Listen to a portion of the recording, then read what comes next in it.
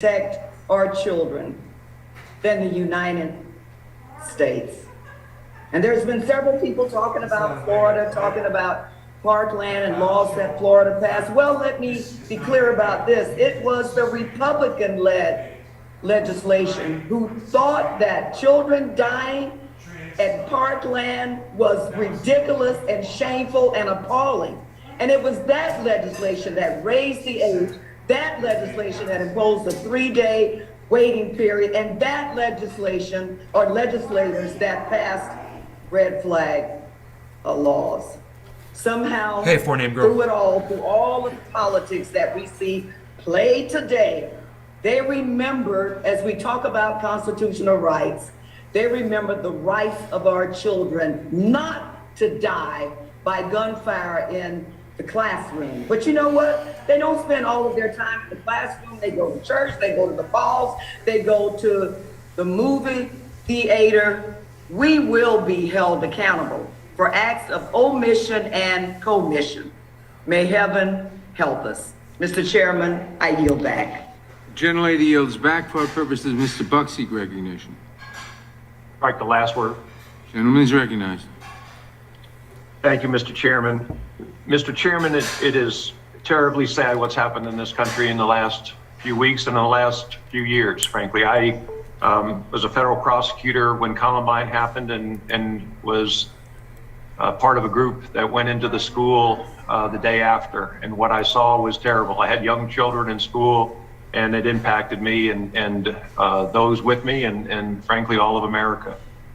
Living in Colorado, I've also experienced the Aurora school shooting, or I'm sorry, the Aurora theater shooting up close, and certainly recently the Boulder grocery store shooting. But one thing I've learned from law enforcement, and one thing I've learned from being involved in these particular shootings, and also observing what's happening in our country, these laws will not help the situation. And frankly, I will vote against the bill that has been proposed. It is a problem when we tell the American people that we have solutions, and we don't have easy solutions for what's happening right now. We need to hold hearings. We need to examine the underlying causes. There are some ideas that I think would be helpful in terms of hardening schools and some other ideas. Gun-free school zones have been a failure. Gun-free zones have been a failure. The Aurora theater shooting, there were a dozen premieres of the Batman movie the night of the Aurora theater shooting within a few miles of where that shooting occurred. That shooting occurred in a gun-free zone, and the other premieres were not in gun-free zones. Did the shooter take that into account? I don't know. I doubt it. But it's clear that disarming Americans is not a way to reduce gun violence. We've seen assault weapons bans. The assault weapon ban that was in place, the federal assault weapon ban that was in place for 10 years, we saw a violent gun crime increase during that time. It did not reduce violent gun crime in America. These bills that have been presented, the Safe Storage Act, Ethan's Law, Safe Guns, Safe Kids Act, Closing the Bump Stock, Keep Americans Safe Act, would not have prevented what happened. Hey, are any of you here, or can you guys hear and see everything okay? None of you are saying anything in the chat, so let me know if you can hear and see everything okay. In this country, we have gone the wrong direction in the last 40 or 50 years. We have become a less safe society generally. Blaming the gun for what's happening in America is small-minded. It is unfortunate that we can't come together as a group of well-thought-through legislators that want to deal with this problem, pointing the fingers at each other and saying, well, you're only doing this because you're trying to gain political points on the heels of a dangerous shooting, and then for you to tell us that, well, we're controlled by the NRA. I voted against the NRA. I'll vote against the NRA when I think they're wrong. I'm representing my constituents. In rural Colorado, an AR-15 is a gun of choice for killing raccoons before they get to our chickens. It is a gun of choice for killing a fox. It is a gun that you control predators on your ranch, on your farm, on your property. The idea that somehow we're going to deny access to, I think there are 20 million AR-15s in circulation in this country. It makes absolutely no sense, and it's unfortunate. I think that there are other answers. We've certainly in Colorado, we have discussed the possibility of incentivizing veterans who come back from the military, who discharge from the military, to go into education and teach and be able to carry guns in a school as a teacher, as an administrator, as a coach, trying to help to strengthen our system. I think we've got to get beyond the finger pointing at this point. I think we've got to get to the point where we're holding hearings, and I hope when Republicans take the majority in November, that in January, we will start to hold hearings and come up with answers that are meaningful, not answers where we tell the American public we've solved the problem. We're going to make sure that there's no guns in schools, so law-abiding citizens don't have guns in schools, but criminals do. We want to make sure that we get to the bottom line of a very complex and very serious problem that this country faces. And I hope we do in the future. It's obvious to me that right now that's not what's intended, and it's sad. And I yield back. Gentleman yields back. For what purposes? The gentleman from California seek recognition. Right, the last word. Gentleman is recognized. 19 kids are dead. 19 children are dead. And so to my Republican colleagues, I ask, who are you here for? Are you here for our kids, or are you here for the killers? Because if you were here for the kids, you would do all you could to protect the next school shooting that's about to happen. And we know what's going to happen in America. You would vote to raise the age on purchasing an assault rifle. Hey, Nick. You would vote to ban high-capacity magazines. You would vote to require safe storage. And you would vote to address ghost guns, which are ravaging communities across America. But if you're here for the killers, you would do everything to make it easier for the next school shooting to happen. And Mr. Jordan, to say we are trying to dramatically change the country, if trying to make sure that no more kids are put in the ground with a Superman coffin means dramatically change the country, guilty. That's why we're here. Kids are going in the ground today, and you call that trying to dramatically change the country. Why aren't you trying to dramatically change the number of dead kids going into the ground, Mr. Jordan? Who are you here for, the kids or the killers? League's back there consoling him. My Republican colleagues are here for carnival games. They say it's about mental health. Okay, we try and fund mental health, they vote against it. They say it's about schools. We try and fund the schools, fund the teachers. They vote against it. They say it's about policing. $300 million in the American Rescue Plan for community policing. They all voted against it. And they don't want to listen to the police. If they listen to the police, they'd listen to the major cities' chiefs who have called for background checks, red flag laws, banning bump stocks, and banning high-capacity magazines. My favorite, it's about the family. We need to address the family issues in America. But we don't want to help feed a family. We're going to make it harder for kids to live on food stamps. We don't want to help a family learn. We're going to go after teachers in America. We don't want to help kids go to college. We don't want to give them jobs. We're going to vote against the infrastructure and jobs bill. And then they say that laws don't work. But they have no problem crafting laws to take away a woman's right to make her own healthcare decision. That law must work.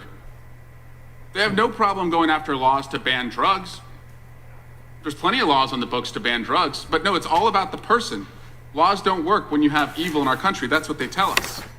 And then they tell us that we're in a country where you have violent video games, mental health problems, schools that can't be secured, and too many gun-free zones. And their solution to that is to put more of the most dangerous weapons into that mix. That's insane. They're also out of touch with the overwhelming majority of gun owners in America. An organization called 97% just put out a poll that said among gun owners, and they only polled gun owners, 86% support background checks, 76% support safe storage, 67% support red flag laws. Those are gun owners. So who are you here for? Our kids or the killers? I'm here for people like Alex Navarro. She's a Moms Demand Action leader in the San Francisco Bay Area. And last week, after I convened a meeting among my constituents and people like Fred Guttenberg and Dr. Joe Saccharin, an emergency room physician at Johns Hopkins, Alex Navarro told my constituents that her 6-year-old daughter, after Uvalde, after seeing the images behind me, said to her, "Mom, what picture are you going to use for me? What picture are you going to use for me?" That's what children are asking their parents across America, because they don't believe they're going to come out alive. What picture are you going to use for me? We're supposed to be the protectors. We're supposed to be here for the kids. And so to my colleagues today who flew in town, came to work, got ready to argue, my question is, why did you come here at all? Why did you come here at all? If you're not here for the children, why don't you go to the funeral of the killer? Because that's the only place where the killer is being celebrated. We're here to get things done and protect our kids. What's your job? I yield back.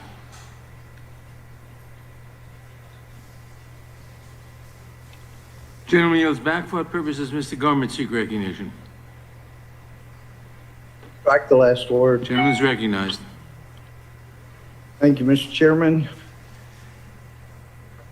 I don't think that it's very effective for the children to have people on the other side of the aisle come in and accuse Republicans of being complicit in murder, and that we put our right to kill over others' right to live, to infer by rhetorical supposed questions, who are you here for? We must be here for the gunman, is an outrage. How dare you? You think we don't have hearts?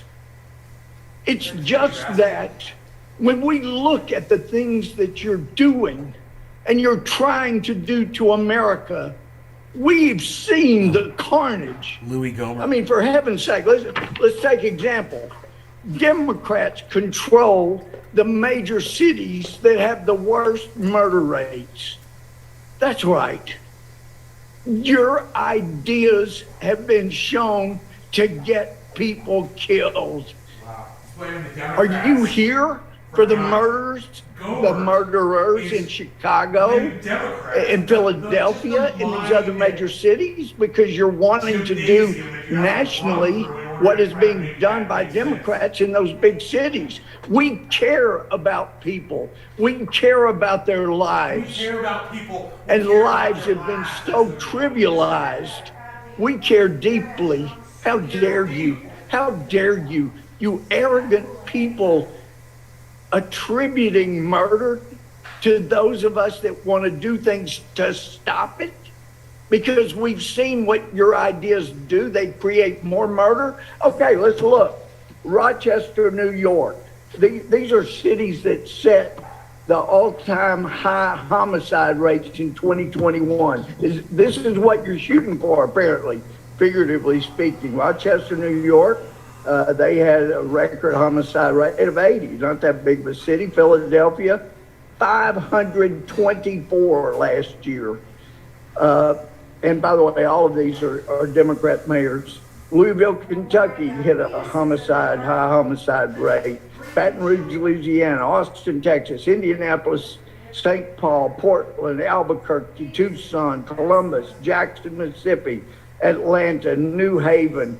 Those were all Democrat ideas. They control. They've done so many of the things that Democrats in this committee want to do.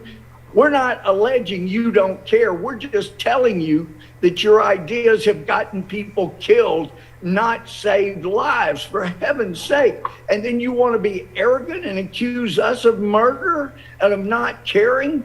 We care. And if you could just possibly get off any kind of arrogant stepladder that allows you to look down on us and look back historically.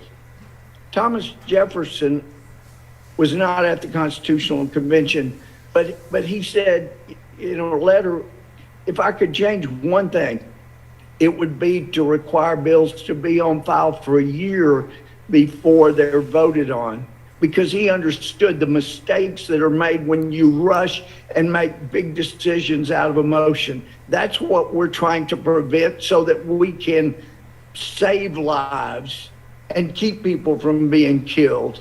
For heaven's sake, I think back historically, we had a president in Franklin Roosevelt that on D-Day led the country in a 6 to 8 minute prayer for our troops. And now we had a president come on after Uvalde and he used God's name in vain. Most of us would consider it. It was used as an interjection, not as a source from whom to beg for wisdom, like this country did for most of our history. Since the 60s, we really started having these mass shootings. Perhaps there was something in the 60s, maybe some Supreme Court decisions that gave rise to people being taught in school, it's whatever you think feels good. Well, it's time to get common sense back and to look historically about where people are being murdered in record rates, and don't repeat that like the Democrats are trying to do. Let's do common sense things that will save lives. I'm out of time, so you're back. Gentleman yields back for purposes. Ms. Scanlon, seek recognition. Mr. Chairman, I move to strike the last word. Gentlelady is recognized. I do want to respond first to Mr. Gomer, and I'm sorry that he and many of his colleagues didn't think it was important enough to be here today. But I did want to respond to his allegation that Philadelphia's homicide Well, the rate gentlelady is... yields, No, I will so not. I can explain I will why not I yield. couldn't get there when my The plane. gentlelady does not yield. Wow. Gentlelady does not What an yield. asshole. The time is I yours. waited for I wanted to hours. Gentlelady does not God, yield. look at this I wanted to respond to disrespectful, Mr. Gomer's misogynist allegation that fuck. Philadelphia's homicide rate is the fault of Democratic leadership in that city. Apparently, he doesn't understand that the Commonwealth's Republican legislature, for decades, has blocked city leadership from passing the types of common sense gun safety laws we are considering today. So to the broader question, like most Americans, I am sickened and sick to death of the gun carnage we experience in this country every single day. I will not sit idly by watching preventable tragedies play out over and over again, day after day, year after year.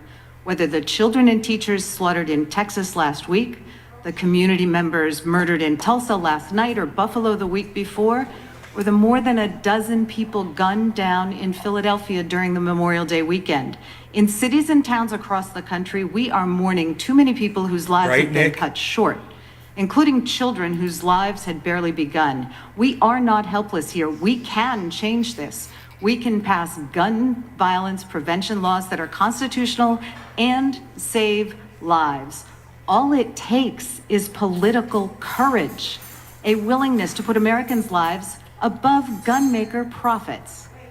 Over 2 decades ago, after the Columbine shooting, I rejected I like how they frame helplessness it. and hopelessness. It's to lives organize versus members of my profits, you know, community it's to not, join has the nothing to do with Million your Mile March freedom or here the in government DC. or anything like that. Since then, I've supported groups like Moms Demand Action for Gun Safety and Ceasefire PA, and candidates notice that? who are willing to advocate for gun safety laws. I could see and the in hypocrisy on 2018, I both came to sides. Congress along with many of my colleagues, sent here by our constituents to pass common sense gun violence prevention legislation.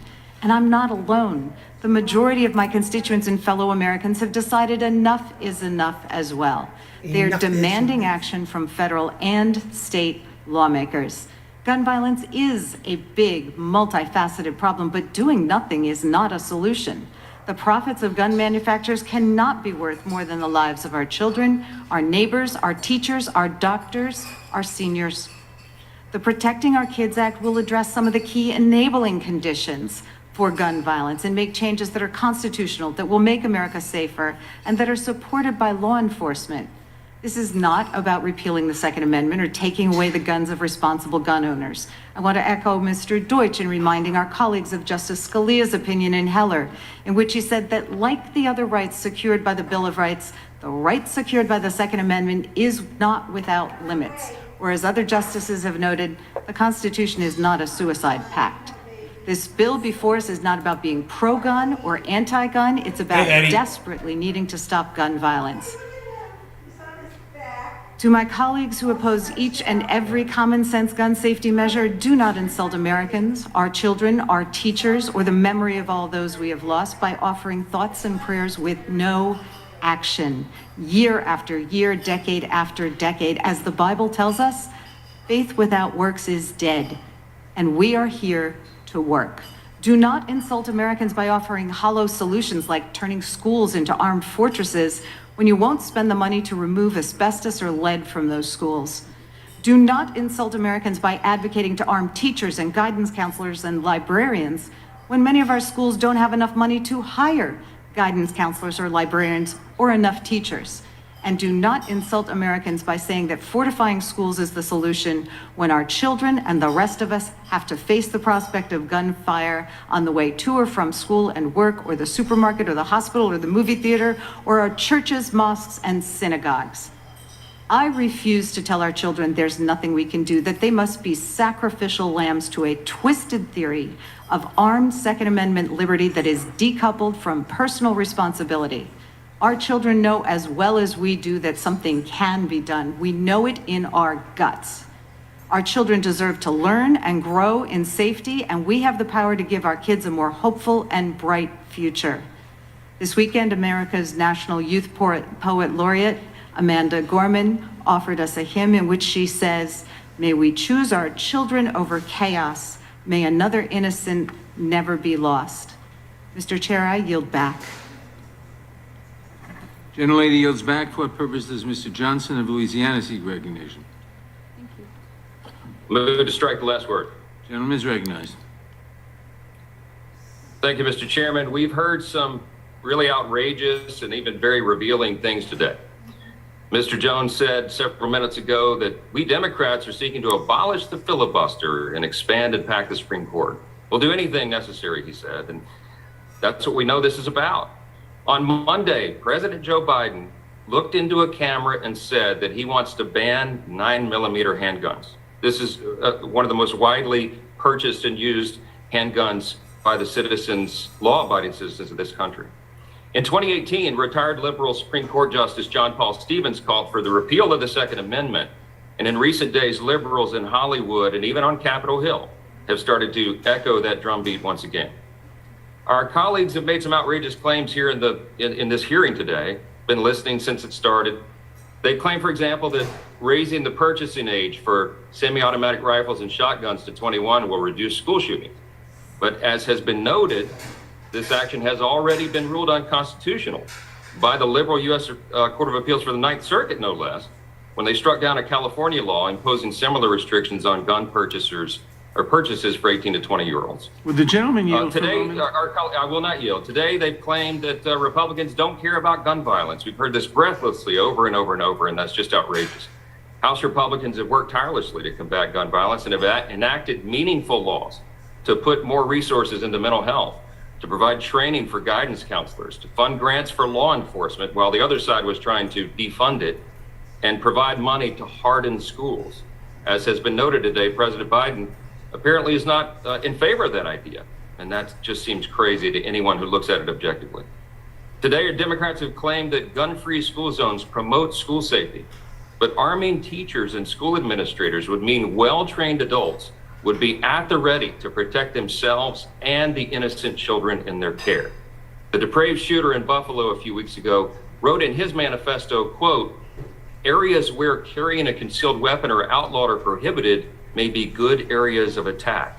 Yeah, obviously. And of course, tragically, the elementary school in Uvalde banned people from carrying firearms.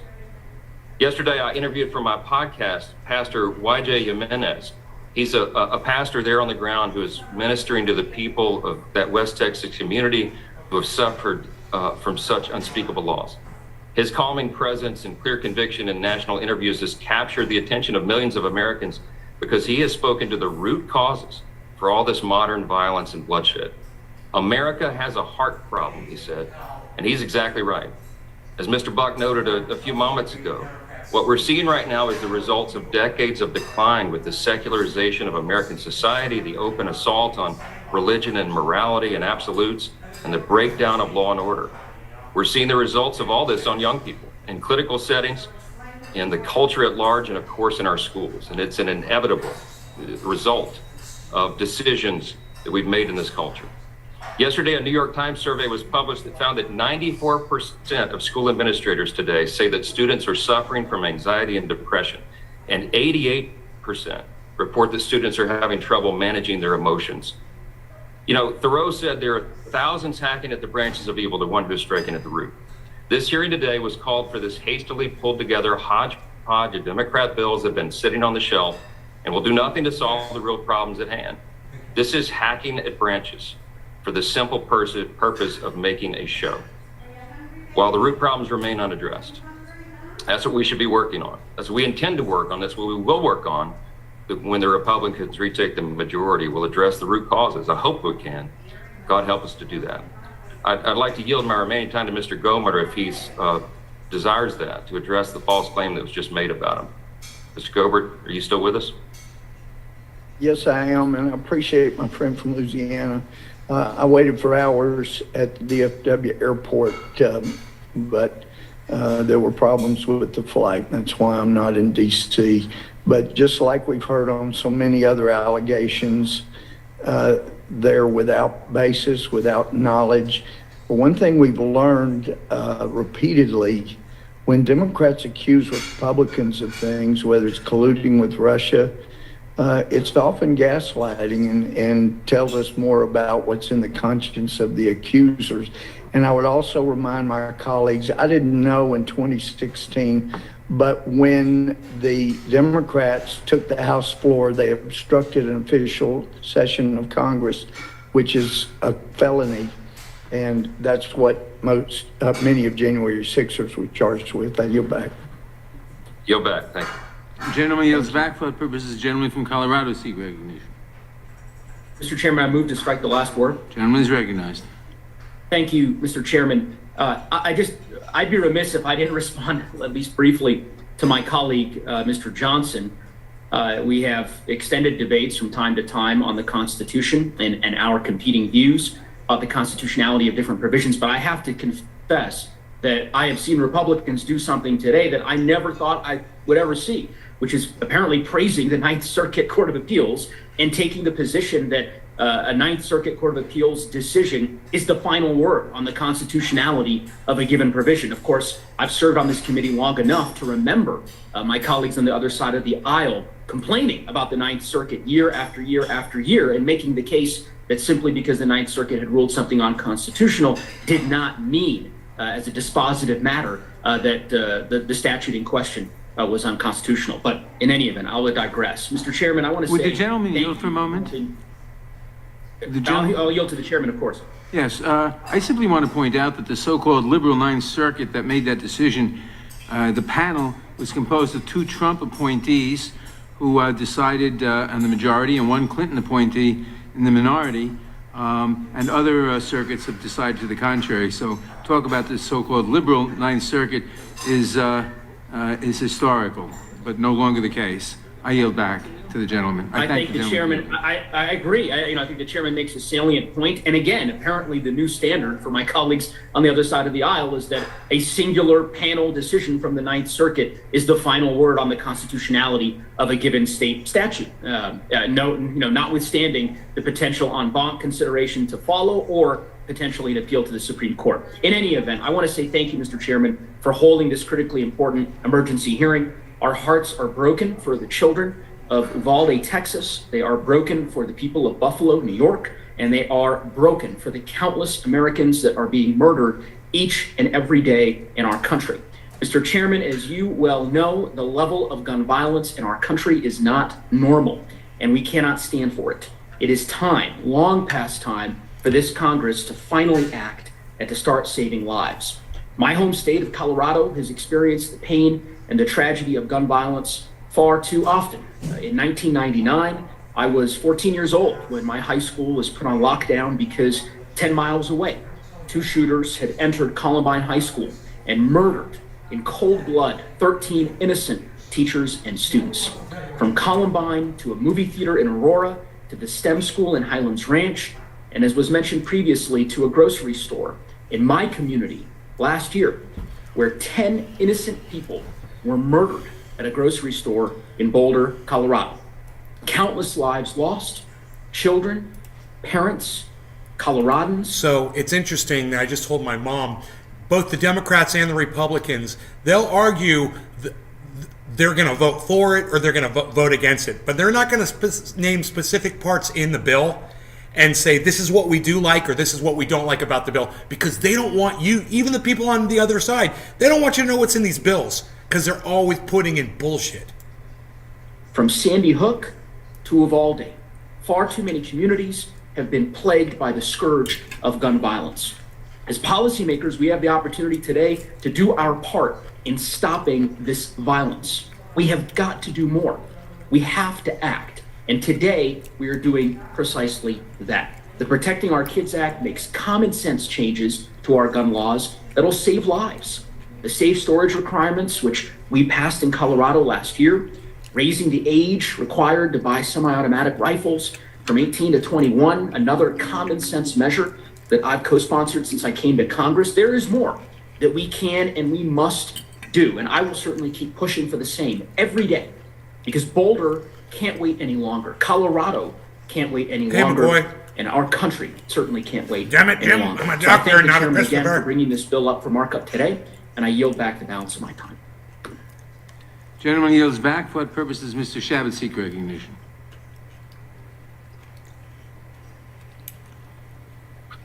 Mr. Chairman, I have an amendment at the desk. Clerk will report the amendment. Mr. Chairman, I reserve a point of order. Point of order is reserved. Amendment to the amendment in the nature of a substitute to HR 7910 offered by Mr. Chairman, Shabbat. I move that the amendment be considered as read. I'll make that motion. The amendment will be considered as read, and the gentleman is recognized for 5 minutes to explain his amendment. Thank you, Mr. Chairman. As I mentioned in my opening statement, there are several ways in which I believe that we could work together to find some bipartisan solutions to this crisis. And this amendment is one of those possibilities. Following the shooting in Parkland, Florida, as I previously been, former Sheriff Congressman John Rutherford led a bipartisan group of members, including myself, in reauthorizing. They're called PECs, son. Our schools, and I got them. Mr. Chairman, I think somebody is unmuted out there that should mute.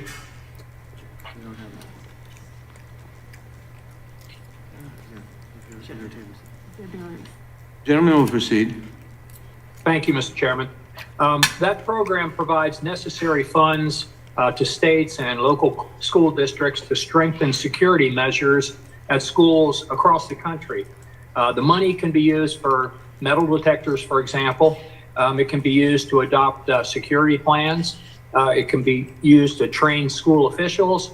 It can be used to help to identify students who have mental health issues and get those students the treatments that they need, among other things.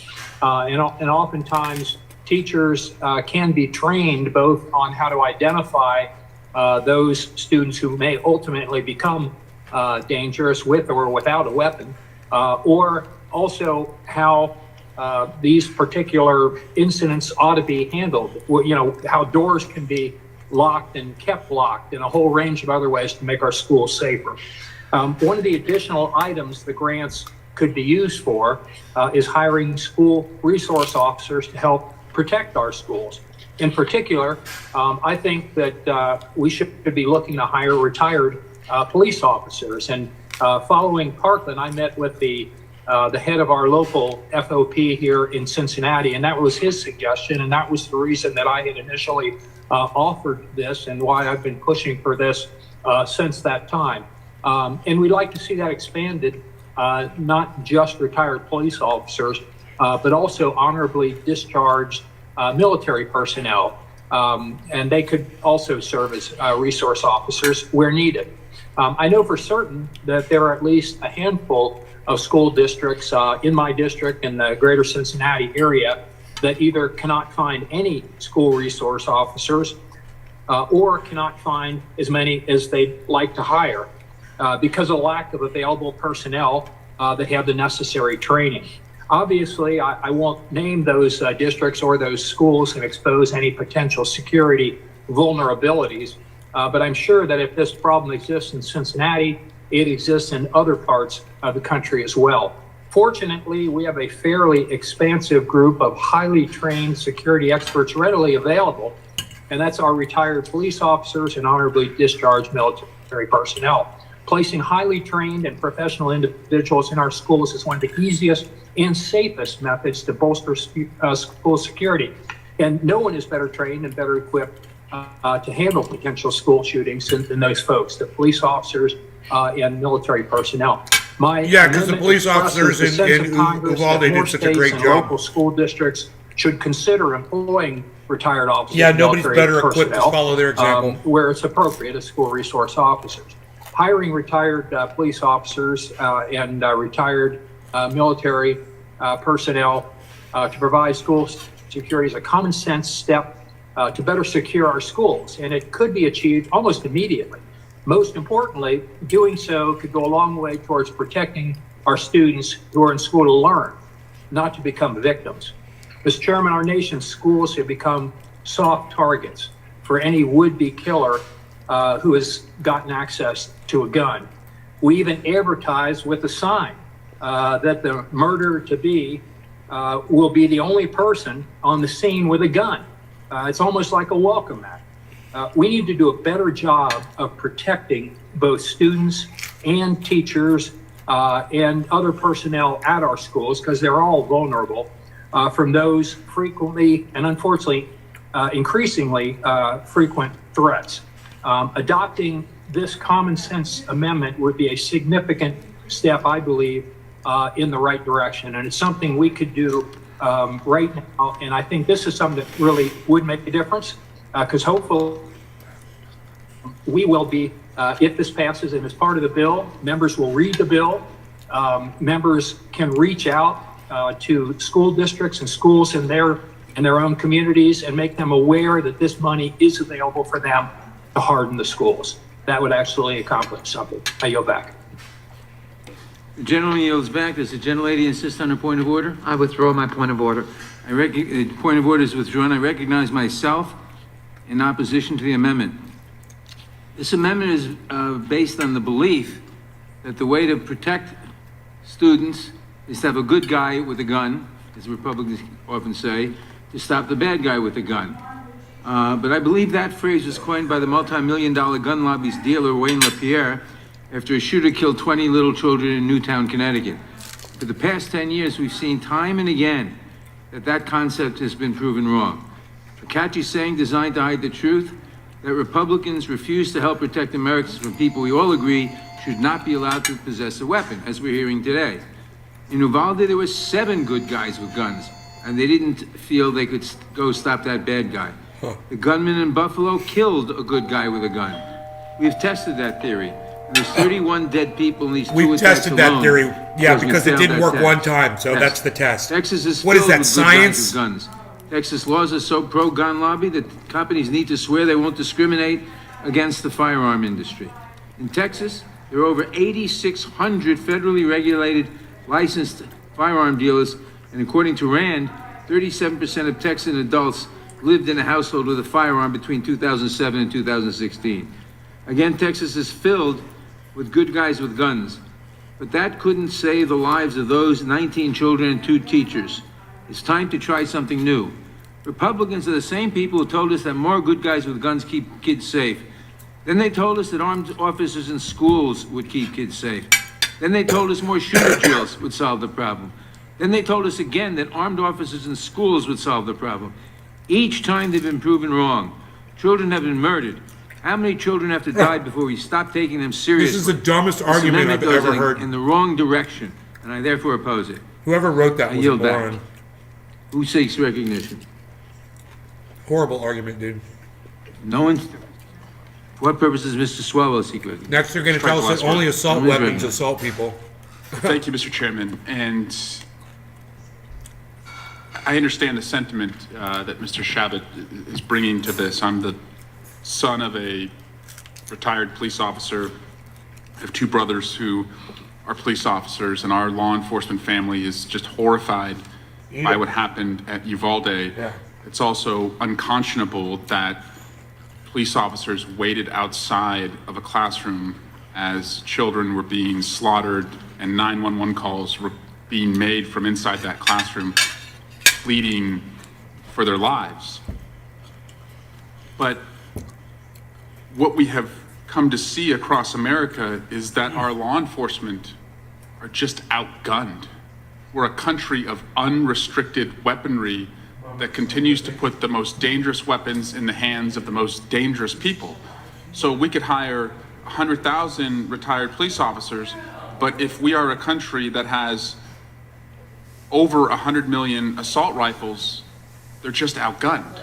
And that's what we saw in Uvalde, and tragically, in 2016, in Dallas, Texas, 5 brave police officers, SWAT-trained police officers, were murdered by a killer with an assault rifle. So I think we've debunked the idea that the answer to a killer with an assault rifle is to have more, quote unquote, good guys with guns. The good guys with guns are outgunned by the bad guys that we've given guns in our country. And so that's why we're addressing the root of the problem here with these 6 pieces of legislation. And with that, I'm going to yield to my colleague from Rhode Island, Mr. Sicily. I thank the gentleman for yielding. I'd just like to add a couple of thoughts. And the first is, I don't think there is a single incident, and maybe there's one, but I've not found one, of an assailant using an assault weapon that was stopped by a person with a gun. So this is maybe there's one of the thousands and thousands and thousands of shootings. But the truth of the matter is, school resource officers are an important response to school safety. I was a mayor of a city, we hired school resource officers. But what I also know is it requires special training to be a school resource officer, and it's up to local communities to decide where that's appropriate, what schools they want to use school resource officers in. And so having someone who's a retired police officer or someone who used to be in the Army may not actually be the best person to be in that position. And in addition to that, I think the COPS program that you reference here requires the hiring of police officers. And so I think we're urging the sense of Congress is actually to violate the requirements of the COPS program. So I don't think internally the amendment can work. The COPS program is specifically for police officers. I think there are good reasons that it be current police officers who are current training, who really understand what a school resource officer does. It's not about just plunking down a law enforcement person in a school. And I do think it creates the impression that that's the source of gun violence in schools. It's not. So I strongly support the chairman's position and oppose the amendment, and yield back to the gentleman from California. Thank you. I yield back. Gentleman yields back. For what purpose does Mr. Massey seek recognition? Thank you, Mr. Chairman. I wish to speak on the amendment. Gentleman is recognized. Well, the Democrats, I don't know if they're just in willful ignorance of what happens in this country or they're being deceptive today, but I would like to introduce into the record a list of cases where concealed handgun permit holders have likely stopped mass public shootings. This is from crimeresearch.org. It was published May 27th, 2022. Without objection.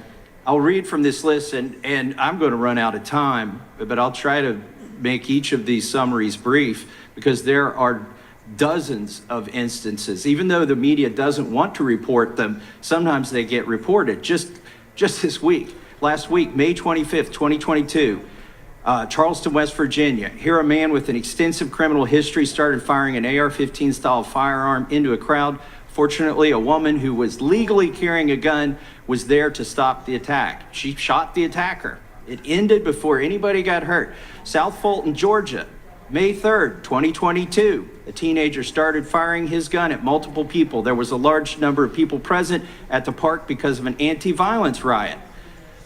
South Fulton, Georgia, this comes from a news report. Meadows said, the men involved in the shootout with Hambrick have been cooperative and will likely not be charged since the teenager fired the first shot. After having reviewed most of the witnesses' statements, it appears that the descendant Mr. Hambrick discharged his weapon first, and as a result of that, there was an exchange of gunfire between him and two individuals, good guys with the gun. Portland, Oregon, February 19th, 2022. Homeowner allegedly confronted participants at a racial justice demonstration Saturday night before pulling out a handgun and shooting multiple people in the crowd, leaving one woman dead and several others injured. The shooting ended when a person with the group of demonstrators who is licensed to conceal carry a firearm fired back, striking the homeowner in the hip. Again, a good guy with a gun stops the shooting. Lancaster, Pennsylvania, October 17th, 2021. On Sunday, October 17th, 4 people were injured after a fight between two teenagers at Lancaster Park. City Center Mall escalated into a shooting this past weekend. A 16-year-old who was illegally carrying a gun started the shooting, but it could have been much worse were it not for concealed handgun permit holder. A bystander armed with a gun intervened in the shooting one of the participants. The unidentified bystander who legally possessed the firearm had heard gunshots related to the fight between two males that knew each other, police said. The bystander remained on the scene until security and police arrived. Syracuse, New York, August 31st, 2021. The district attorney credited a property manager with saving the lives of several individuals after he pulled out a legally possessed 9mm handgun, the very gun that Joe Biden wants to ban, and fatally wounded a man who opened fire on a crowd outside a building. San Antonio, Texas, August 11, 2021. A woman who crashed into a parked car in San Antonio's West Side neighborhood climbed out of her vehicle and began shooting indiscriminately at people who came out of their homes and rushed to aid her. The armed resident fired back and shot the driver to death, ending the violent threat to the neighborhood. And that was a good guy with a gun, or good gal with a gun sometimes. Fort Myers, Florida, July 22nd, 2021.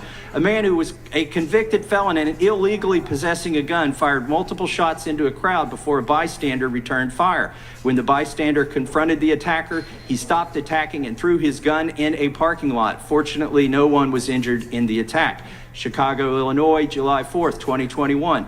It seems likely that if the concealed handgun permit holder hadn't intervened in this case, there would have been at least 3 deaths instead of just the one woman. Arvada, Colorado, June 21st, 2021. The attacker and 2 other people were killed in this attack. A Good Samaritan who was killed in a shooting in Alvarado, Colorado. He did not hesitate. He didn't stand there and think about it. He totally heard the gunfire, went to the door, saw the shooter, and immediately ran in that direction. I just want to make sure his family knows how heroic he was. Toronto said he witnessed Hurley confront the gunman. Mr. Hurley shot him. I think I heard 6 shots from his gun, maybe 5. Police chief said Hurley is a true hero who likely disrupted what could have been a larger loss of life. I'm running out of time, but Fort Smith, Arkansas, May 15th, 2021, Zachary Arnold, 26, fatally shot Lois Hicks, 87, in her apartment, then began shooting at other people in neighborhood apartments. Wallace A. West, 58, used a rifle, not a concealed handgun, to stop the attack. Metairie, Louisiana, February 20th, 2021, having murdered 2 people and wounded a couple of others, it's clear that the attacker intended to kill as many people as possible. The quick response by people with concealed handgun permits stopped the attack. I could go on forever. I'm submitting this document. Hopefully my colleagues who sit here and keep saying that a good guy with a gun never stops a bad guy with a gun will read this document. Thank you, and I yield back. Gentleman yields back for the purposes. Gentlelady from Texas. Interesting, wasn't it? Strike the last word. Gentlelady is recognized. I always look forward to working with the gentleman from Ohio, and I recognize the intent behind this legislation. I would offer to him that the very essence of his amendment is already covered. There's already opportunity to do that for school districts to define who they bring into their school. I think it's worthy to take note of the fact that the Robb Elementary School had a good guy with a gun that was nowhere to be found. Oh, so Tragic. It'll never work. Someone failed. Worthy to understand so that it'll never work. You know, a seatbelt didn't good save guys someone's with life, guns so we should not wear seatbelts anymore. can wind You know, up killing. Someone who never smoked cigarettes little before girl got lung cancer. going to So dinner everyone should just in go smoke Houston. cigarettes. You Some know, good it's like, guy who was the robbed reasoning doesn't make sense way at all. out of the way began to chase her vehicle driven by her dad, and shot at it. She is dead. So no matter how we try to circumvent, to protect our kids, good guys with guns that can already be handled by school districts and other entities clearly is not the answer. Why are we running away? Clearly is not the answer. From Why? the crux of the Just get us matter. right on. I like that. Why are we running away from 19 dead children and 2 beloved teachers and her husband who just died of a broken heart? Why are we running away It's sad. from Buffalo, white supremacists, hatefulness, and a good guy with a gun, which has been mentioned? But there was body armor and an automatic weapon. Why are we running away from this style weapon as being unnecessary on the streets of America? Why are we running away from bump stocks that helped kill 59 in Las Vegas? Why are we running away? Or am I to not be concerned about my officers, HPD? This is the real ghost gun that shot my police officers in Houston. Why are we running away from this? I appreciate the gentleman's effort. You'll hear me again. The police have told you that what we're doing is correct. Look what I found. Chiefs, ban bump stock. Reinstate the assault weapons ban. Reprieve. Ban high-capacity magazines. Everything that we're intending to do. My good friend in Ohio said, I said we're not finished. You're absolutely right. We're planting the seeds, not hysteria, planting the seeds. I'm standing on good ground.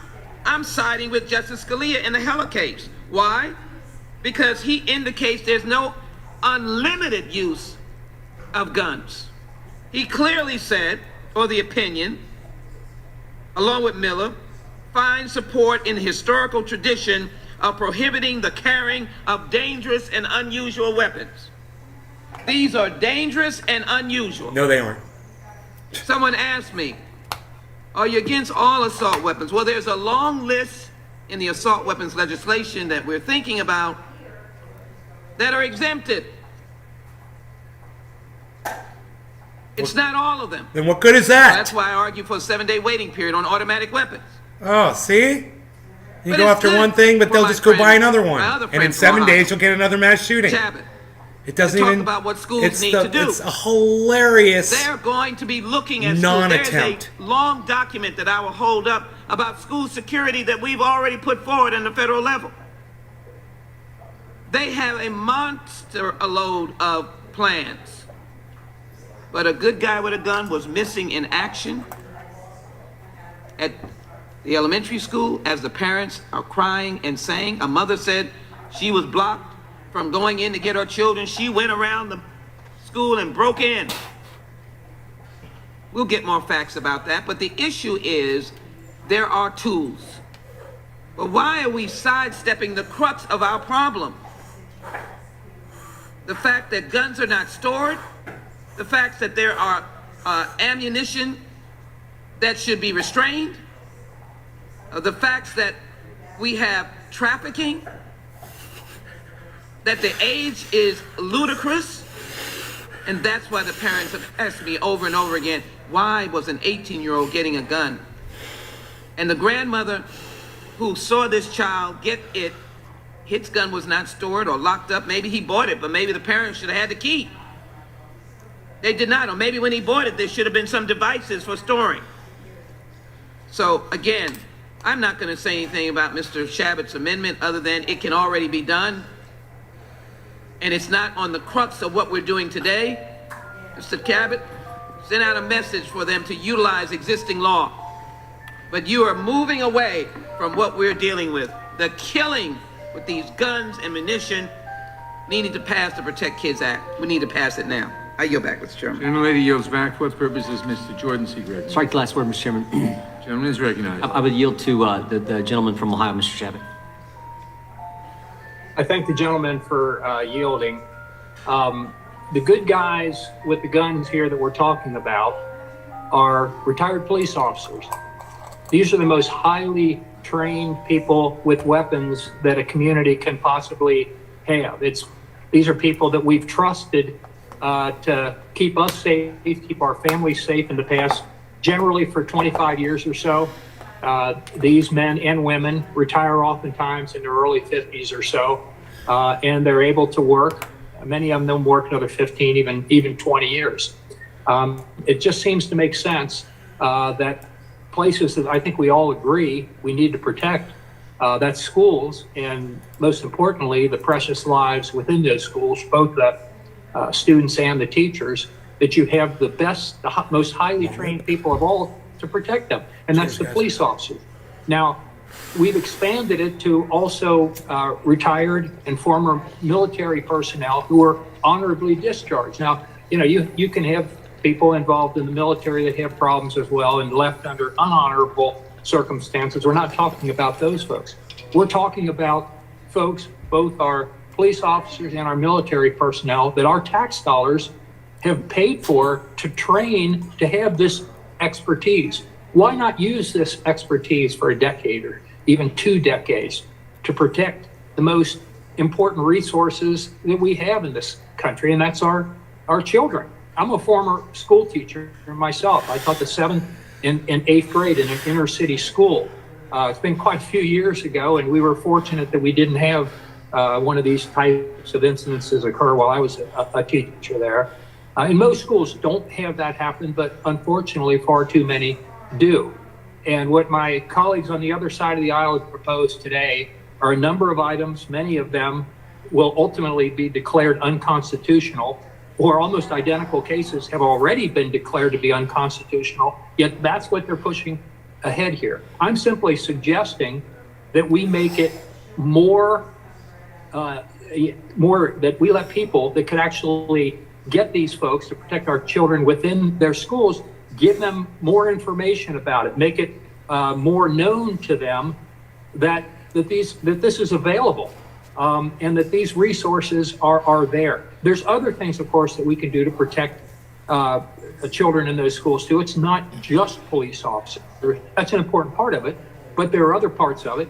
And again, I want to compliment John Rutherford, a former sheriff, one of our colleagues from Florida, who had a lot of experience in this area as former law enforcement himself, for pushing not just the police officers, but also metal detectors as an option, more training for the teachers to try to identify those troubled students who might ultimately somewhere down the road participate in some sort of incident like this, where they target fellow students or younger students or anybody for that matter. That makes sense. It also makes sense to train our teachers and our administrative personnel is that when you have a circumstance like this that's happening, what's the best way that you can do to save lives? So all of those things are important. Those are things that we can and are doing right now, but we can do a lot more. And I would suggest, my colleagues, rather than opposing this, which I think is a very common sense thing, which would actually make a difference, I'd say you ought to adopt this and make at least something good in this bill. And I'm willing to discuss some of the other things that my Democratic colleagues have proposed here. But overall, as a package, I just don't think it's helpful. I think it focuses on, well, we've done something, but unfortunately, I don't think it's going to make anybody any safer, especially since a lot of it's going to be probably thrown out as being unconstitutional in any event. We know this is constitutional. We know that tax dollars are already going to this. Let's let schools be more aware. So this is Republican legislation that they're trying to pass to strengthen schools? Is that what's going on? We lost the volume, guys. Mr. Chairman, there I we go. cannot hear him.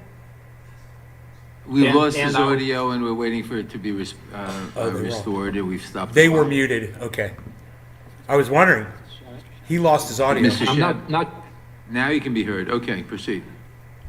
Okay. I'm not sure exactly where it dropped off at, but I pretty much concluded. I would just urge my colleagues on both sides of the aisle to support this common sense amendment, and I yield back. Interesting.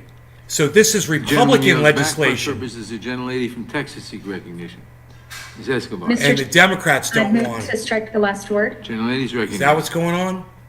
Thank you, Mr. Chairman. just now I first want catching to on say what's that my going on. heart goes out to Oh my Buffalo, God! Ah! Uvalde, Tulsa, and the innumerable communities like my own of El Paso, Texas, communities that have suffered the got that carnage Joker and trauma of gun violence. I've been listening to my Republican colleagues on this committee for the last 2 hours as they desperately try to rationalize their inaction and their unwillingness to support our legislation. I'd like to speak directly to the American public. Let's be very clear about what the two sides are actually arguing for. Okay. Republicans are trying to convince you that anyone who wants a gun should have unfettered access to one. No, they're Whether not. you want to take a weapon of war into a state Well, that see, that's a outlaws lie, them, and that's not whether you true. And- want to and be I wish armed there with could a be ghost someone to gun, say, "Wait, or whether stop, you're you're an lying." 18-year-old It's who not wants what an they're saying. assault-style weapon, but who isn't even old enough to drink. You're hearing it over and over. Orca, this no morning. free rides for her. They believe that the only way to solve our gun crisis is by flooding our neighborhoods with more guns. That's If not you what want a they're glimpse at saying. the kind of dark vision they have for Wow. America, just look at my state of Texas. She's which is just a perfect lying, man. example of She's what they making want. stuff up. In And this is Texas, after the slaughter in El Paso, the governor, Greg Abbott, This is a Democrat. promised to change our laws. And he did. He loosened them in This order is to not move helping closer their to the dark cause vision when they today's just make Republican something Party up has like for America. Republicans want to solve In this by Texas, flooding the your age for city with access to more certain guns. was lowered. Yeah, that, I haven't from heard a single 21 to Republican say 18. that. In Texas, They say some crazy you shit, can now open and she could carry. attack them on all that In stuff. Texas, Instead, you she don't just need makes training. something in up. Texas, you don't need a license. It's And mind unrelatable, you, this is in and it Texas, takes all the where wind out of law their enforcement sails. begged the She's a state liability, not this to do one. this. And where many school districts have their own police force already, including the school district in Uvalde. Once again, proving that a good guy with a gun mostly doesn't stop a bad guy. Oh, with a proving gun, mostly. especially when that What those bad two guy words has don't high-capacity jive. magazines and Did it an prove it or assault-style not? weapon. Mostly? You didn't The prove guns anything my mostly. Republican colleagues want in our neighborhoods don't just pierce flesh. Psychotic. I mean, they destroy it. she doesn't even try They to shatter hide muscle, shatter bones, narrative. shatter nerves. Their vision of America is one where everyone has a gun. And you heard one of my Republican colleagues describe the Wild West shootouts happening across America as though he's perversely proud of this. The other solution they want is to ensure every public location is hardened. And then we continue on this spiral of violence that is as unique to America as these deadly gun laws are. Not only did none of Greg Abbott's looser gun laws prevent more mass shootings in Texas, but his approach has hastened them. And my Republican colleagues will continue to blame everything else. They'll blame mental illness, video games, single parents, the list goes on and on. But what's the common denominator in gun violence attacks? Guns. It's the guns. It's always guns. Democrats aren't asking What's the for common anything denominator unreasonable, in and drunken fact, driving we're following accidents? The lead of the American It's the public. cars. I'm following the lead of the majority of my constituents, as well as the victims of gun violence after the August 3rd, 2019 It's a horrible shooting argument, in El Paso. man. You take the who have wind out of her told me sails over and over on every again single they point that want she us has to made. do our job. Americans are tired of their And children there's dying. Democrats out there who Americans make are much more tired of sense being than afraid she's to go making. into grocery stores, outdoor concerts, and now hospitals. If she says anything that To makes my sense, let me know. I'm going to Republican grab a colleagues, cafefe. Look at Texas, a state that has tried it your way. There's blood everywhere. To the American people, there is an extremism that has gripped the Republican Party. They're addicted to it. They're slaves to it. They post ghoulish photos of themselves with weapons of war and use it as their Christmas cards. They photograph their children with those weapons. They participate in congressional hearings virtually adorned with them. As they continue with their destructive behavior, it's up to serious legislators to listen to the public, do our job, make people safe. I'd love for Republicans to join us, but when they do not, the American public must take heed of which party protects them, protects law enforcement, and protects their children, and which party chooses its ghoulish obsession over all else. I yield back, Mr. Chairman. Gentlelady yields back. For what purposes, Mr. Biggs? Gentle lady yields back. Move to strike the last word. Gentleman is Strike recognized. the last word. I thank you, Mr. Chairman. Strike. I appreciate the Ms. Jackson Lee, who reminded us that the crux of today's hearing is to protect children at schools. And I think that is really important. And I think the reason that Mr. Shavett's amendment is so important, and the reason I support it, is because it does get at the crux Republican. of why we're here today, whereas the 6 bills that are rolled into the Democrats' bill today doesn't get at that. It just doesn't, it simply doesn't get at that. When you add retired police officers and honorably discharged retired veterans to the folks that can come in and help defend schools, Can anyone look up this bill and find out what the points are of it for me, increasing please? the likelihood that somebody who wants to attack them will be deterred. As Mr. Johnson of Louisiana previously recited today, the manifesto written by the shooter from Buffalo That coffee's been there for a while. said that he was effectively looking for gun-free zones.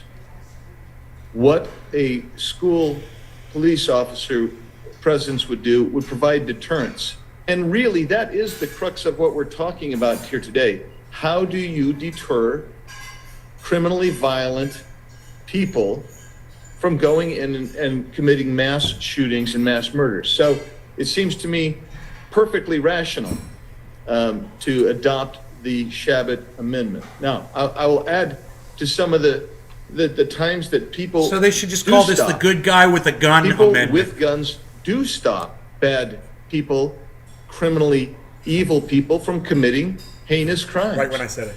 The Department of Justice has done studies, and one of their studies said that on average, about 1.5 million times a year, people with guns stop violent, heinous acts. Okay, I need to see this In other words, they legislation. deter and save lives. They deter violence and save lives. That's what Mr. Shabbat's amendment gets to. Shavitz, I Mr. think Shavitz of, amendment. A guy named Stephen Williford.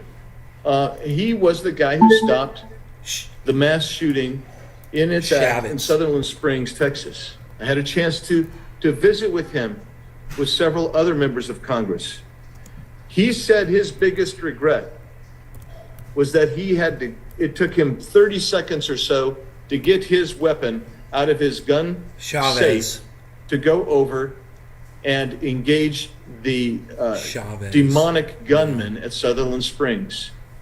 He believed that had he been able to get over there even 30 seconds sooner, he would have saved 4 or 5 lives. Shavitz. That's important to put these things in context. Jason Shavitz. The reality is, we know Utah's third. that people with guns and their presence deters bad actors. Does it deter all bad actors? No, but it does deter bad actors. And it deters angry, malevolent people with murderous intent. That's why Mr. Shabbat's amendment is so important. It actually adds to and expands the pool of people who are qualified to come in and help defend our schools. So if the crux of this is really to deter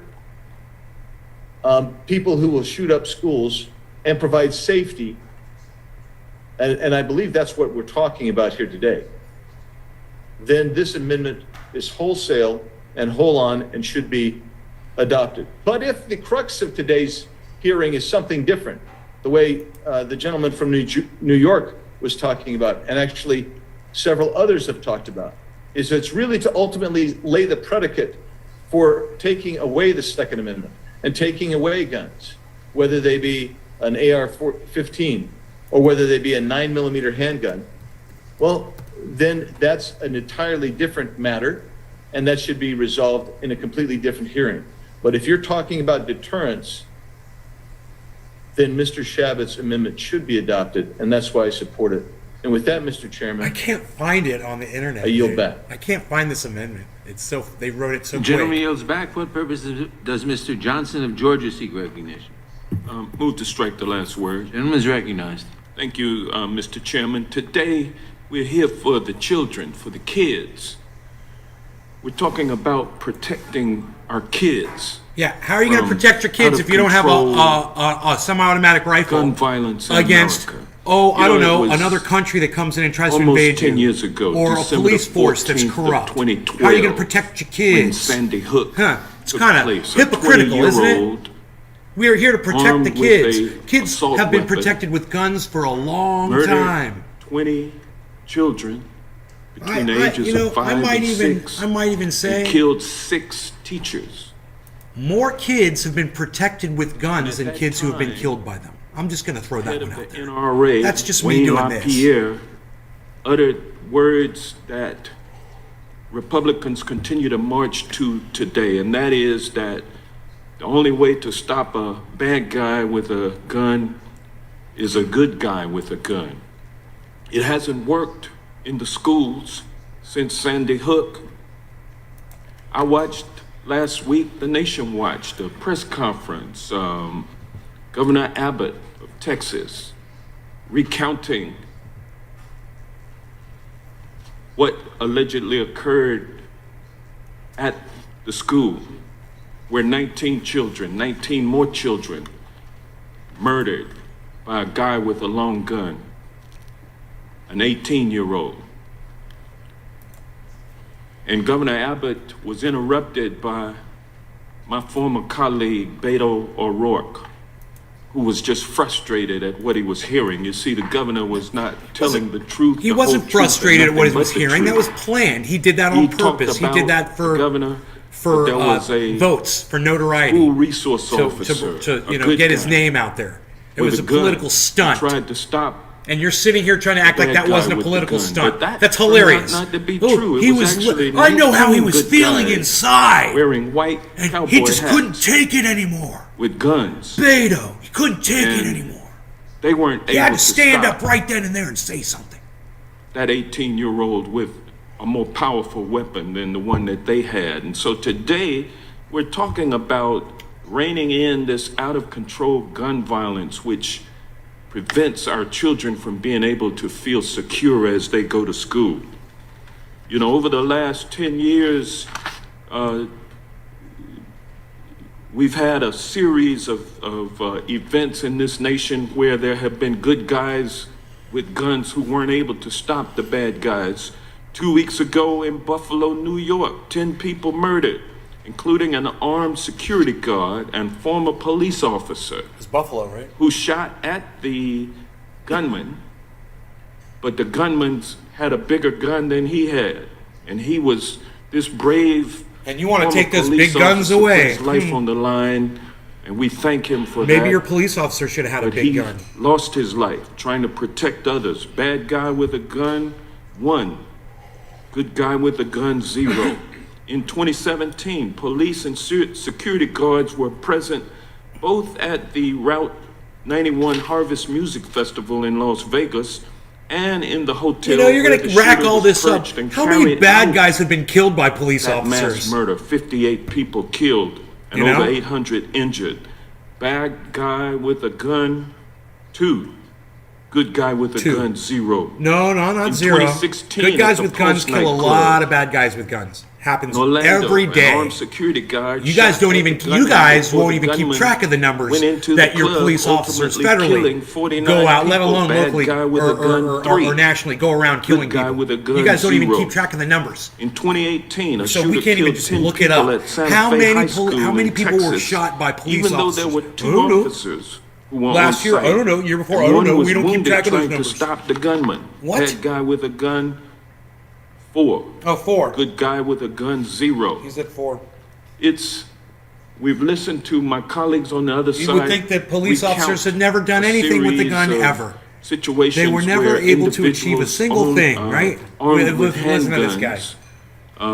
Protecting good guy with the themselves guns and never the lives achieved of anything. others were successful.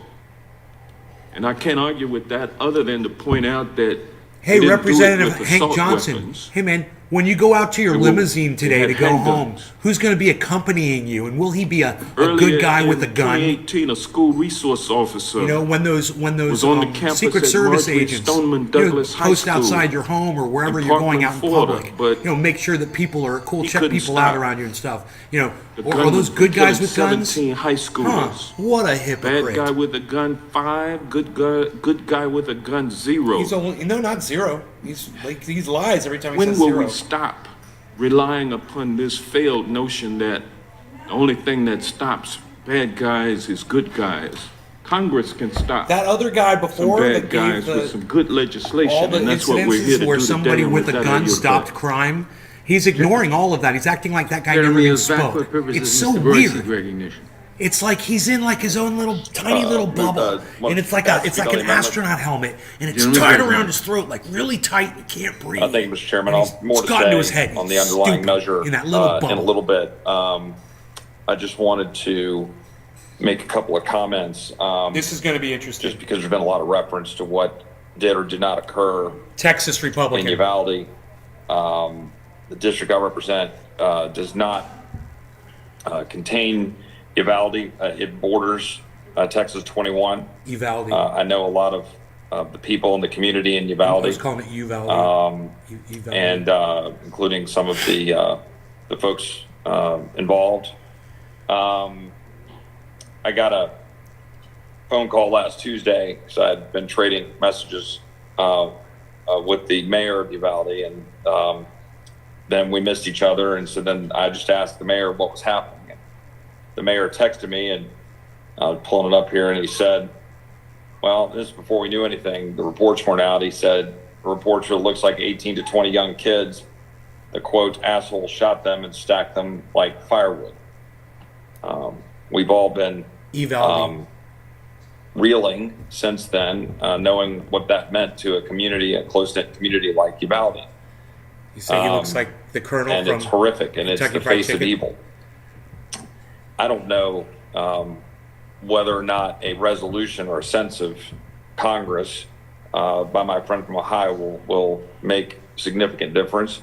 But I do know I appreciate what the gentleman is trying to focus on, which is how do we submitted for how your do we pleasure. prevent Let us smoke as if it bad were a actors treasure. from carrying out Cheers, bad everybody. acts? And then what do we do in that?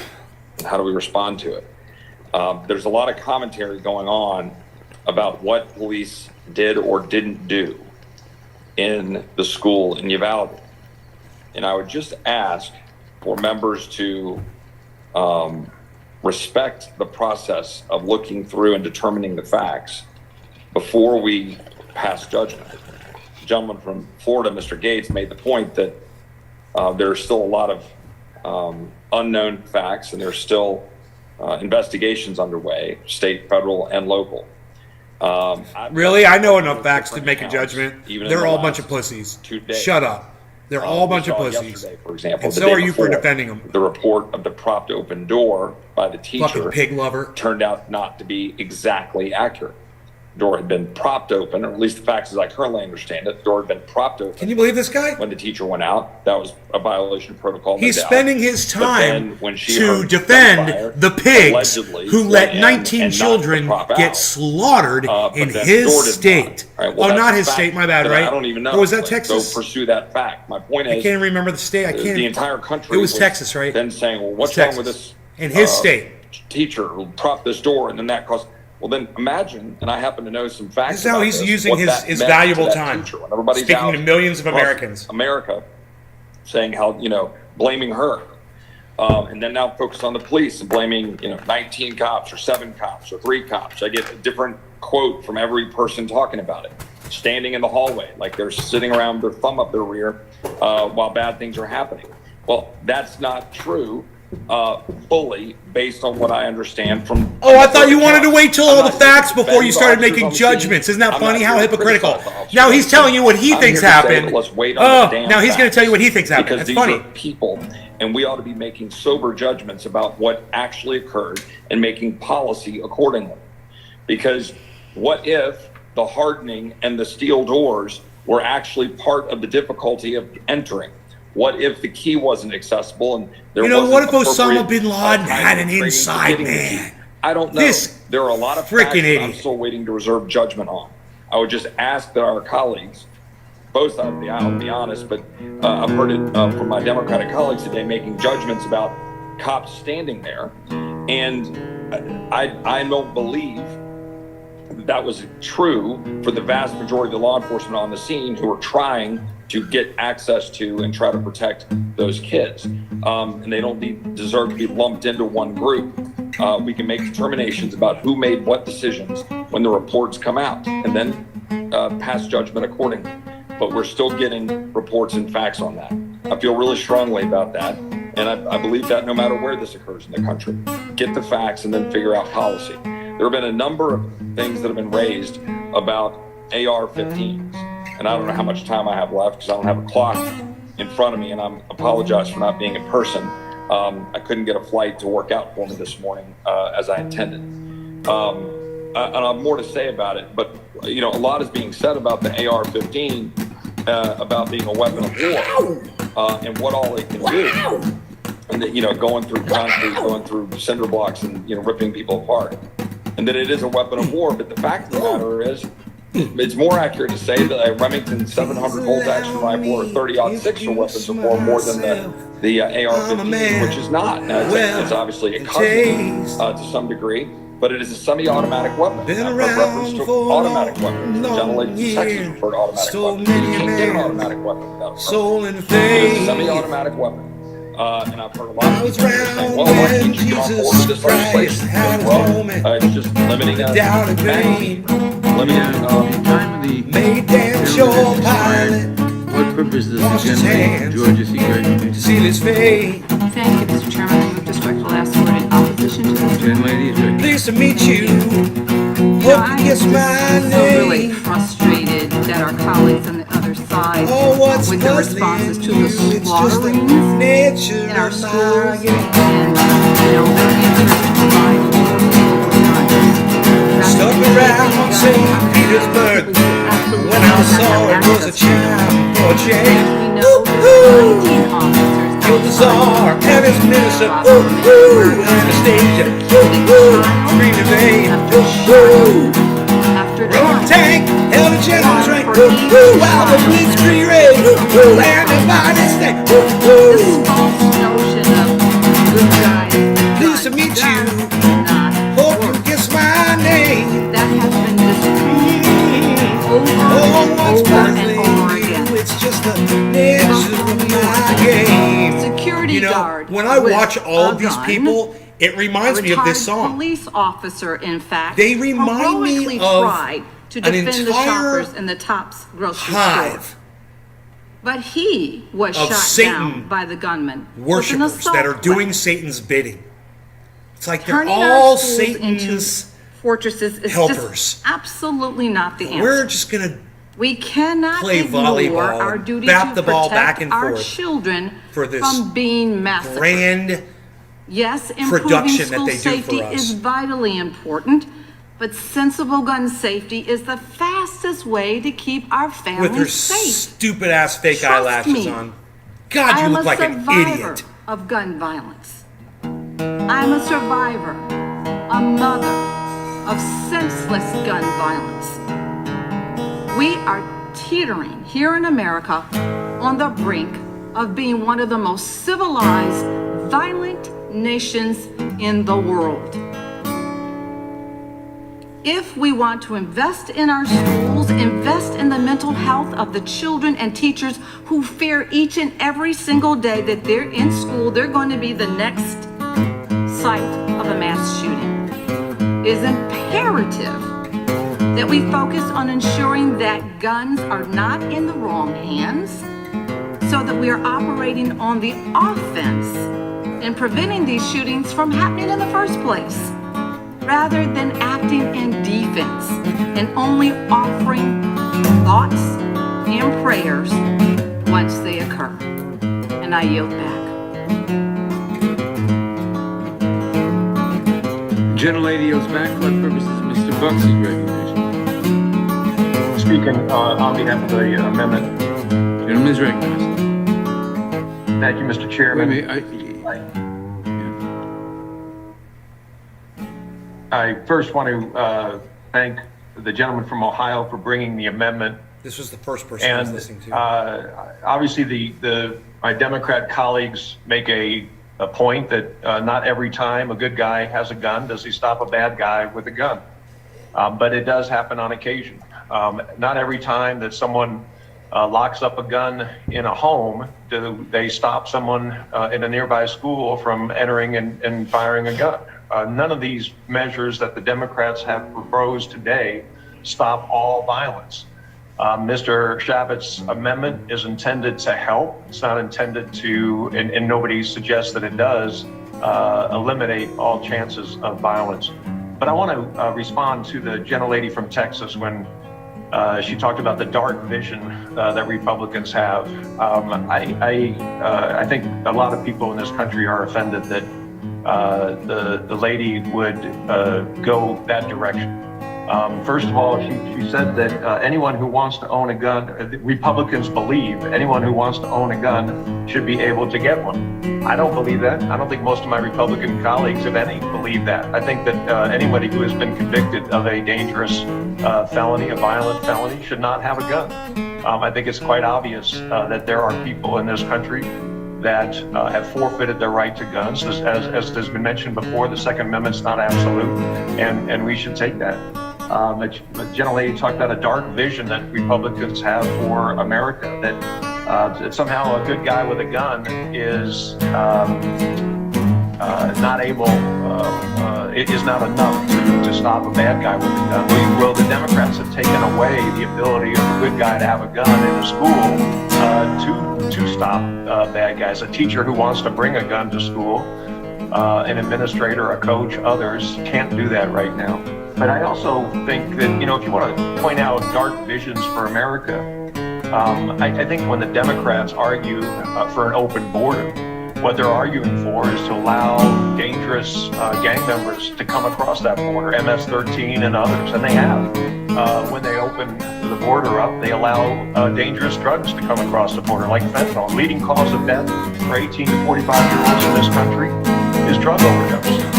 That is a direct relation. That is directly occurs because of the open border policies of this administration, particularly Secretary Mayorkas. When you open a border, you allow terrorists to come across the border. When you open a border, I think it was Mr. Cohen who mentioned earlier about the gun parts that are coming in from China that allow a semi-automatic weapon to be converted into an automatic weapon. That happens by opening a border and letting it come across. But we don't hear Democrats talk about that as a solution to close our border and to get a grip on the terrible things that have been happening as a result of that. The Democrats have promoted a culture of death in this country with their views on abortion. We have late-term abortions, absolutely horrific late-term abortions that somehow the Democrats think, can happen in a vacuum and that it won't have an impact on the rest of society. We have people being paid not to work. And oftentimes those people are also using drugs, getting money from the government to buy the drugs. We have gas prices skyrocketing in this country. Are those the dark vision of the Democrat Party? I don't think so. I think they're bad policies that have been made by the liberal progressives in the Democrat Party.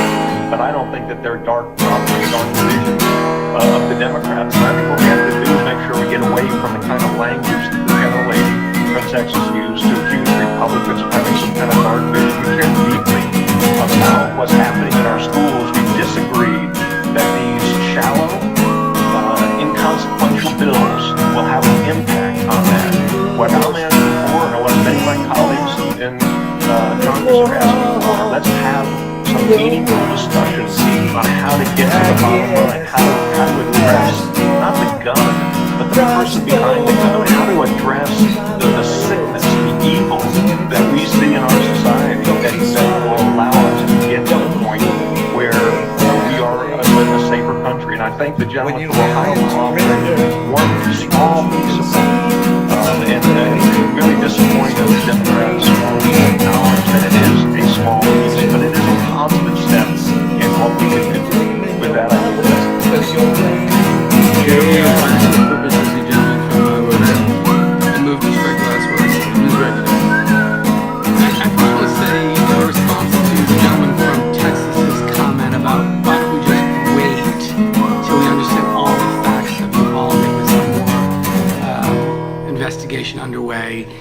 he acted as if we've had 2 shootings in America, 2 mass shootings, and we're coming to respond to that. We are responding to thousands and thousands and thousands of shootings in this country over the last decade. And so what have been developed here are developed in response to a gun violence epidemic. And the Will the gentleman idea, yield for no, 10 I will seconds? not yield. The idea that we should wait while we can have families that have Yeah, I lost wasn't loved saying ones wait who about are the legislation, expecting I'm saying wait for Congress getting to police officers. respond. Time The belongs to the idea, gentleman. as Mr. Roy suggested, Wait that we before should commenting just on wait something to you don't find know out. the facts about. We should be we've waited too long already. I'm We not talking about failed waiting to about the respond to the cries belongs of to the people gentleman all from across Long this Island. country who have asked and demanded that Congress act. So no, we shouldn't wait. We shouldn't wait another second. We shouldn't wait another minute, you don't another know what day. happened We to should Val. act now. The second thing You don't is know my the friend and colleague from Colorado just made reference to this suite of bills as shallow and inconsequential. Shallow and inconsequential. I'm going to go through just a few pieces of this. Ghost guns were used in a shooting in Santa Clara, California that killed 3 people and injured 3 others. Ghost guns were used in November of 2017 in Rancho Tehama, California that injured 18 people. Another shooting in Santa Monica, California that killed 6. Bump stocks were used, as we all know, in Las Vegas that killed 60. Shootings that involved people under 21 years of age. Robb Elementary School, as we know, Uvalde, Texas. Top Friendly Market. 10 were killed. 22 were killed in Uvalde. Santa Fe High School, 10 were killed. 13 were injured. Parkland, Florida. Martin Stoneman Douglas High School, 17 were killed. 17 injured. Newtown. Sandy Hook Elementary School, 27 children were killed. Columbine, 15 people were killed and 24 were injured. Those individuals would not have been able to buy the gun they bought. The bill that we're going to pass today were the law. Safe storage, the list goes on for pages. So to say inconsequential when it would have saved the lives of many, many people, as Chairman Nadler said, even if it's one life. So to say it's inconsequential and then to say let's talk about border security and abortion because all we want to do is avoid responsibility to act in the face of gun violence in this country. Shame on our colleagues. You don't want to talk about it, you don't want to address it, don't come to the hearing. Let's honor the memories of those who we have lost to gun violence by taking this issue seriously and being committed to finding solutions. You think a grieving mother or father watching you want to talk about abortion and border security? We're trying to respond to gun violence that led to the death of their child.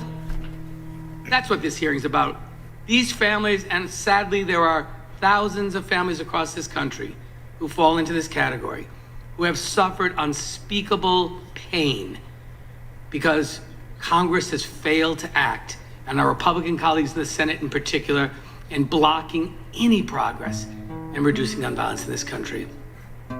We owe it to their memory, we owe it to the oath that we have taken to protect our constituents, our most solemn responsibility. These guys just sent People talk $40 about billion the off Second to Amendment, war put it of against our it, money. It's a constitutional And they amendment, expect you us to can't take them touch it. seriously. This is the perfect That song is for not that guy. True. The Supreme Court of the United States has told us that. Well, the gentleman yield. The Supreme Court of the United States has made it clear that Congress has the authority to impose reasonable restrictions to protect the life, the safety, and the security of those we serve. In the same way, you can't yell at a constitutional right that has absolutely no balance with responsibility. With the gentleman yield. So all these claims about where she could do something, we could remember this terrible distinction of being a country that has more guns for the animals. We live in the greatest country in the world. There are more guns for America than people. Our country don't just guns. More and more death and more gun violence. That's not the answer. We tried it. We've done it. We need a solution. We go back to our districts and demonstrate to the people we serve. Make a difference. Help protect lives. Communities all across this country.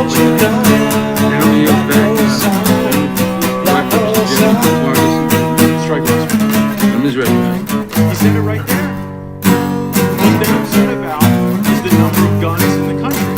This isn't about, honest age restrictions that are unconstitutional. It's not about better record keeping. They want fewer guns. They think that the answer is fewer guns. And that is what is creating a lot of discomfort among our fellow Americans who cherish their guns and cherish their Second Amendment rights and have actually committed no crimes. Hope you all just disappear. Their children aren't the ones at risk of the consequences of Like a horse, son, won't you come?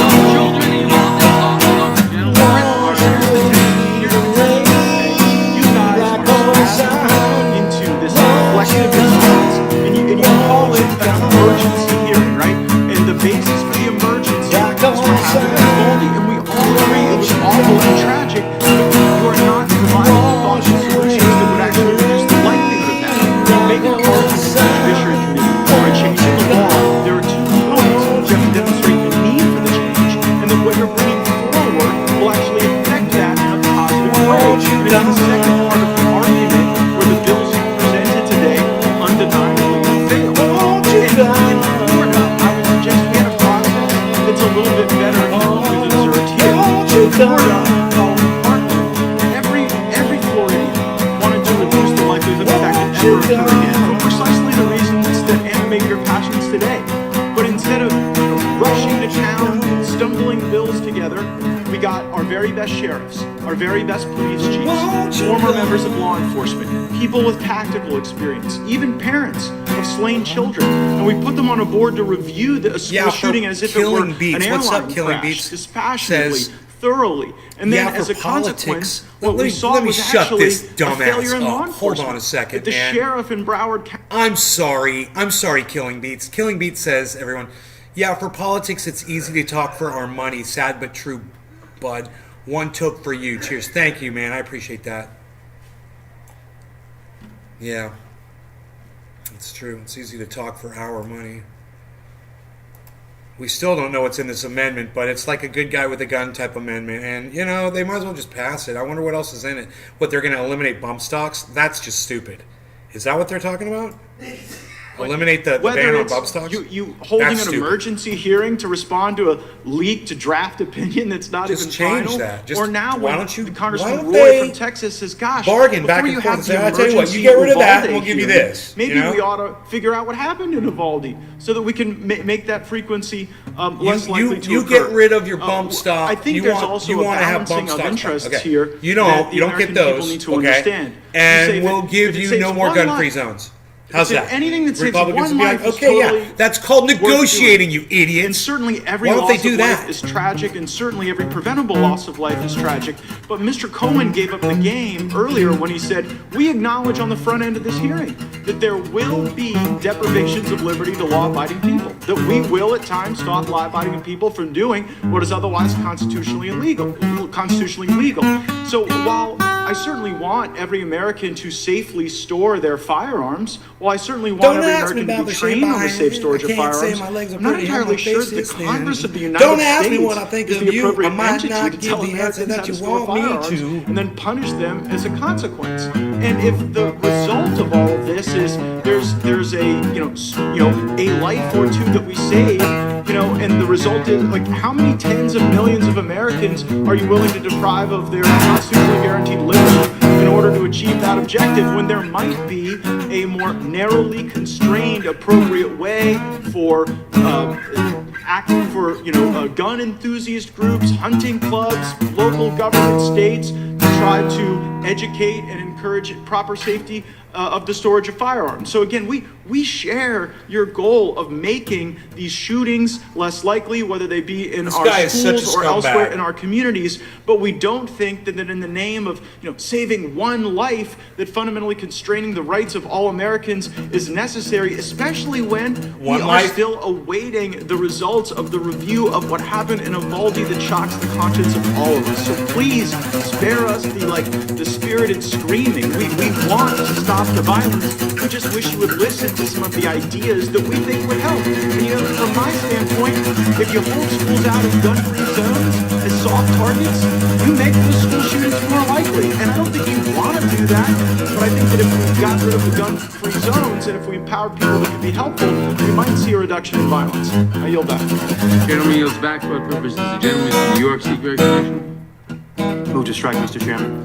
The gentleman is recognized. The gentleman from Florida said that he and his Republican colleagues want to stop the violence in this country. But it's difficult to believe that when there are common sense steps that Congress can take and they are unanimously obstructing those approaches. You're getting so I much want to trouble for playing elaborate that song. something that my colleague, Mr. Cicilline, said earlier today, because it is clear to me that the more my colleagues misinterpret the Second Amendment and the Supreme Court's decision in D.C. versus Heller, the more they are giving up the fact that they've not actually read those documents. Let's start with the text. The text is clear. The amendment protects the collective right of the people as a whole to possess arms solely for the purpose of forming a well-regulated militia.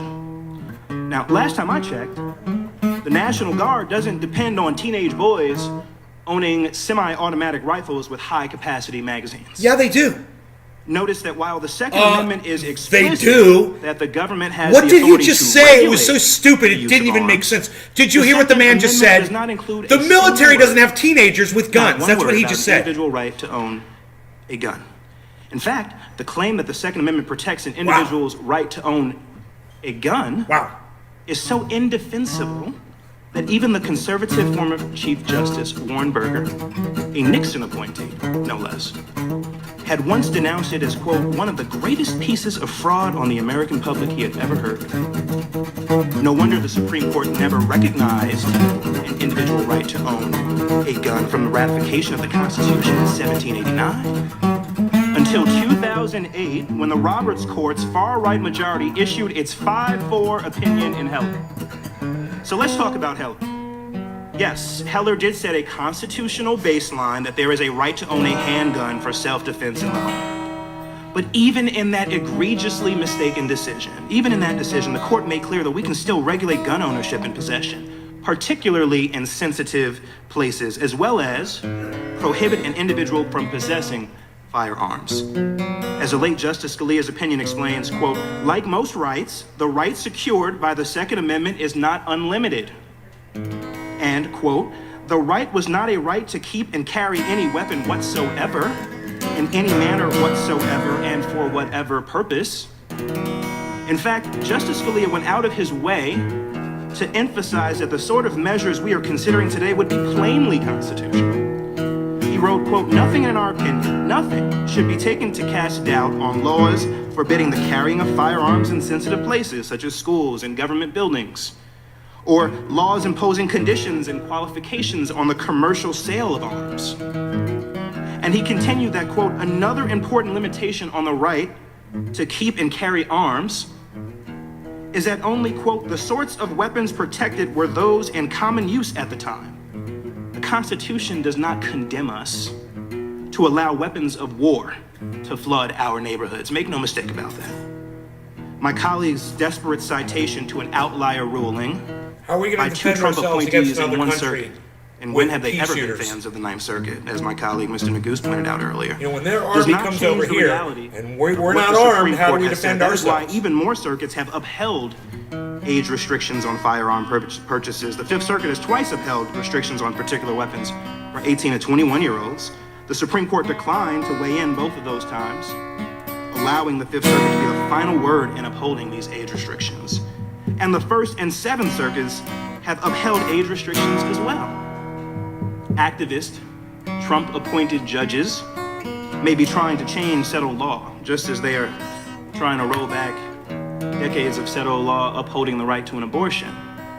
But don't believe the lie that they are selling. The lie is so radical that even the far-right Roberts Court hasn't endorsed it. Age restrictions are nothing new, and they are consistent with the Second Amendment. So I've heard enough, and I think I speak for my Democratic colleagues when I say this, of ill-informed, bad faith constitutional misinterpretations.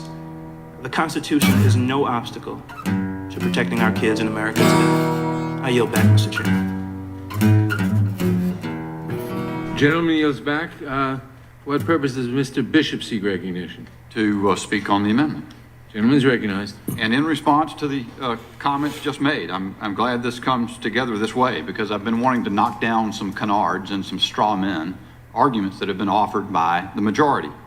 But to that point, with the points just made by the gentleman from New York, who earlier made clear, because he said it literally, that he will use all means necessary to reverse the Supreme Court, not through the processes of the Supreme Court, but by changing it institutionally, by packing it, by getting rid of the filibuster, overriding institutional norms as usual. But to the point just argued, the central holding of Heller is that the Second Amendment confers an individual right. That is the core of Heller. It's what the left went berserk about because you don't want that right to be recognized. Mr. Jones then comes forth, making my argument perhaps better than I can, saying that his main objective is to see to it that that individual right recognized in Heller no longer continues to apply. Sir, when did will the gentleman yield? Let me finish. No, I won't. You had a great opportunity there. That you are now misconstruing. The statement has been made by Mr. Cicilline, by Mr. Deutsch, by Mr. Jones, by the President of the United States, that the Second Amendment is not absolute, that it's not without limits. No one has contended that it is without limits. But Heller gives clear indications to what limits are permissible. You read from some of them. What is unlikely, and the Ninth Circuit case falls in the right resolution on that. The Fourth Circuit case earlier, the recognition by the dissent by Judge Wynn in the Fourth Circuit in the same case is that 18 to 20-year-olds are covered by the Second Amendment first. And the second point is that bans of widely prevalent firearms and acquainted mechanisms are, that's the problem. You can't do that. Another thing Heller said you can't do is require people to lock them up in their homes so they can't be accessed to provide for their main purpose, which is the right of self-defense of home and hearth. The gentleman yield. No, I will not. I'm going to get this out so that somebody hears it. The President of the United States said the other day, the President said, another misnomer, another factually inaccurate point, you couldn't buy a cannon when the Second Amendment was adopted. And actually it's false. It's been debunked repeatedly, but he keeps repeating it. So when you come in and say, we can't, I'm making the argument, you attribute to those of us on our side who are raising the question of the constitutionality of what you propose. I do not make the argument that the Second Amendment is absolute or unlimited. What I make the point about is Heller held what it held. McDonald held what it held. That was the Supreme Court of the United States. Do you acknowledge that baseline or do you not? Mr. Jones has made clear repeatedly that he does not. When we've raised these points about what other courts are deciding about the 18 to 20-year-olds being governed by being covered, they have a right under that amendment, number one. And number two, that some limitations are impermissible. And those you propose in this bill. 3 of them. I said 2 earlier, I was mistaken. 3.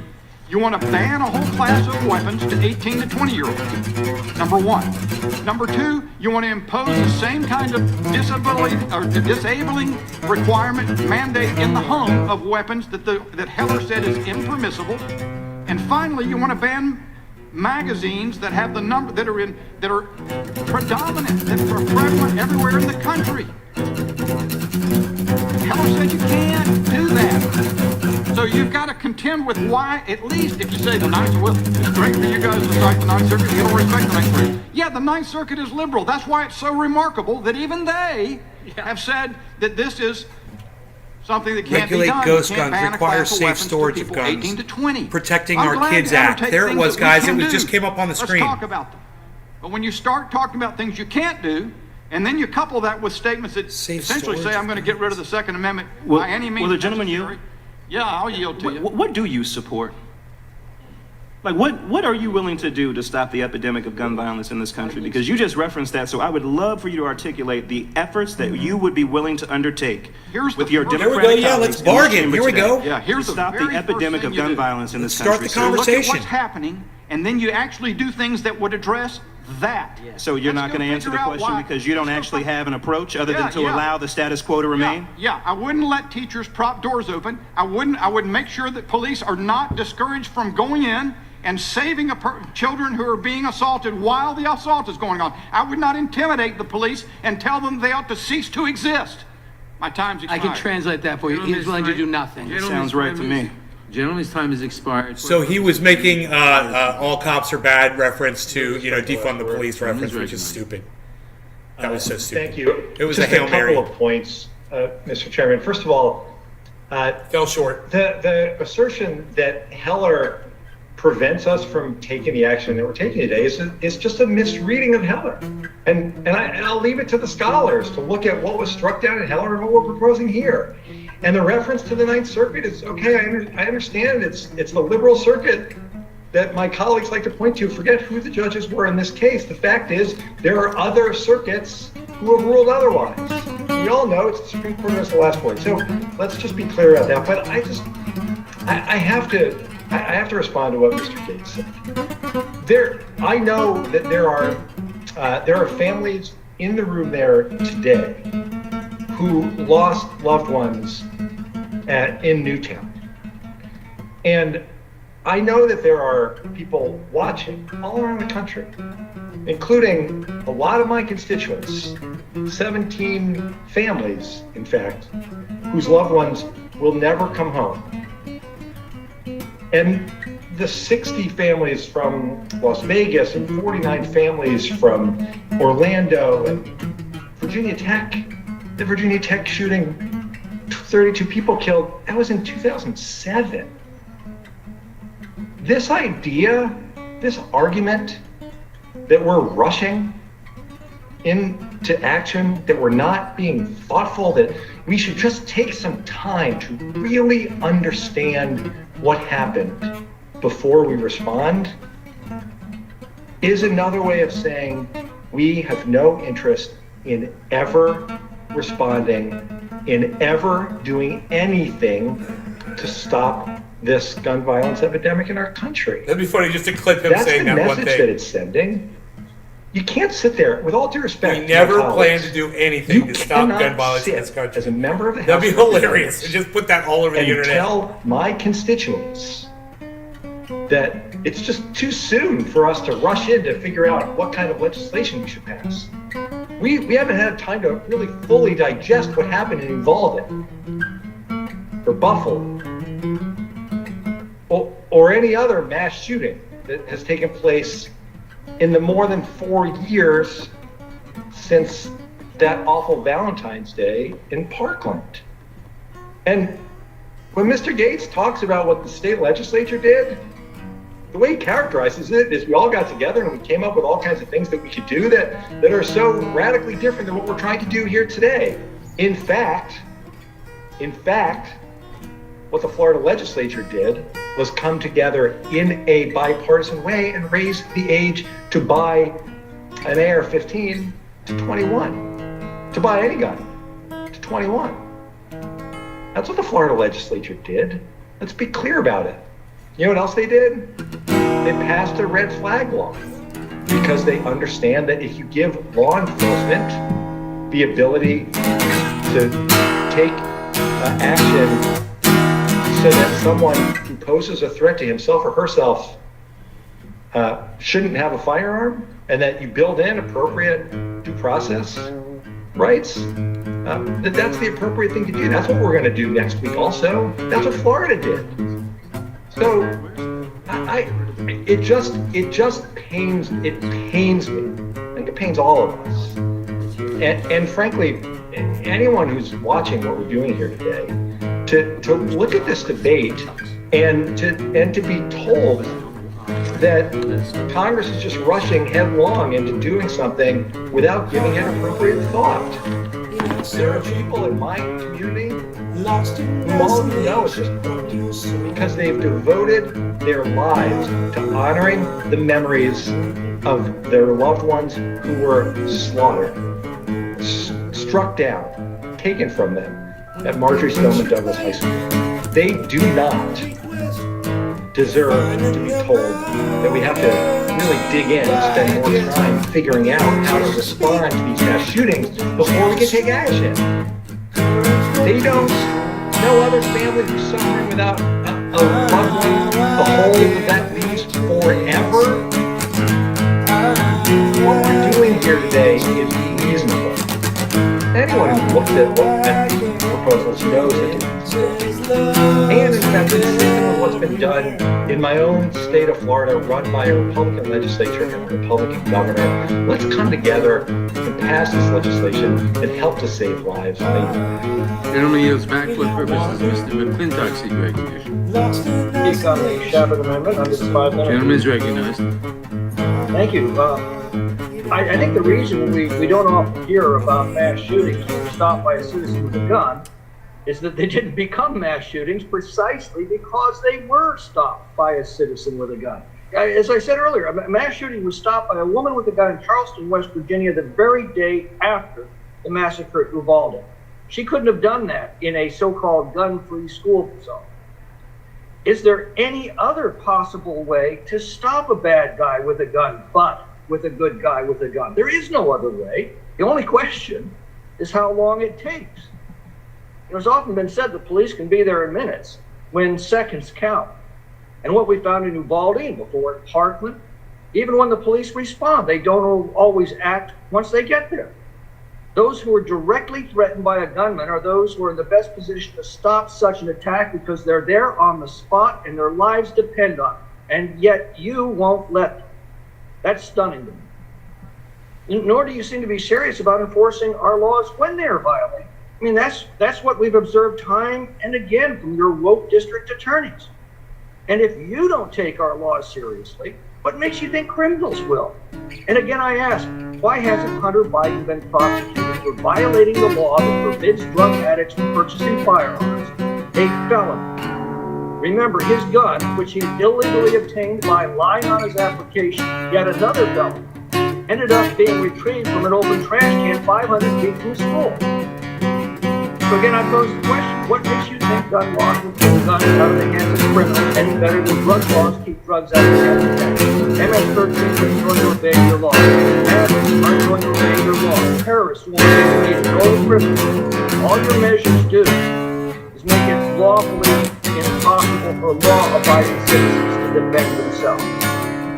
So why won't you protect our children in their schools with the same seriousness as you protect our money at the bank? Nobody questions the common sense of having an armed guard at a bank. But leftists somehow cannot see the common sense of having an armed guard at a school. They seem more serious about protecting our money than protecting our children. That's utterly inexplicable. And of course, this discussion raises the question of how many bank robberies ever happen because robbers know there's an armed guard to return fire. And how many attacks on schools can be discouraged when the gunmen know they're likely to be opposed with lethal force at the front end? You know, the left lives in this fantasy world where all they have to do is pass a law against a criminal from obtaining a gun and have it obeyed. Yet as Kingpin has demonstrated, there are limits to the efficacy of our laws. Madmen and Uvalde, everyone else around them did that made them the best. So operate with integrity, the environment with gunmen. And he knew that they could violate for him to be violent. That's his own violent duty. So he knew he was only leader in front of us. When am I going to take the road and the years and not as they wish to? The father of modern police Sherrod, what is yours? The police is simply the extension of the human fact community is the police are the police. Is a right.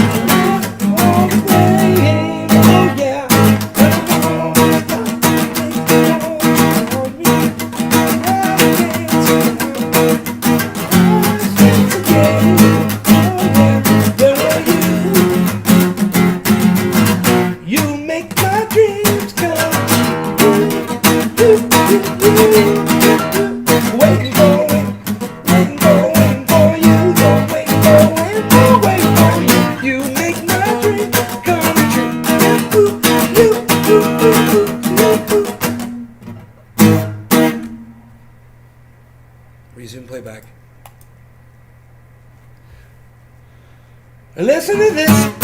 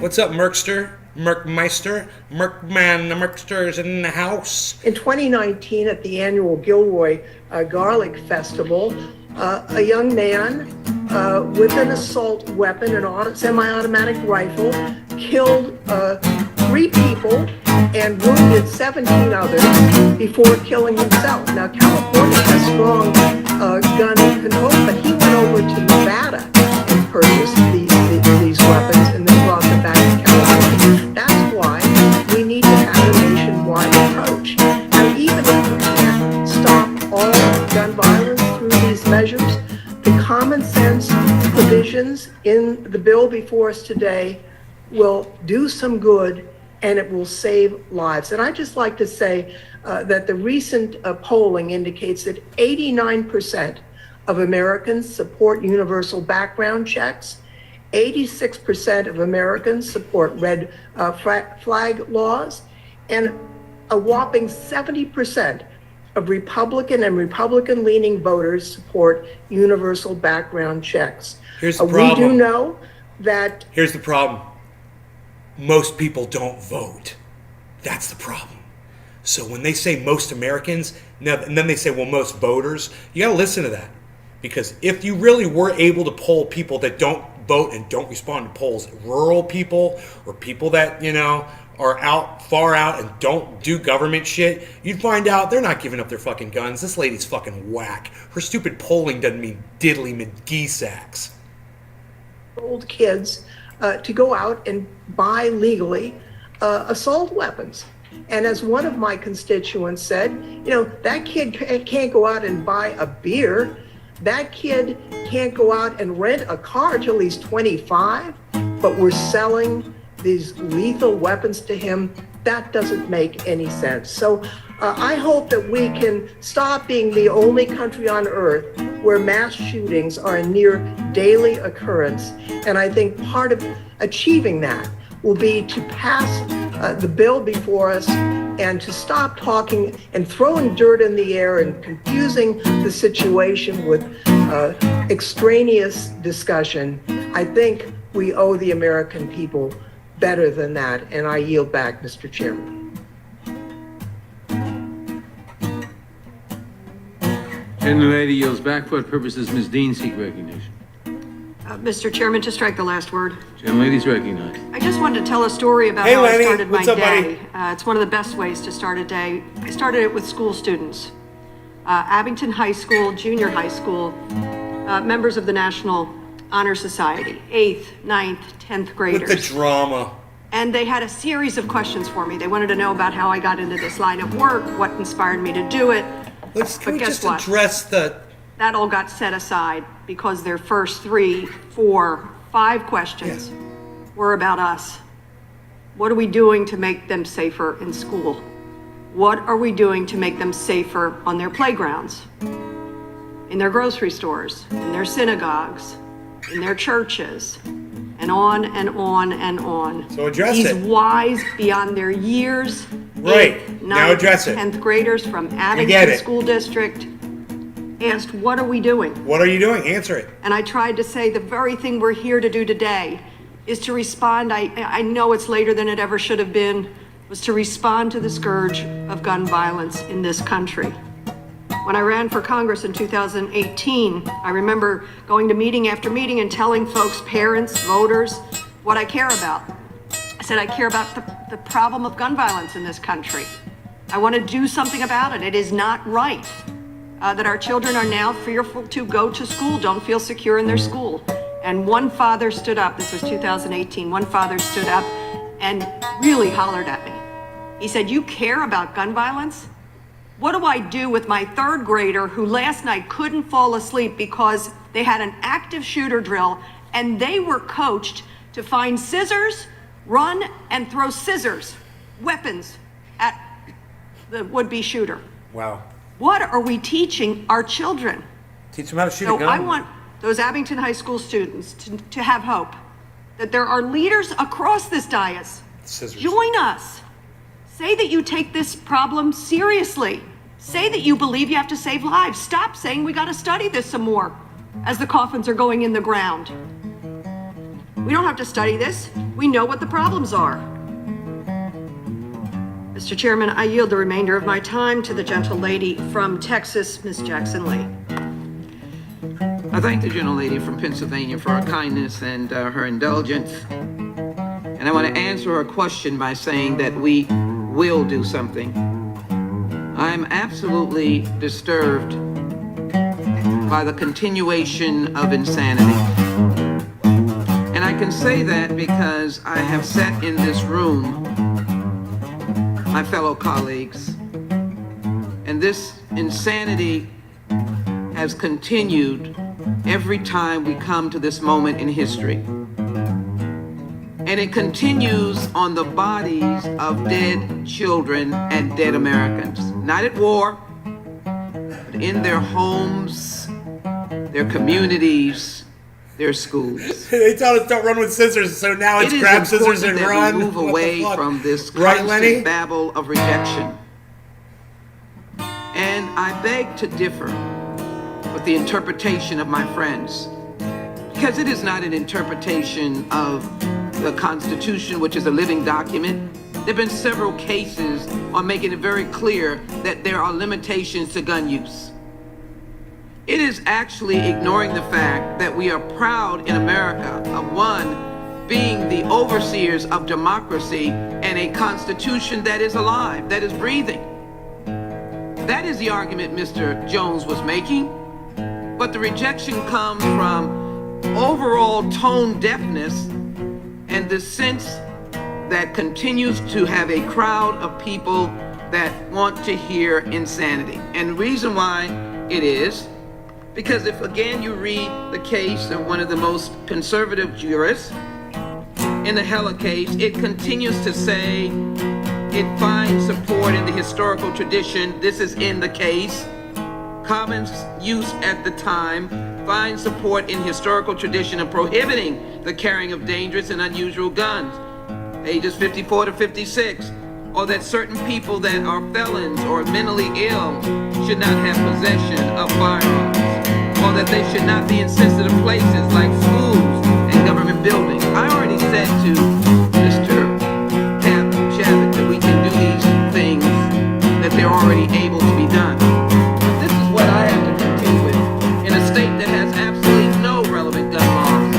And I will recite them time after time. Dallas, Louisville, Walter, Wedgwood, Fort Hood, 2nd Fort Hood, Dallas Police. This is Texas, Texas First Baptist, Santa Fe, El Paso, Midland, Uvalde. How many dead persons? 183 injuries, 153 dead. This is insanity. The pain of Rhonda Hurt because her daughter, Kimberly Vaughn. The mother of Ethan is in this room. Doesn't mind me saying. Who knows her pain? A insanity that is going over and over again. The commitment, Congressman Dean, is that we will do something, and that the Constitution allows us to do something, that the case law allows us to do something. And I would think the names of these dead children and the two beautiful teachers and her husband. Manufactured hysteria. Imperative that we do Manufactured something. hysteria, Ensures right, James? that we must do something. We must! will Look at her, join hand that up in the family of air. insanity All the if we numbers do of all not the do dead something. behind I her. refuse to do that. We will do something. I yield back, Mr. Chairman. It's really not a lot of dead. How many kids have died under American bombs in other countries that we've dropped bombs with our money? How many kids have we killed with our bombs? I wonder. How many drone strikes have we flown over children and killed them? We just did it in Afghanistan.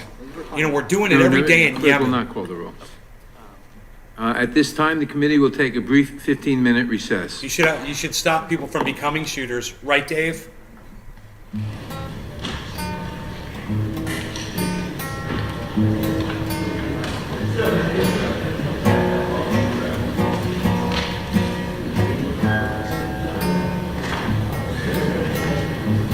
I'm sorry, I wasn't paying attention. I don't know what he just said they're going to do. Are they taking a recess? They're going to leave the cameras on? Through recess? Oh, so much for masks. Look at all the Democrats hugging each other. Wow. Do they know they're on camera right now? 4 of them, just all breathing each other's air. That right there, it's a little mini super spreader. Wow. No masks and all breathing each other's air, talking at each other. You know, that's what I think about. What do you think about that? Oh, this is what I think. What do you? Oh, yeah, this is what I think. Oh, what do you? Oh, yeah, let's talk. Yeah, let's share what your thoughts. Yeah, what's a? Yeah. Look, they're the Republicans. They're no better. Same thing. Yeah, so what do you say? I don't know. I'm gonna breathe your air in. Yeah, let me breathe air for you. Okay, puff some air over this way. Okay, I'm gonna breathe that air in. Okay, cool. Let me get the moisture and the droplets. Okay, cool. The microscopic droplets. Oh yeah, we sneeze and cough for me a little bit. Do they realize they're on camera? Mic's on when it recess. The mics are on.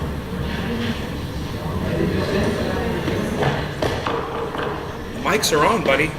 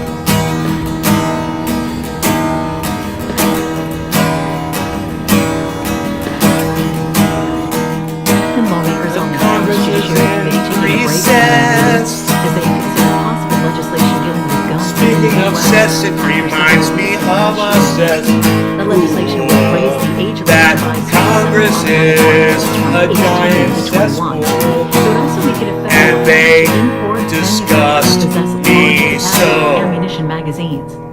Just a reminder, you can watch all of our full coverage of the meeting on C-SPAN Now. That's our free mobile video app. And later tonight, President Biden is scheduled to speak about guns at 7:30 p.m. Eastern Time. While we wait for the committee to gather back in, we'll show some of the statements from earlier today.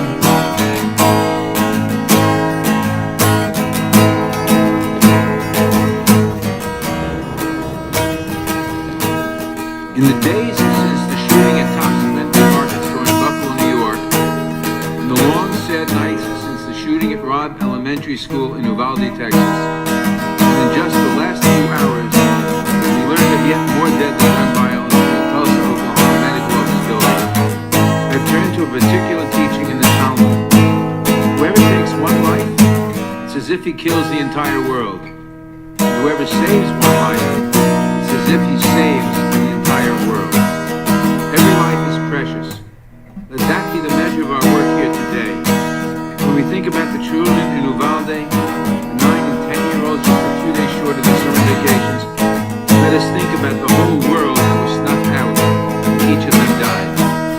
And as we address the scourge of gun violence, the light that killed 45,000 Americans in 2020 alone, let us remember that there are no perfect solutions.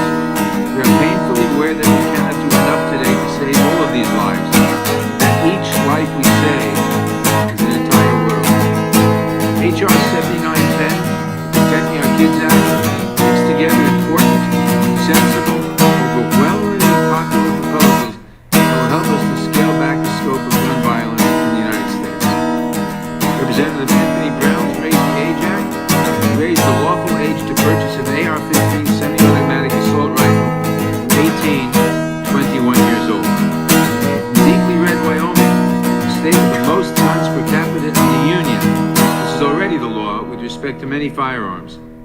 And I note with great sadness that the suspected shooters in both Buffalo and Uvalde were only 18 years of age.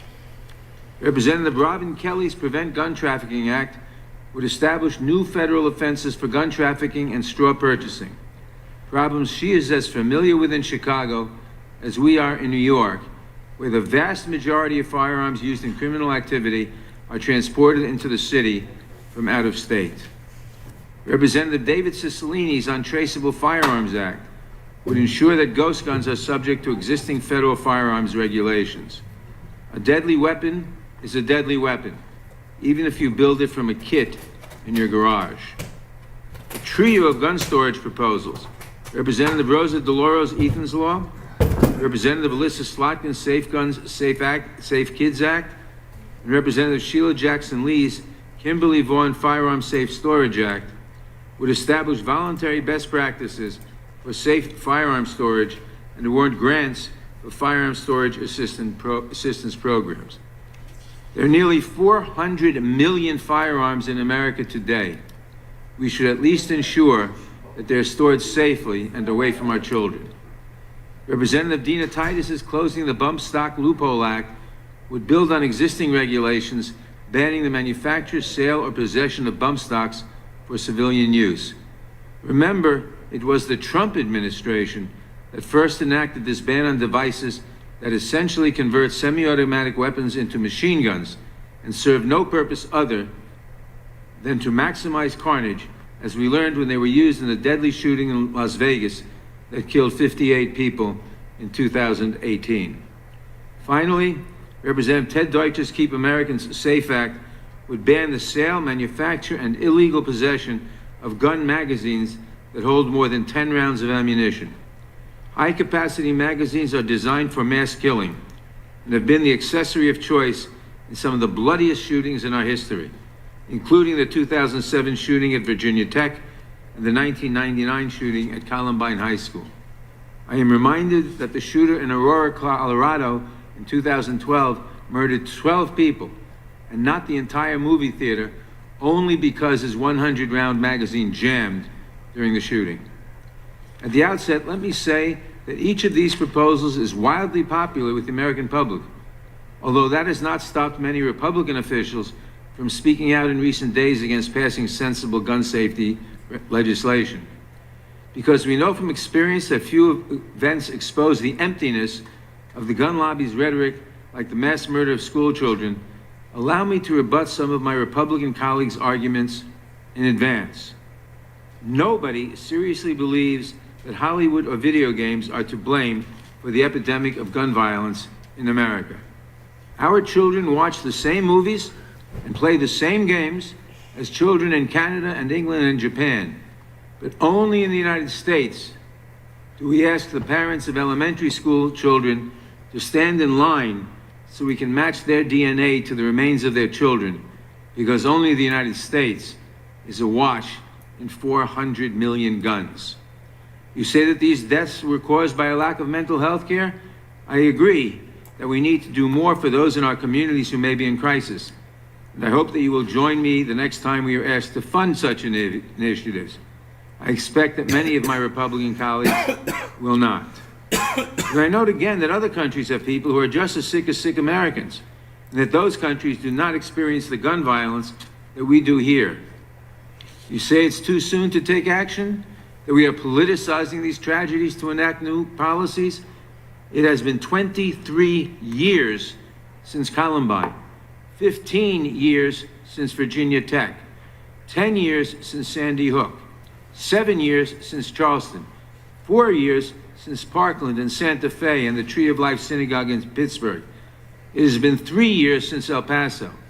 It has been a week since we learned again that gun violence can reach any of our children and grandchildren at any time, and that no number of armed guards can guarantee their safety. It has not even been 24 hours since the last mass shooting, and who knows how long until the next one. Too soon? My friends, what the hell are you waiting for? You say that none of the solutions proposed here will stop gun violence in America? Well, there, sadly, I agree. This bill will not alone save every life we will lose to gun violence this year, but it will save some. It might have saved those children in Uvalde, and whoever saves one life, it's as if he saved the entire world. The American people are begging for us to address this crisis. Let us not wait 1 second longer. I urge my colleagues to support the Protecting Our Kids Act, and I yield back. I'm confused. I now recognize the ranking member of the Judiciary Committee, the gentleman from Ohio, Mr. Jordan, for his opening statement. I'm confused over this Republican. Mr. Chairman, life is precious, especially the lives of children. What happened in Uvalde, Texas is tragic. It is every family's worst nightmare. Good. Our hearts go out to the Uvalde community and especially to the families who've lost loved ones last week in this evil act of violence. And of course, there's what happened yesterday in Tulsa and a few weeks ago in Buffalo, and our hearts go out to those families as well. No one wants another tragedy. No one wants this to happen again. That's why it's regretful that Democrats have rushed to a markup today in what seems more like political theater than a real attempt at improving public safety or finding solutions. Democrats never once reached out to us to seek our input on the legislation we are considering here today. Protecting children is not a Republican or Democrat issue. The Democrats cobbled together a package of measures. This is not a real attempt, in my judgment, to find solutions. Everyone here knows the reality. Democrats are in control of the House. Anything that you and Speaker Pelosi want to pass, you can pass. And frankly, you've already passed numerous bills related to firearms this Congress. But because those bills are radical attempts to legislate away Second Amendment rights of law-abiding citizens, the Senate has not taken up the legislation, just like it won't take up this bill. What we are doing here is just designed to appeal to Democratic primary voters. The bill won't make our schools safer. I agree. It will hamper the rights of law-abiding citizens, and it will do nothing to stop. I can't believe I agree with Jim Jordan on We need something. to get serious about understanding why this keeps happening. Democrats are always fixated He's on coaching the rights of Democrats. I love it. This law-abiding guy. citizens, rather than trying to understand We need to do an autopsy. this evil happens. Until we figure out the why, we will always mourn losses without fixing the problem. Our job is to figure out the why. The bill that Democrats are putting forward today does not help us to understand what's really driving some young men to commit these heinous acts. The bill before us is short-sighted and not solutions-oriented. It's a one-size-fits-all approach that punishes law-abiding citizens while doing nothing to make our communities safer. We all want to keep children safe in school, but this bill wouldn't do that. Supreme Court This blocks bill is just Texas's another Democrat new attack social on the Second media Amendment. law. And it's likely just What the was start. Texas's social media law? President Anybody? Biden has said he wants Ron to ban Placone's all live talking 9mm about that, or he handguns. was? Where does it end? The American people expect and deserve more from us than political charades that rehash old ideas and don't actually solve the underlying problems. Do you guys want me to try to find Mr. that? Chairman, we should do better than this. I yield back and look forward to the debate on the legislation. The amendment makes only cosmetic changes and makes no substantive changes to the bill. I urge all members to support it, and I yield back the balance of my time. Are there any amendments to the amendment in the nature of Ron a Placone substitute? never comes up for me. For what purpose does Ms. Jackson Lee seek recognition? I'd like to strike the last word. Gentlelady's recognized. There he is. Supreme Few Court minutes social before media this case. Instead of enacting real solutions, again, better data spoke to Mr. privacy, Guard. antitrust, breaking these companies up, making them public utilities, we come up with shitty solutions. And this is just another shitty solution. Hey, he's got a super chat back. And it blows my mind that no one's talking about this. I mean, the Supreme Court has weighed in on this. No one's talking about it. Super chat's back. Baby. No one's talking about this bill. So we're talking about it here. And that's my assessment of it. And all I did was read it, folks. That's all it takes. That's what we hope you do. You don't have to have a law degree. Nope. You don't have to be an expert in technology. Nope. I'm none of those things. Nope. I'm just interested in digital rights. And when bills happen, I look into them. I read them. So it's interesting, some of the verbiage in that bill. Overall, I don't support that bill. And, to sum it up, to sum it up again, why don't I support that bill? Well, one, just a state policy is not going to cut it. You need something that applies federally. Two, it doesn't actually make these companies not behave as the private entities they've been behaving as. All it does is it just requires a little more transparency, like you have someone to email, basically. And three, it doesn't actually help users unless you have the money to sue. So really what this bill does, it makes it easier for rich people to sue Facebook, and that's it. So that's why I don't support this bill. But it's really interesting seeing this bill in Texas that nobody is talking about actually address these problems. So, hope you guys got something out of that deep dive. And by the way, wasn't really that deep. It's deep by the United States media standards because we actually read through a fucking bill. That's something most people don't do. That's something most politicians don't do. Most politicians don't read the shit that they endorse. So we've just, by the way, I think, are they on recess right now or something? They're about to have they've been working really hard. They deserve it. You guys have just worked harder than politicians do. Right now, you and I, we've just done it. What a time. What a country. So this is going on. This is from More Perfect Union. And this is going on in Minnesota. Okay, Construction workers in Minneapolis are taking... Sorry. Let's go back to the gun debate.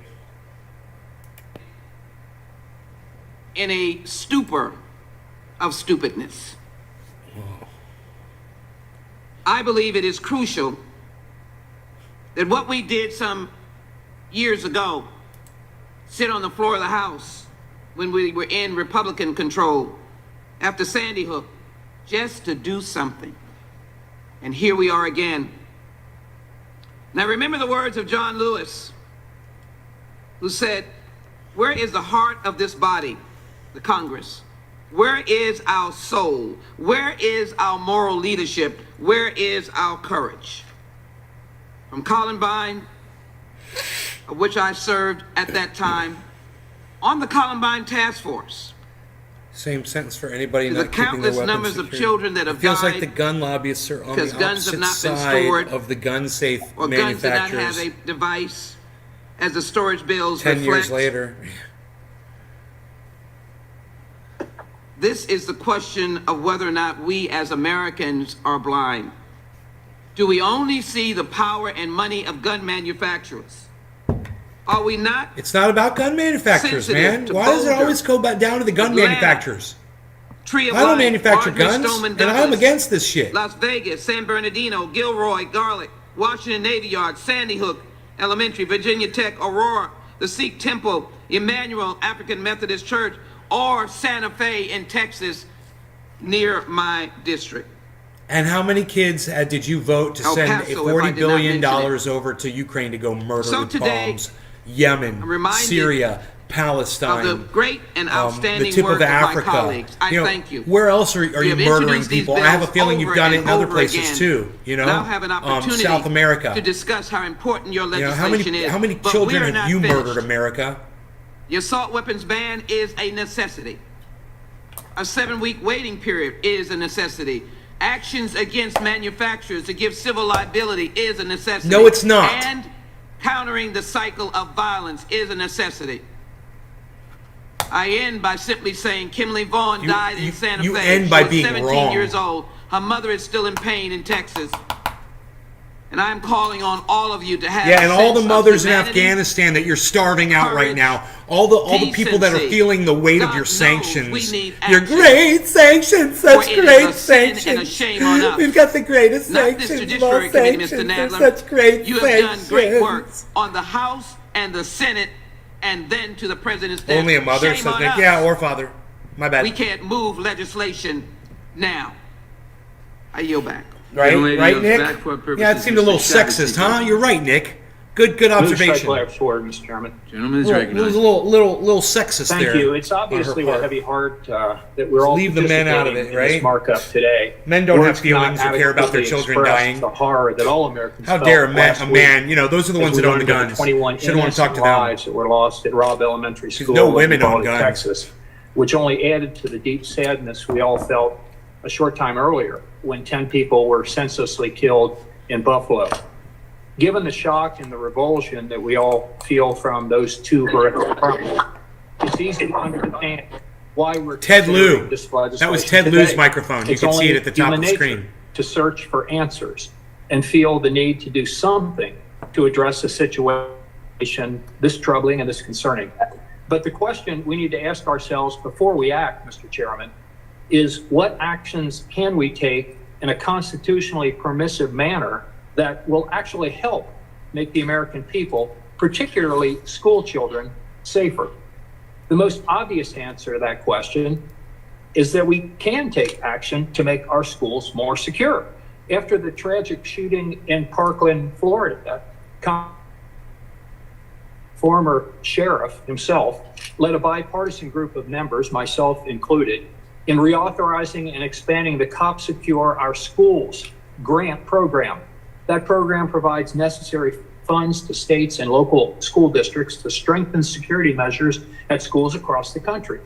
The money can be used for metal detectors, to adopt security plans, to train school officials, to hire school resource officers, We already saw this. retired police officers, In case and to it help sounds familiar identify to some of you. students with mental health issues. They're playing it over until they get back from recess. And the looks like they're getting back right now. To students and teachers, but there's always room for improvement. And that's one area where I believe we could be working together to find common ground and make students The safer. speaker, and it would be immediately. the chairman I also is think back we could near work his seat. together on methods to better address the mental health I need to dump crisis this. that's facing so many of our nation's I'd youth share that with you today. guys. Too often, the shootings that occur are perpetrated important that by you know I need to dump primarily my young ashtray. men who feel marginalized and who appear to be suffering from some form or another of mental illness. Finding a way to identify these young people earlier and to help get them the treatment that they need before the tragedy strikes is a goal upon which I think we could all agree. As I mentioned earlier, the Secure Our Schools grant money can be used for that purpose. But as we saw in Buffalo, the issue is broader than just in our schools. There was also some agreement on bump stocks, which is why the Icebreaker ATF ashtray under President lasts Trump forever acted and to no ban smell. them. As most of us know, there's still an ongoing challenge in the federal I don't know if it'll courts last forever, against but it's this lasting ban, a which is long probably time. why a provision banning bump stock And just is get another included one, you in the know? legislation being considered I'll just today. have to eat all those icebreaker I understand the sours. intention here, but I would probably, I think it'd be more effective if we allowed the court cases. Nick, you're welcome. Thank you for saying that. Thank you for saying you appreciate me streaming this. I appreciate you saying that. Why haven't they made a closable ashtray like that? Because not everybody can be as smart as me, bro. This is another area where some form of Not everybody can be as smart as me. I'm going to go might throw be this away. possible. The However, ashes will be considering right that back. a similar prohibition in California was just ruled unconstitutional by the Ninth Circuit of all courts 3 weeks ago, it would probably be more prudent that we review that decision and try to determine what could be accomplished in accordance with the Second Amendment. Simply moving forward with a provision that even the Ninth Circuit thinks is unconstitutional really isn't doing anybody any good. And that's the crux of my argument against this legislation. The majority is simply acting quickly because they believe it's important to act quickly. In doing so, I'm afraid they're foregoing an opportunity to actually work together and hopefully produce a better piece of legislation, which is what they're apparently trying to do in the Senate.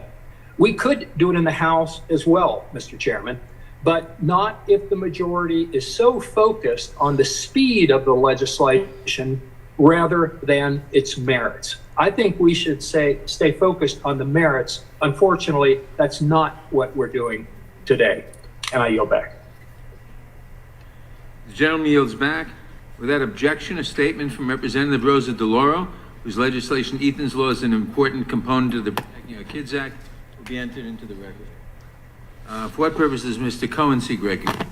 Strike the last word. Gentleman is recognized. This is no rush to action. This has been delayed for decades. I was here 15 years ago when Virginia Tech was the site of a mass killing. And in 15 years, we haven't gotten gun laws changed and reformed. This bill, which is somewhat of a compilation of other laws, all should have been law before but should be law today. And the Democrats are not rushing to anything. The public is demanding that we take action because they've seen what happened in Uvalde, Texas. They've seen what happened in Buffalo. Ready for a bomb They've rip, seen guys? what happened last night in Tulsa. It is happening all too often, and it's deadly. Assault weapons were banned from 1994 to 2004. It was constitutionally permissible. Hi! It wasn't until 2008 in the Heller decision when Justice Scalia said that people had a right based on the Second You've been Amendment gone to for so protect long. their homes. I haven't with seen you in so reasonable long. weapons, and said that that was not something that would prohibit government from having more restrictive laws on people who had mental health problems and or people who had criminal backgrounds or other possible changes in the law. The Second Amendment, like the First, is not absolute. The First Amendment, you cannot defame people. You cannot go into a theater and holler fire. There are limits, and there are limits to the Second Amendment. And assault weapons is one of those limits we've had for 10 years. During that time, we had less mass killings in this country, and we should have it again. Assault weapons are made to kill. Dude, on the replay that they're showing right now, is it my imagination or is C-SPAN only showing the Democrats? Anybody would be able to recognize some of them. Are they only Because showing when they're one hit with side an of this? assault Isn't that weapon, They weird? cannot be identified. They are obliterated, and they need DNA to identify. Biased span? They put holes in their It bodies should be so B-SPAN large for bias span. that there's no way they could Or survive. D-SPAN They are for Dem weapons span, of war and Democrat weapons span. of death and weapons of destruction that we should Demaspan. not permit out here. And when somebody who's 18 years old and All right weapons after are their made to birthday, kill. Yeah, for they the most go part, where the first right? thing they do is buy an assault weapon, I can't believe they ever got past in the 90s. that should be a red flag. Stupid. Let's smoke. Where is that This person stuff gets me coming so from? That's what they riled want on up. their I gotta 18th smoke, birthday too. is an assault weapon. They got a problem, which means we got a problem, which means those 19 kids and their parents and those 2 teachers have a problem. Forever. The NRA has too much of a grip on this Congress and on the Senate. It needs to stop.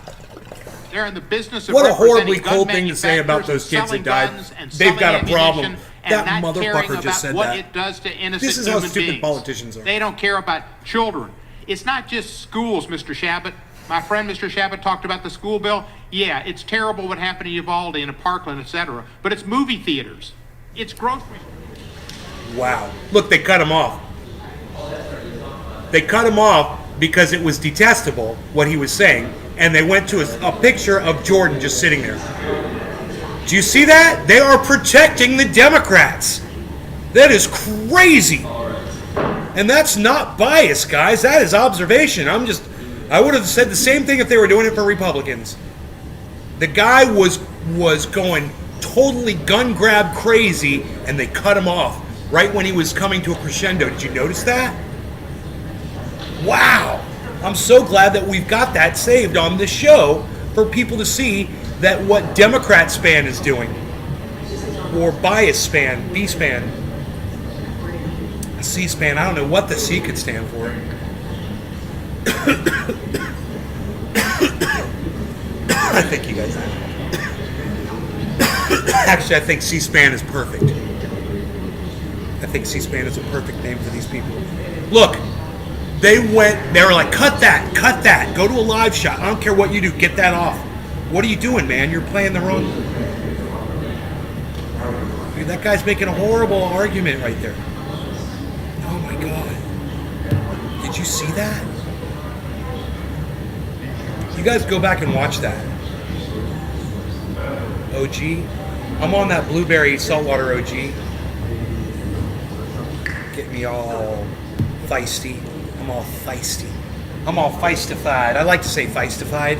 I'm all feistified. Got low sunlight. I don't know how the camera would do in this light. Underwater. But this camera does something the other camera doesn't do. Oh, it does a few things, but this one thing it does is really cool.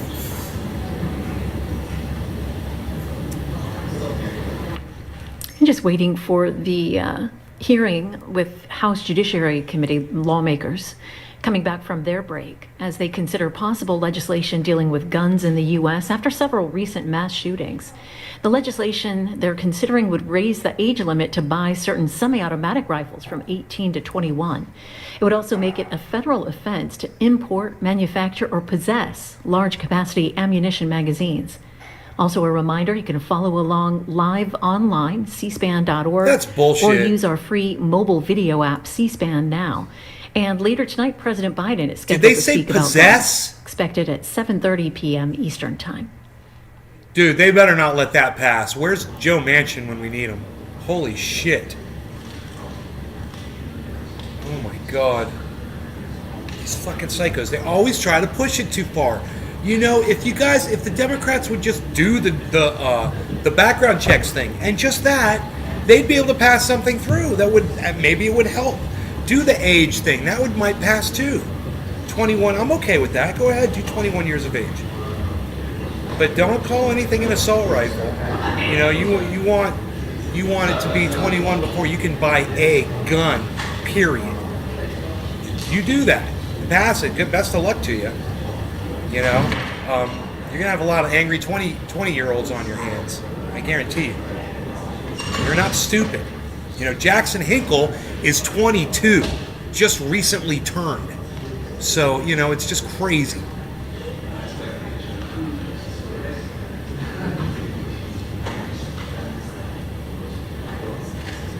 More than 6? Yeah, I don't know what they're saying is large capacity, bro. These guys are idiots. They make up their own standards. They set their own standards. Oh, this is an assault. What? What does an assault mean? You know? Oh, that's an assault weapon because it's got a grip on it. It's got a grip. It's made for the army.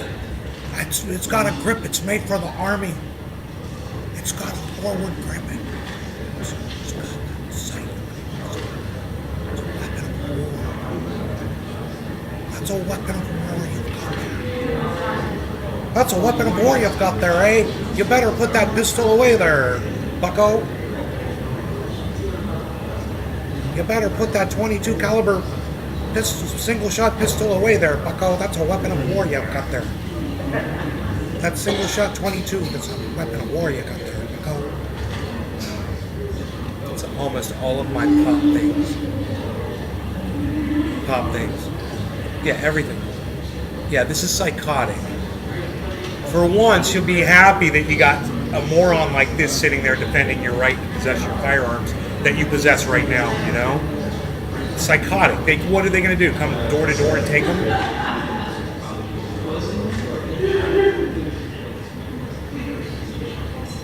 Psychotic. Can you believe they cut that Democrat off because he wasn't making any sense? Did you guys see that?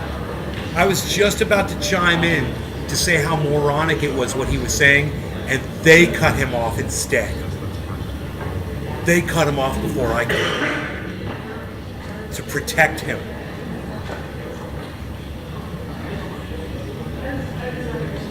And they'd rather just show these people shuffling around than let you listen to the debate that was going on. Than let you listen to a Democrat that was not making any sense. Making a horrible argument. Losing votes. Here we go. The committee will come to order. When the committee recessed, it had dispensed with the Shabbat Amendment. For what purpose does Mr. Tiffany seek recognition? I have an amendment at the desk, Mr. Chairman. Point of order, Mr. Chairman. Point of order is reserved. Clerk will report the amendment. Amendment to the amendment in the nature of a substitute to HR 7910, offered by The Mr. amendment will be considered as read. The gentleman is recognized for 5 minutes to explain his amendment. Yeah, thank you, Mr. Chairman. This amendment addresses an issue that this committee has refused to address in the past as it relates to gun violence across our nation. The bill before us has been named the Protect Our Kids Act, but it does little of that. It does, of course, create several unconstitutional restrictions on lawful gun ownership. The American people know the end game here. It is to strip law-abiding citizens of their ability to defend themselves. My amendment addresses gun violence in a meaningful way. It doesn't create new laws, but instead enforces them. It would require the Department of Justice to work closely with state and local government and their law enforcement partners to assume jurisdiction of 922G cases, which are declined to be prosecuted by the state. And this would have a real impact because it is The a gentleman problem yield for a across question. the country. The gentleman, what is you said 922G cases. Could you tell us what 922G cases are? Yeah, 922G cases are when the federal government can take over felony gun cases. So let's say you have someone that has committed a felony in possession of a gun, and states can prosecute, but the federal government can also.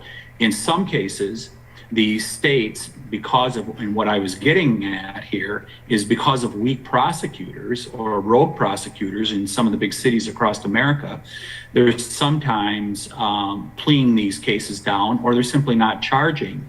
And this would allow the federal DOJ, Department of Justice, to take those cases and be able to file charges for somebody that's carrying a gun who has committed a felony in the past.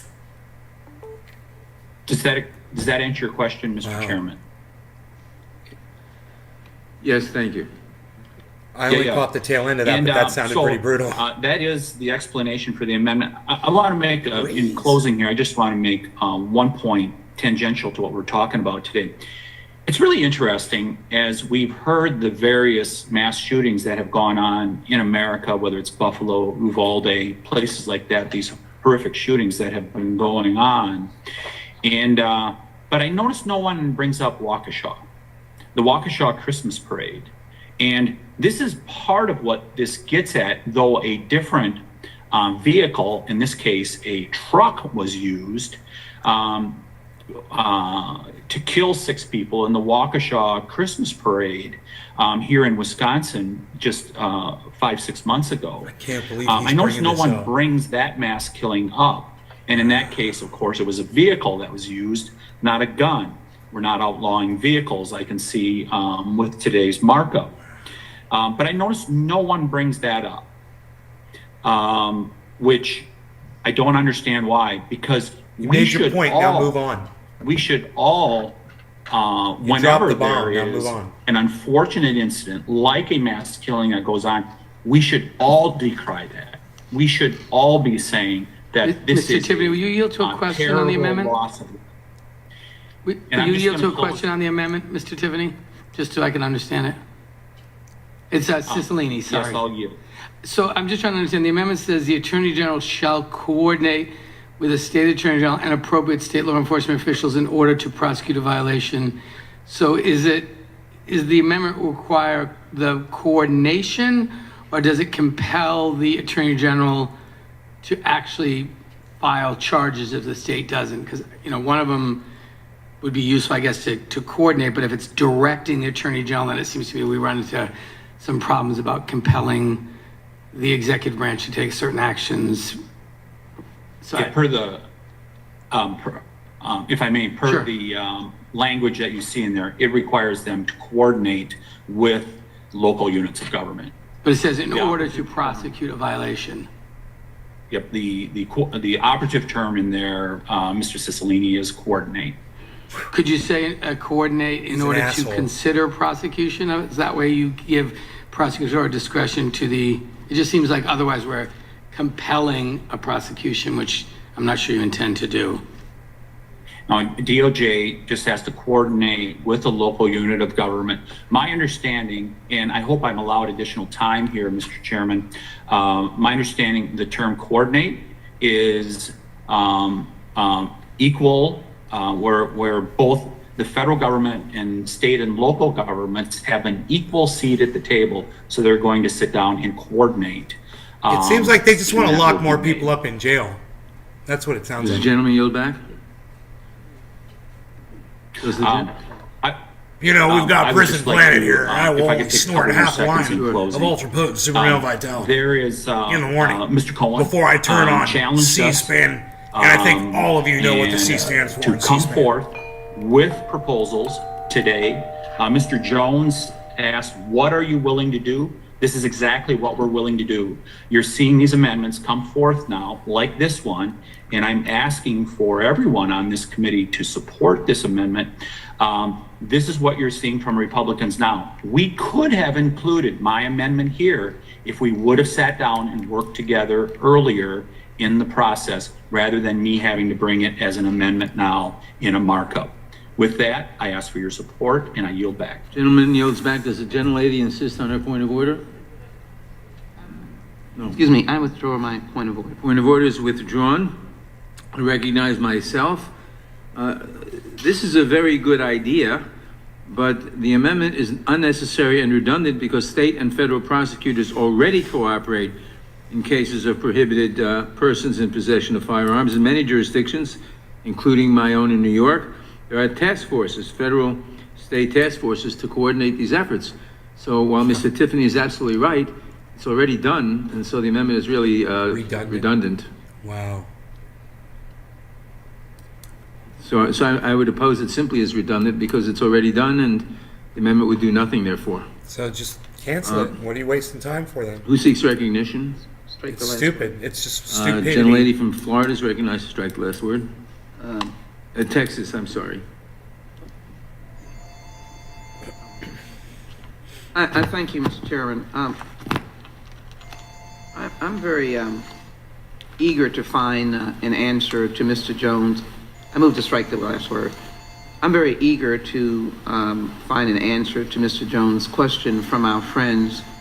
And I would ask the question to Mr. Tiffany that if this amendment was included, that would then make you likely to support the Protect Kids Act. Is that accurate? Mr. Tiffany? Yeah, I'd be happy to answer your question. Early in the summation that I just gave here a minute ago, this would be a good change, but as I said, this bill creates several unconstitutional restrictions on lawful gun ownership. All right, sir, you said your answer would be no. I appreciate it. I have little time. As a member of the Judiciary Committee, I'm not going to be in the habit of reclaiming my time. Your answer is no. Unconstitutional laws. Your answer is no. Again, as indicated, this may be already done, but let me speak to the conditions of Texas. I don't know what laws my prosecutors could in fact operate under. We have no universal background checks. We have no ban on assault weapons. We have no red flag laws. We have no age 21 requirement to buy a rifle. We have no waiting period to buy firearms and ammunition. We have no closing of the gun show loopholes. We have no limits on open carry. In fact, we have open carry. And no ban on concealed weapons at universities. In fact, we are Get your hand off the thing, dude. What's he doing? Without an infrastructure for which our prosecutors basically could operate under. Obviously, if the mass shooter at the school in Uvalde had lived, Robb Elementary School, there might be a trial.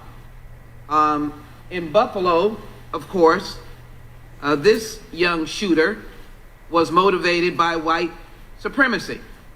And there's certainly no laws, because I know my good friends will call that speech and the protection of free speech. I don't know whether they would view that as disinformation. But the difficulty of the larger picture of what you're doing is that is why the federal government needs to act, because there's an inconsistency of protection that does not violate the Second Amendment in our states. There are states like New York and California, Illinois, that have put in strong laws, and they have seen an impact. Maybe not on the individual. I agree. issues. You know what? Now that she's pointed that out, I think those Republicans should work to reverse all those states too. In this legislation, Suck we're not living in leaving out California. those circumstances, but it is well And there were documented. plenty of mass shootings in that states state, like Illinois, regardless New York, and of some of the California, strictest people gun laws bring in guns America. in. We understand that these circumstances allow your coordination, and I would much find it stronger to say that the Attorney General is directed to do such where there is a gap, or that the Attorney General can rely upon federal laws. I don't think I see this clearly here in order to prosecute a violation of the state. And you use Title 18 U.S.C., the state declines to prosecute such conduct under substantially similar state law. Well, we don't have any much in the state of Texas. We certainly have felons who cannot rob a bank, and I assume if they had a gun, that is an element of prosecution. But we're talking about the incidences of mass murders. And so this amendment, of which I certainly am empathetic to your intent, does not work or give any help to the mourning parents in Texas who are mourning quite frequently, including Rhonda Hart, whose daughter Kimberly Vaughn was killed because the gun was not securely stored in Santa Fe, Texas, and nor would have helped the circumstances in Uvalde. With that, Mr. Chairman, I have to oppose the underlying amendment. The gentlelady yields back. Is there any further discussion on the amendment? If not, the question occurs on the amendment. All those in favor say aye. Aye. Opposed, nay. No. No. In the opinion of the noes have it, and the amendment is not agreed to. Are there any further amendments? For what purpose does Mr. Massey seek recognition? That was it. It failed. Mr. Chairman, I seek to offer an amendment. The clerk will report the Reserve amendment. a point of order. Point of order is reserved. Was that the Amendment to one? the amendment in the nature of a substitute to HR 7910, offered by Mr. Massey of Kentucky. The amendment will be considered as read. The gentleman is recognized for 5 minutes to explain his amendment. Thank you, Mr. Chairman. One of the 6 titles of this gun control bill is called Title II, Prevent Gun Trafficking. I'm not sure why it's necessary. It's trying to outlaw something that's already illegal. It says it shall be unlawful for any person to knowingly purchase or acquire or attempt to purchase or acquire a firearm for possession of a third party. If you do this today, if you go to an FFL and you buy a firearm, you sign on the form, the 4473, that you are purchasing that firearm for yourself, not for another individual. In other words, you are attesting, you are swearing that I wonder if Kyle you are not Rittenhouse. a straw purchaser of this I wonder firearm. if the guy that got the gun for Kyle So Rittenhouse. why is Title filled II that out. preventing gun trafficking necessary? It says that it's going to outlaw the exact same thing that's already illegal. So when somebody offers a law or a new law that does something that an old law already does, the question is, what more does it do? Or what more does it intend to do? And one of the things we should make sure that this new law doesn't do is create more victims undefendable victims of domestic violence. So the law that's proposed today here, Prevent Gun Trafficking, has exceptions. It says that if the firearm is purchased or acquired by any person that wants to give it as a bona fide gift to another family member, that they're not a gun trafficker. Okay, that makes sense. Or if it's purchased by an agent of a lawful business, in order for another agent of that business, let's say a rancher, I presume, buys a firearm because one of their ranch hands needs it to shoot coyotes or something. But it's lacking something here that I think it needs, and that's why I'm offering this amendment. My amendment says this section, this gun trafficking section, shall not apply to any firearm if the purchaser or person acquiring the firearm transfers the firearm to a victim of domestic violence for his or her protection. Would the gentleman yield? I will yield to the gentleman from Georgia. How do you define domestic violence in this amendment? No reason to believe. How would you define it? Well, there's a whole lot of domestic violence. I mean, that's an open term. Somebody who has been a victim of domestic violence. Well, Can't see the future. so that could be anybody. That could be anybody. It could be a bullying victim. You yield to me? I'll yield to Mr. Bishop. So I would say in response to the inquiry by the gentleman from Georgia that a term in the absence of a definition is construed by the court according to its normal and natural meaning. That's a very good answer. I would agree. But whatever the legal term of domestic violence is, quit wasting time. Is domestic violence? If I may continue on. I thought it was an excellent answer. Sure, please. Yeah, I would say that I don't know what limits there would be. For example, I've seen, you might think of domestic violence as between married people, or you might think, well, but we need to make sure it covers people in committed relationships who are not married. So I could see how you could have a more expansive definition. Yeah, or of what domestic about violence. a child who's being abused by their the parents? Essence of it, though. And Is I that would not also think domestic this being a violence? remedial measure, the court would interpret the term liberally to reach all reasonable constructions, including people in a domestic relationship. That would, and so I think it's pretty clear what domestic violence is. I yield back to Mr. Massey. If the gentleman is concerned that it's an overly broad term, I will accept perfecting amendments to this to define domestic violence, and I reclaim my time. I think that anything we do today here, we have to think of the unintended consequences, and if this amendment would save one life, then it's worth voting for. Will the gentleman yield to a question? Mr. Massey? I am, sure, absolutely. Don't be reluctant. You can handle it. My question is, I think the reason that this provision is included in this legislation is that there is currently not an explicit prohibition on straw purchasing. And so the first claim you made is that it repeats, and actually I think if you look at prosecutions, the requirement that the gun seller represent who's buying the gun, that person has a background check, doesn't preclude that person. Reclaiming my time because I don't have much left. People are prosecuted for straw purchases. You are lying on a form when you fill out the 4473. And maybe they should be prosecuted more, but the law is already on the books. And I don't think that anybody who's trying to protect a domestic violence victim should be convicted of gun trafficking. And I yield back. The gentleman yields back. Gentlelady insists on the point of order. I withdraw my point of order. Adler's mic is messed up. I recognize myself He in recognizes opposition to the himself. amendment. This amendment is unnecessary because if you look at page 6 of the amendment nature of a substitute, lines 11 to 16, it reads, D, this section shall not apply to any firearm if the purchaser or person acquiring the firearm has no reason to believe that the recipient of the firearm will use or intends to use the firearm in a crime or is prohibited from purchasing or possessing firearms under state or federal law. He's right. In other words, this amendment does exactly what the bill already does. It's the straw purchase provision of the bill. And I assume, based on your amendment, that you support the ghost gun provision of the bill.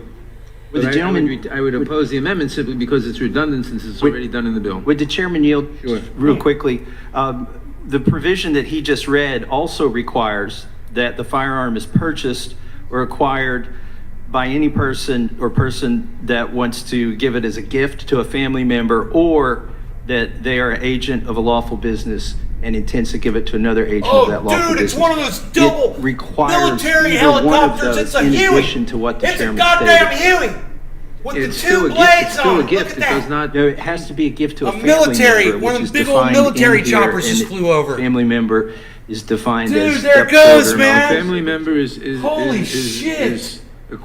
covered by the term any person. That was cool, The term man. family member is defined. It was the a previous goddamn page. Huey. It has to be an uncle or a niece or a nephew. So if you transferred under this law here today that seeks to be passed, if you transferred a firearm to a victim of domestic violence and you were not related to them, you would be in violation of a federal law punishable, I believe, by up to 10 years. And I seek to rectify that with this amendment. Yeah, well, the issue, Mr. Massey, is you have to draw the line somewhere, otherwise. But it's not redundant. My amendment is not redundant, with all due respect, as the chairman stated. Yeah. Oh, you see him all the time? Saying, the issue is you have to draw the line somewhere, otherwise you're allowing open transfers. And that's what the bill does, and the amendment wouldn't change that. But no, the amendment does change this law so that somebody does not go to prison, to federal prison, for trying to help a domestic violence victim. It doesn't actually require any This one proof was of headed domestic south. violence. So it doesn't change the bill at Southwest. all. It would be a defense for somebody who was convicted under this. They could offer that they were Southeast. assisting a victim of domestic violence. And if they could. They would still have to prove that. That's right. That's right. And that doesn't change the bill. No, absolutely, because that is not a defense if the bill isn't improved with my amendment. That's West. not a defense. The amendment doesn't change Just the had bill to at do all. West. They would have to do that with or without the So amendment. like Tampa. I yield to Mr. Bishop, who could maybe explain. I'm not sure I can do better than I'm that, sorry, Mr. it's the Massey. chairman's time. I My apologize. time. I'll yield to Mr. Bishop. Yeah, wait, I saw it going in that direction. I don't know if I can do better than that. Mr. Massey's very explicitly explained why the segment that you read does not provide protection to all domestic violence victims.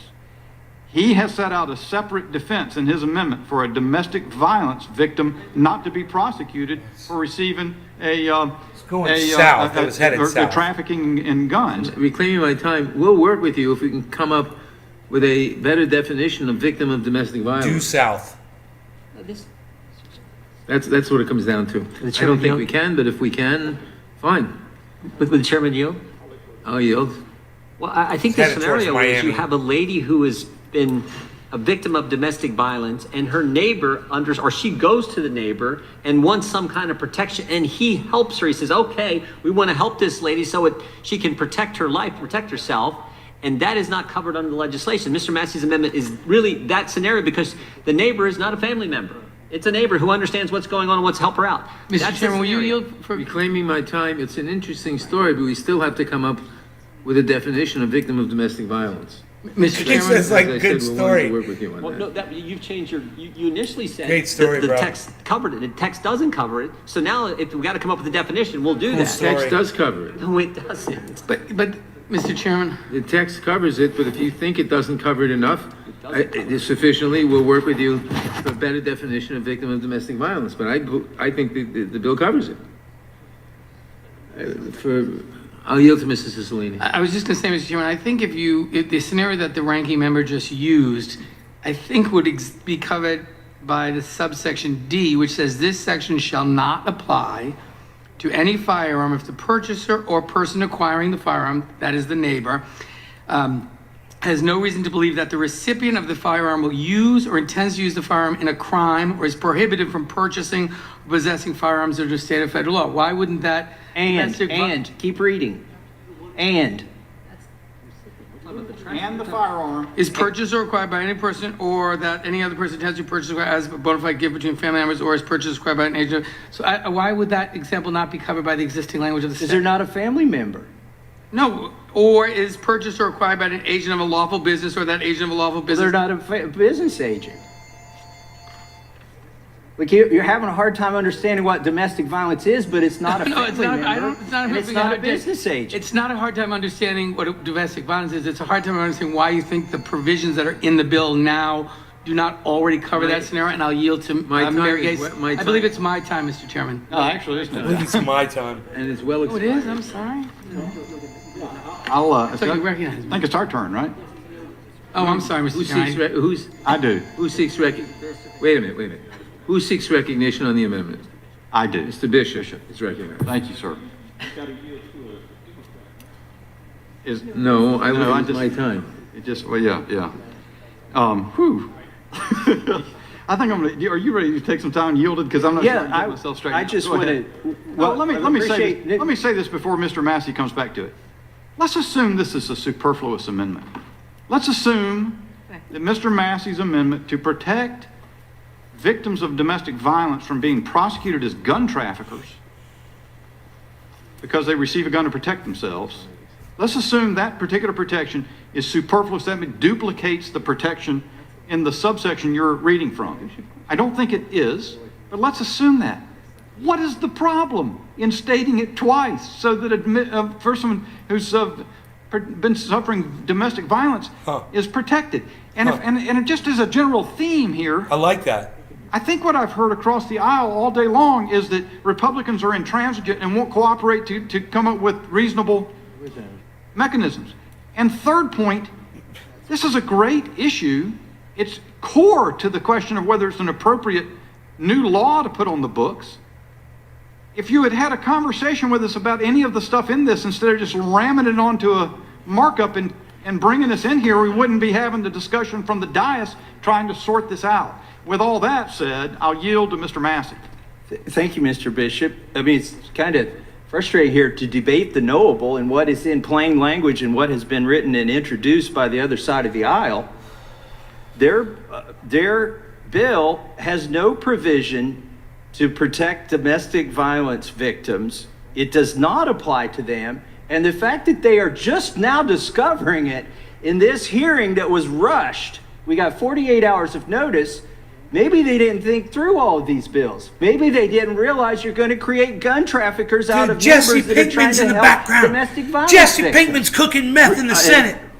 Just read the bill Jesse that has Pinkman. been introduced. It's not superfluous. What I'm Pinkman. saying here. Science, and I think it's bitch. important- Hey, that's science, bitch. Let me close with this What? before I give it back to Mr. Bishop. I Hey, think it's indicative Mr. White. of the lack of Mr. thought White. Hey, and the we're talking about guns, unintended Mr. White. that will stem Science, bitch. from these bills that they're trying to pass today. Jesse And Pinkman. Their lack of knowledge of what it does and doesn't allow, and I yield back to Mr. Bishop. 100%. And before I give a specific example that will not be covered by the exception to which the Democrats have referred, I want it to be clear that when a vote is taken on this amendment, Democrats are going to vote against protecting victims of domestic violence from possibly being prosecuted as gun traffickers because they receive a weapon to protect themselves. That's what's at issue. Now let me give you a specific example. If people are cohabitating as roommates in a property, and one is beating the tar out of the other one on a regular basis, and the one being beaten gets a gun from a friend, they're prosecutable under your bill. Both the friend and the victim, absolutely. So Mr. Massey wants to have a very modest amendment to provide for that. You're against it. He wants to Fine. load the jails up. Anybody else on our side want time? They want to Anybody load want the to jails up, contradict what I man. just said on the other side? While they're doing this. Didn't think so. I yield back. Prison Planet. I will only snort half a line. Gentleman Super yields back. relative For what purposes soldier Ms. bullet. Scanlon seek recognition? I seek to strike the last word. Gentleman is recognized. I'm really gratified to hear that our colleagues have concerns about victims of domestic violence because they've been so resistant to helping us pass an evidence-based protection for victims of domestic violence, and that would be closing the boyfriend loophole. The loophole that precludes us from removing Would the gentlewoman firearms yield? from the home. I was going to finish my thought first. Okay. Prevents us from removing weapons from the homes of someone who's been convicted of domestic violence, and that would be a place we could look for a definition of domestic violence, certainly in VAWA. But our colleagues all voted against VAWA because of that very provision. So I would urge that if we want to do an amendment, we do one that deals with removing guns from the homes of stalkers, people who've been convicted of stalking or domestic violence, because the evidence shows that's where there is actually a risk of gun violence. And I'd yield back to the chair. Yes. The gentleman yield. Gentlelady yield. I just want to add that there is no research to support the idea that women's gun ownership increases their safety, regardless of whether they're in-person violence victims. In fact, studies show the opposite, that women living in households with a firearm are at greater risk of homicide. A study of female intimate partner homicide risk factors found that even for women who lived apart from their abuser, there was no evidence of protective impact from owning a gun. And a California study found that women who purchased a gun died by firearm homicide at twice the rate of women who did not. I'll yield back to the gentlelady. Do you wish to yield to me? Sorry, no, I yielded back to the chair. It's the gentlelady's time. Mr. Chairman, I asked unanimous consent to submit. It's the gentlelady's time. I yielded back to the chair. Oh, then I yield back. Mr. Chairman. Mr. Chairman. Who seeks recognition? I have unanimous consent requests. Mr. Massey? I'd like to submit to the record an article from the New York Post, November 4th, 2019. Pregnant Florida mom uses AR-15 to kill home intruder. Without objection. Who seeks recognition? Mr. Chairman. For what purpose does Mr. Jordan seek recognition? I'd yield to the gentleman from North Carolina. Thank you, Mr. Jordan. And recognizing this might be taken one step too far, I just want to make sure I understand. The gentlelady from Pennsylvania, did she respond to this concern by talking about another bill? That's what I thought. And so that's where it stands. No one has an answer to the example that I gave of a domestic violence situation that is not protected from being classified as a gun trafficker under this bill. Mr. Massey proposed a... Right on, Treasure Coast. I guess you guys are for 3 victimizing hours. domestic victims, domestic violence victims. You will not respond to it substantively, and the only answer coming from the other side in response to that, you can't rebut that example. I hope the sound The is only okay. answer of Ms. It's not too Scanlon loud, is to talk it? about another bill that somebody didn't support. Fine. That's great. I don't think you could make a clearer case for the nature of the dialogue, the nature of this proceeding on this particular bill, this package of stuff, than that example. And I thank you, Mr. Massey, for a great bill. I yield back to Mr. Jordan.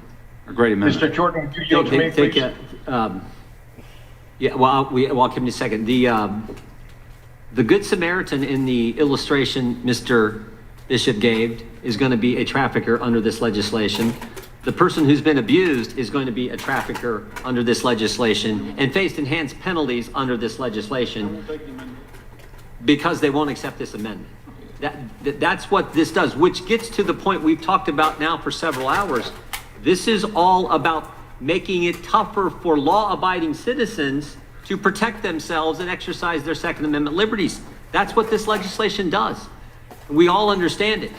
It's a darn good amendment. I can't believe it won't be accepted. I yield to the gentleman from Kentucky. So I want to talk about where I started out here. If we have a law that does something that the law already accomplishes, why do we need the new law? Well, the difference between the existing law, if you're a straw purchaser under the existing law, you can be convicted. In other words, a Good Samaritan who buys a firearm, gives it to domestic violence victim.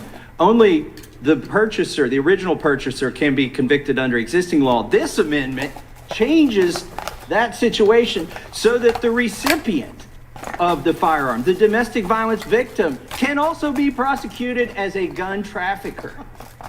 So that's the difference between the existing law and what will happen if this law passes. Why in the world would Democrats want to prosecute a domestic violence victim who's received a firearm for his or her self-defense? Proud moment in the formulation of legislation in this committee. Proud moment.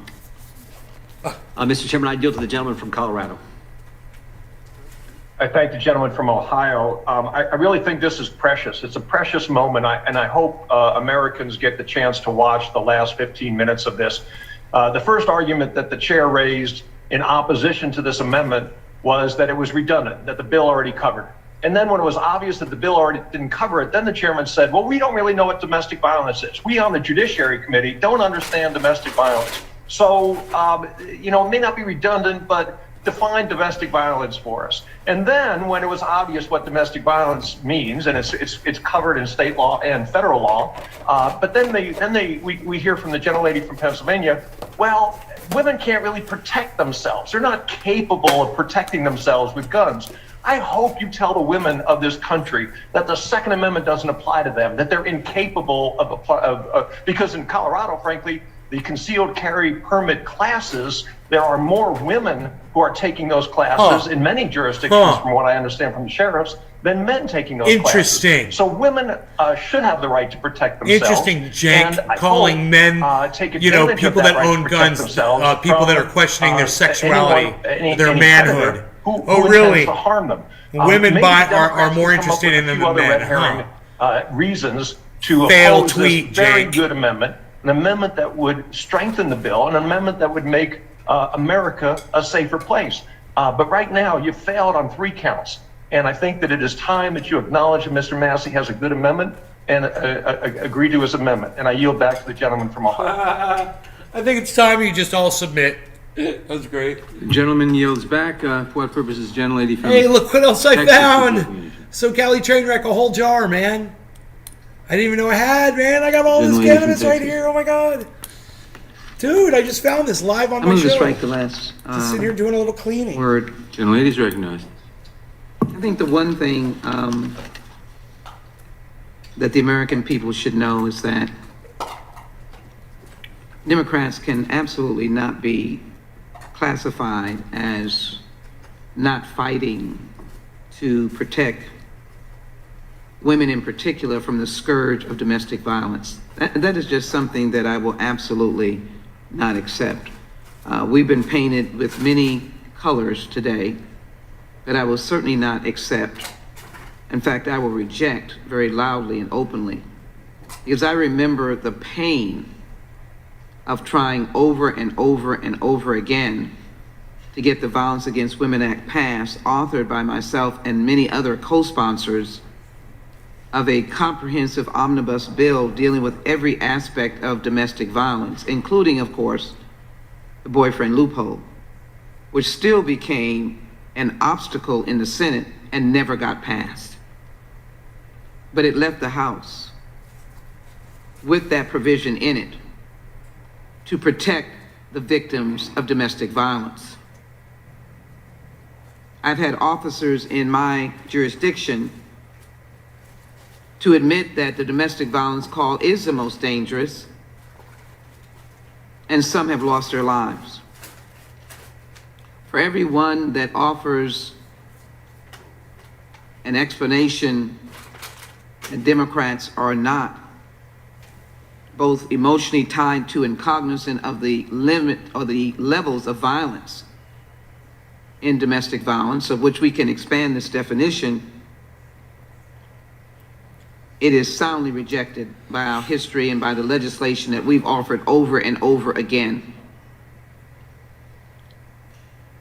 And so I would say to Mr. Massey, some modification of his legislation may be well placed.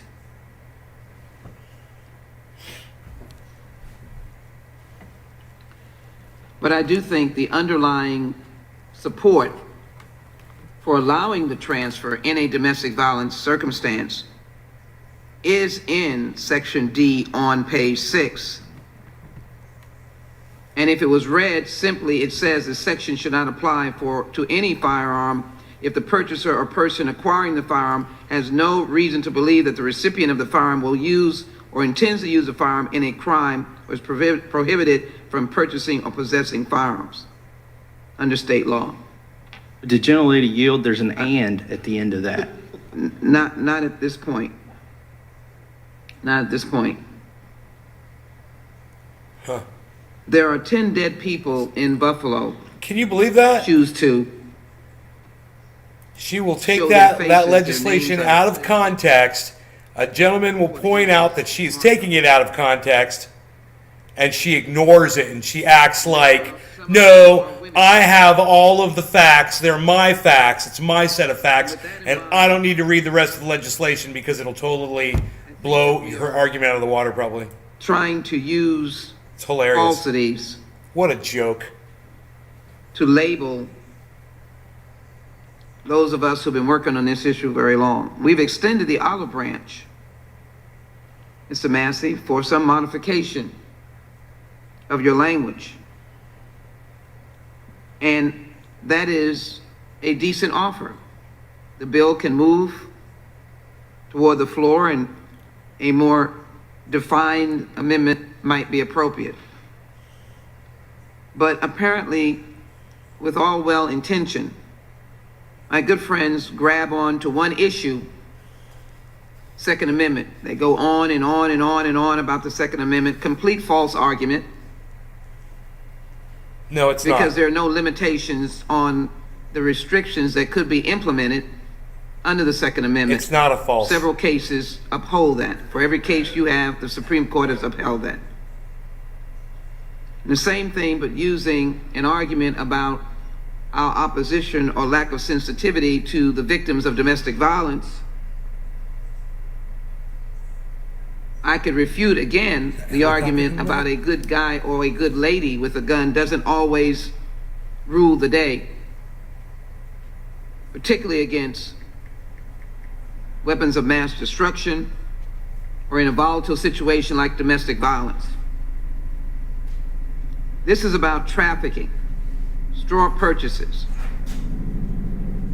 We want this section to stand for what it is supposed to stand for, and that is the outright outrage of people passing off guns and creating havoc and killing people in urban and rural communities. So I think there is merit to your intent, Mr. Massey, but I will not accept the high road in contrast to what we have done and what this committee has tried to do, my subcommittee in particular, with its members, on protecting persons against domestic violence. I ask you to reconsider your amendment. I yield back. The lady yields back. Court purposes, gentleman from Texas seek recognition. To strike the last word on this. Gentleman is recognized. Thank you, Mr. Chairman. Mr. Massey is right. He's proposing an amendment that will help with domestic violence. It will help protect women who are victims or have been victims of domestic violence. Because if they accept a gun from a friend after beatings, threats, the kind of thing that I dealt with as a prosecutor, I've seen, and by the way, to have more than one Democrat tell us, you know, we don't care about domestic violence, or that, oh, they're pleased that all of a sudden we've shown interest. I've got decades of dealing with it, and having had women, even all these years after leaving the bench, thank me that I don't even remember because I handled so many felony cases, for giving them their lives back because I saw through the garbage of their husband or their male partner who was so abusive. You've got no high road, no right to condescend. You don't know what our lives are. You don't know how we have fought domestic violence. I carry some of the scars from dealing with that issue, trying to help people over the decades that I dealt with it. But so he's got a good amendment. We don't need the condescension. It's not superfluous, this amendment. It's quite good, actually. And to condescend and say why we voted against DAWA, there was a lot of garbage in there. There was some good things, but again, Democrats weren't interested in coming together, but rather just trying to get a political win or notch on the belt. But let me mention some of the things that continue to be brought up regarding ending assault weapons in multiple magazines. The Justice Department itself has said that the impacts on gun markets and gun violence, well, talking about the assault weapons ban, but include multiple containments in magazines. The Justice Department said should be renewed. The ban's effects on gun violence are likely to be a small at best, perhaps too small for reliable measurement. Assault weapons were rarely used in gun crimes even before the ban. And over the course of the 10-year assault weapons ban, mass shootings still occurred, including Columbine. And according to data from the FBI, 2015 to 2019, you're twice as likely to be killed by hands or feet than you are to be killed by a rifle. And that seems to be what has scared so many people. The Virginia Tech shooter did not use a semi-automatic rifle nor an automatic rifle. I use those in the Army, but what people are calling assault weapons, 223 round. It's just barely bigger than a 22. Which, by the way, experts testify organized crime like to use 22 because the rounds are so difficult to ever trace to a gun. But an assault weapons ban is just a talking point, does not deal with the root cause of violence. And it appears so much is political today. You don't want our amendments. It seems like you came in with the attitude, even a good amendment like this, you're determined to stop it. Now, as a judge handling thousands of felony cases, I don't remember any significant felonies where the perpetrator went in, bought a gun, got the background check, or bought a gun without one, but they always had to get one. There is no loophole for the gun shows. I mean, if a federal firearm licensee is selling a gun, there has to be, no matter where it is. There's no online loophole. That's false as well. But so many of these, most of these mass shootings, they got approved by the background check and they bought the gun. So there is so much that's just talking points, but it's not going to solve the problem. And we want to solve the problem. I go back. Gentleman yields back. For what purpose does Mr. Johnson of Georgia seek recognition? I'll move to strike the last word. Gentleman is recognized. Thank you, Mr. Chairman. This is a solemn hearing. It is a place where personal experiences have been shared in terms of the loss of loved ones. We're grieving as a nation for the loss of 29 of our fellow citizens due to gun violence out of control here in America, mass murders, another one yesterday, and this is a solemn moment, but yet my friends on the other side of the aisle are playing games, trying to muck up the works of a very straightforward piece of legislation with the intent and the name of protecting our kids. We're trying to protect our kids. We're looking to raise the age to 21 for someone to be able to purchase a long gun. And we're trying to prevent gun trafficking. That's what we're talking about right now with this amendment. And Mr. Chairman, it's my humble opinion that if you give my colleagues on the other side of the aisle an inch, then the NRA takes a mile. This amendment appears or would appear to be quite reasonable, but what it really does is like a Trojan horse. It opens up the legislation. It puts a big hole that you can drive 3 Mack trucks through at the same time. Talking about victims of domestic violence. What is a victim of domestic violence? What is a victim, by the way? Is that somebody who has just been threatened or who thinks that they've been threatened? What is his problem? Is it somebody who received a phone call? This guy's an idiot. Wow. What is a threat? What is a victim of domestic violence? I mean, you can drive, unless that term is defined. It is defined, you idiot. With sufficient specificity. It is in the law books. It will hurt this I'm telling you, legislation. He's an idiot. And I would submit that he's a blithering idiot. I don't know how he got voted into office. Amendment would drive a hole into this legislation. I think we should do what we set out to do, which is to prevent as much gun trafficking as we possibly can. And we also don't want to open the door for untraceable weapons, ghost guns, to be allowed to be transferred to so-called victims of so-called domestic violence, whatever domestic violence is.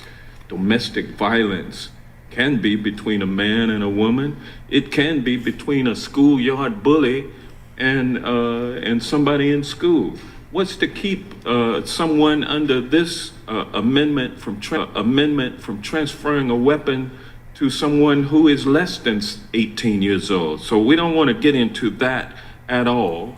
We also want to do our work on safe storage so that people like Ethan Young, 15 years old, his mother is here today, has been sitting dutifully through this hearing to see us do the work that she knows we need to do, and so many other Americans know that we need to do. Let's stop playing games. Let's stop smiling and laughing, thinking that we got somebody on an amendment, and let's go ahead and just pass this legislation. This is good legislation.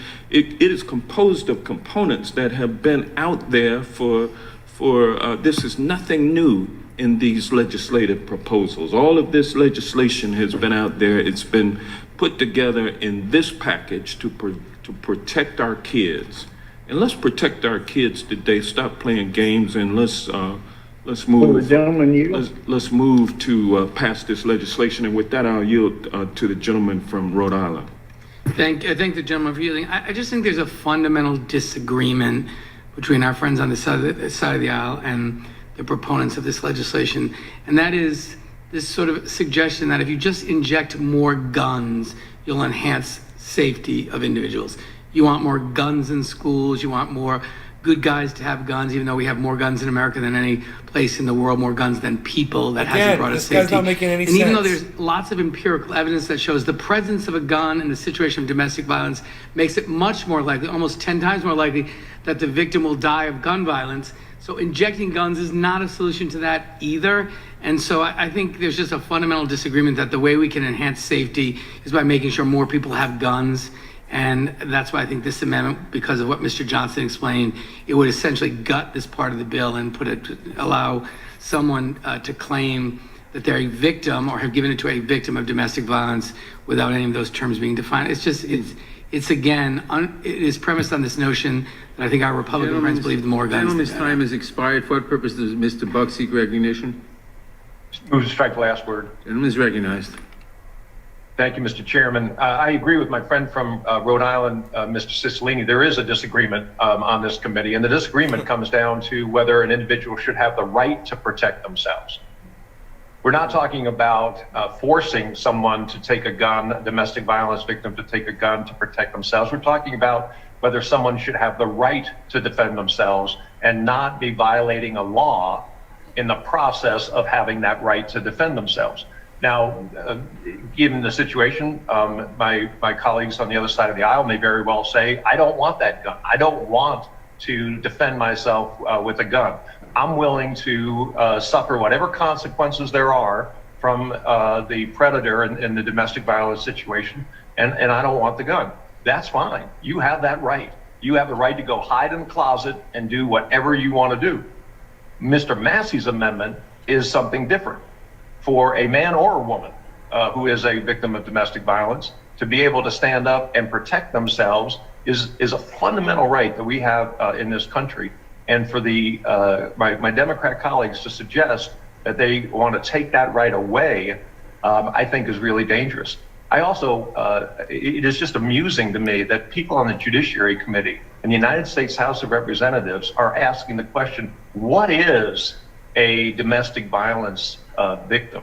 We know what a domestic violence victim is. It's an individual who is involved in a intimate relationship that it becomes a victim, that is a victim of a assault or threat. Now, to suggest that some schoolyard bully is a domestic violence victim, we all know that's not true. You're raising issues out there that aren't accurate. If you really cared about domestic violence victims, you would talk to Mr. Massey right now and say, let's define domestic violence victims if there is some doubt about what the definition is, and let's move forward with this amendment. And with that, I yield to my friend from Kentucky, Mr. Massey. I thank the gentleman from Colorado. Everybody on the other side of the aisle is looking for the gotcha in this amendment. There is no gotcha. I found a fundamental flaw with your bill. I'm trying to fix it. I didn't even think there'd be a debate on this. I thought you'd recognize it immediately. And I would love to take my colleague, Ms. Sheila Jackson-Lee's offer up to work on this later behind closed doors. But the problem is, how do you negotiate later in good faith with people who don't even recognize that the bill is flawed right now. Nobody on the other side of the aisle has yet conceded that there is an and at the end of the sentence that they keep reading, that in order to transfer a firearm and not be convicted as a gun trafficker, it has to be a family member or a lawful business agent. There is no domestic violence exception in their bill. I'm trying to add it. I'm confounded and confused as to why they would not accept it. Because there should not be such an exception. Wonder if Mr. Buck would yield to me to supplement your point if you're done. Not quite. Not quite, but we've gone through several levels here. First, they said that they didn't know what domestic violence was. I'm glad our Democratic colleague from Pennsylvania cleared that up for them, and they remembered they've introduced multiple bills to deal with domestic violence. So now they know what it is. It's a clown but they show. Still have a hard time reading this. And then we just were If you've been paying attention, by the claim that women can't defend themselves. This is and that they hilarious. shouldn't be What this given guy that is right. saying is And the hilarious. fundamental problem with their bill is it changes the existing law such that not just the Good Samaritan can be prosecuted, but now the victim of domestic violence can be prosecuted for receiving a firearm. And that is wrong. I yield back to Mr. Buck. And I yield to Mr. Bishop from North Carolina. I thank the gentleman. And I don't know, Mr. Massey, it took me, frankly, sitting here very candidly, until Mr. Cicilline spoke, I wasn't getting it. Yep. I thought that what we were arguing over is whether your amendment was superfluous, whether it duplicated pieces that are already in the bill. As it turns out, Mr. Cicilline's made clear that is not the problem from the perspective of the Democrats. They don't want anybody to be able to defend themselves with a gun, even a person who's a victim of domestic violence. I yield back to Mr. Buck and hopes Mr. Jordan gets a chance. Gentlemen, And I yield to Mr. Oh, sorry, I yield to Mr. Gomer. Does Mr. Jordan want time? Yeah, I'm please. sorry. I'll take time. Yeah, I yield to Mr. Jordan. Mr. Bishop made the fundamental point. This is about taking guns away from people, not letting them have a firearm to protect themselves. Where the Democrats are going to take us, let's just be clear. They're going to take us to a world where only the bad guys can get the guns. That's where they're going to take us. That is intentionally, exactly. That is the world they are taking us to, and that's why we are opposed to this legislation. I thank the gentleman for yielding. Gentleman yield. And I yield back. Mr. Chairman,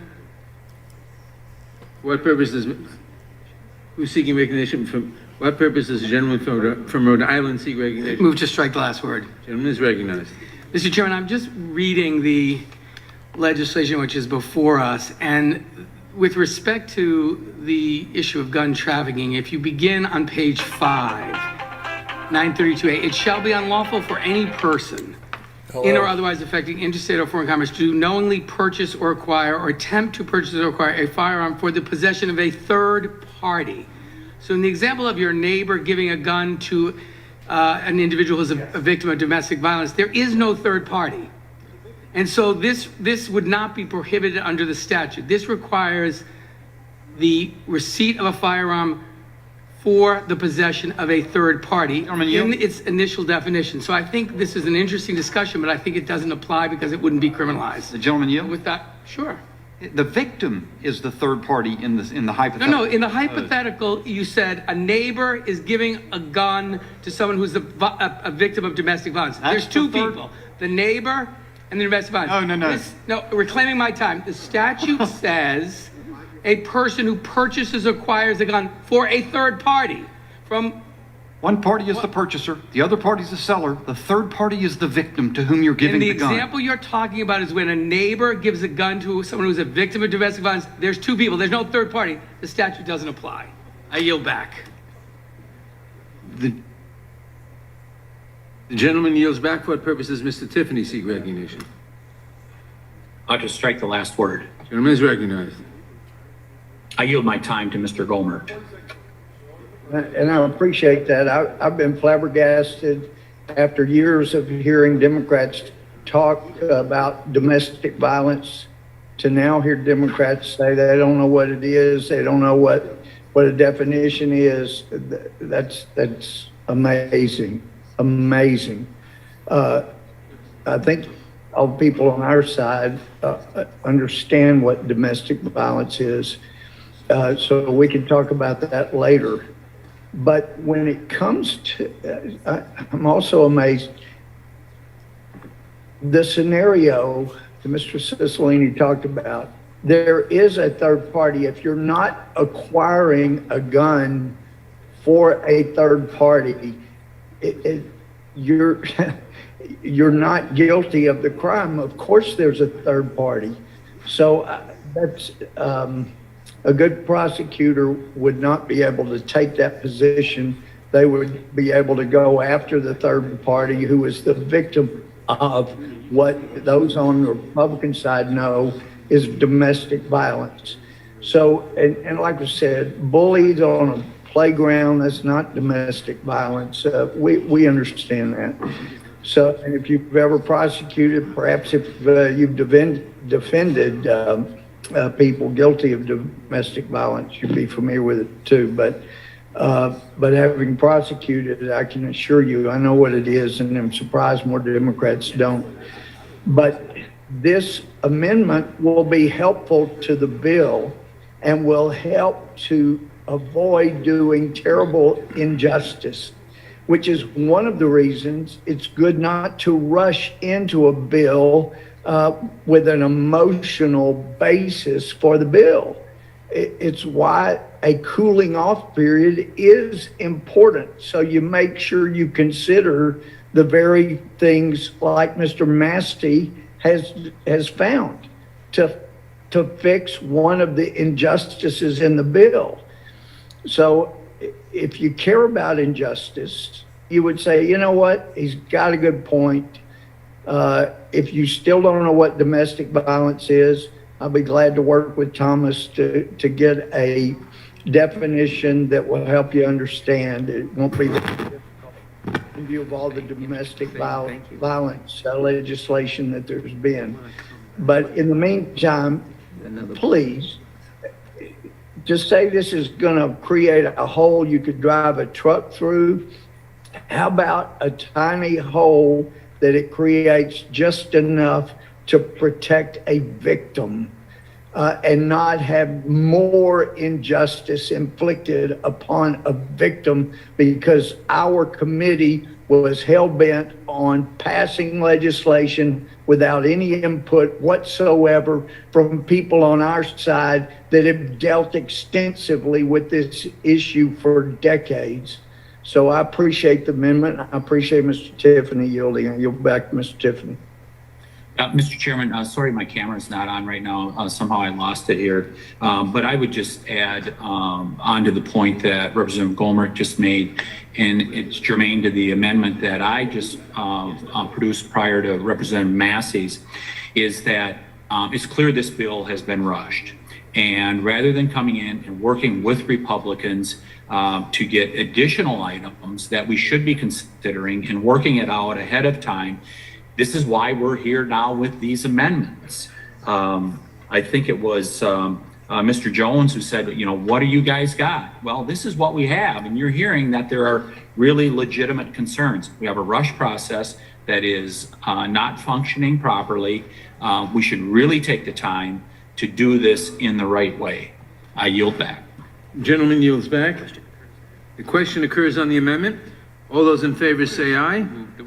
Aye. Opposed, no. No. In the opinion of the chair, the noes have it. Mr. Chairman, I request a recorded vote. Recorded vote is requested. The clerk will call the roll. Mr. Nadler. No. Mr. Nadler votes no. Ms. Lofgren. No. Ms. Lofgren votes no. Ms. Jackson Lee. No. Ms. Jackson Lee votes no. Mr. Cohen. No. Mr. Cohen votes no. Mr. Johnson of Georgia. No.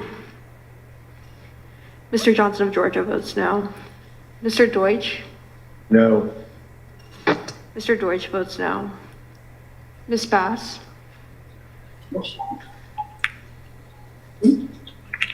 Bass votes aye.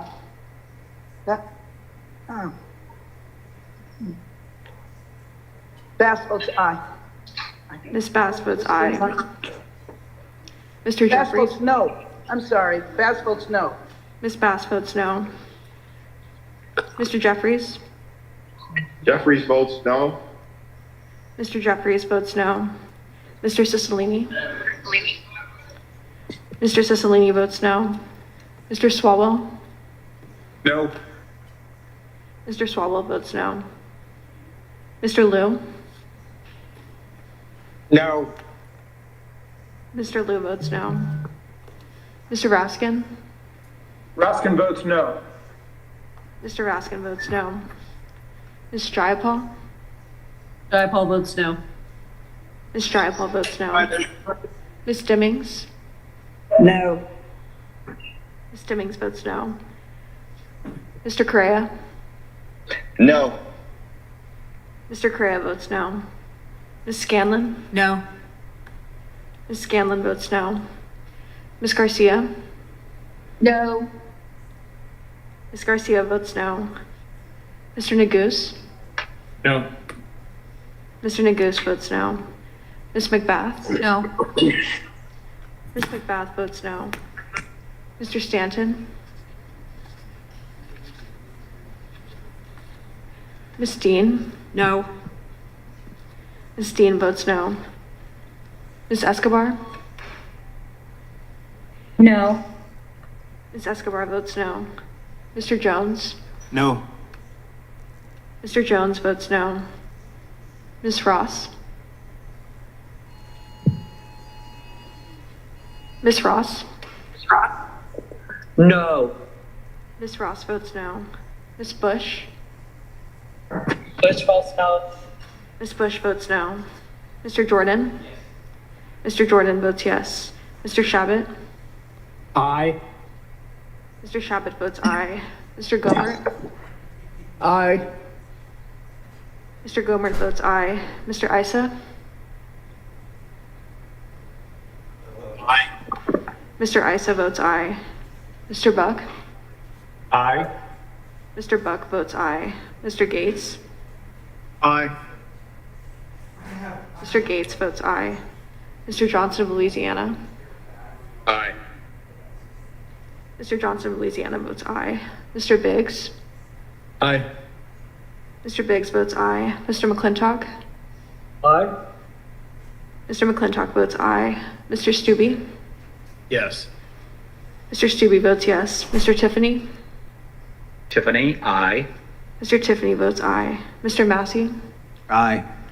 Mr. Massey votes aye. Mr. Roy? Aye. Mr. Roy votes aye. Mr. Bishop? Aye. Mr. Bishop votes aye. Ms. Fishbach? Aye. Ms. Fishbach votes aye. Ms. Sparts? Sparts? Ms. Sparts? Sparts votes yes. Ms. Sparts votes yes. Mr. Fitzgerald? Aye. Mr. Fitzgerald votes aye. Mr. Benz? Benz votes aye. Mr. Benz votes aye. Mr. Owens? Owens votes aye. Mr. Owens votes aye.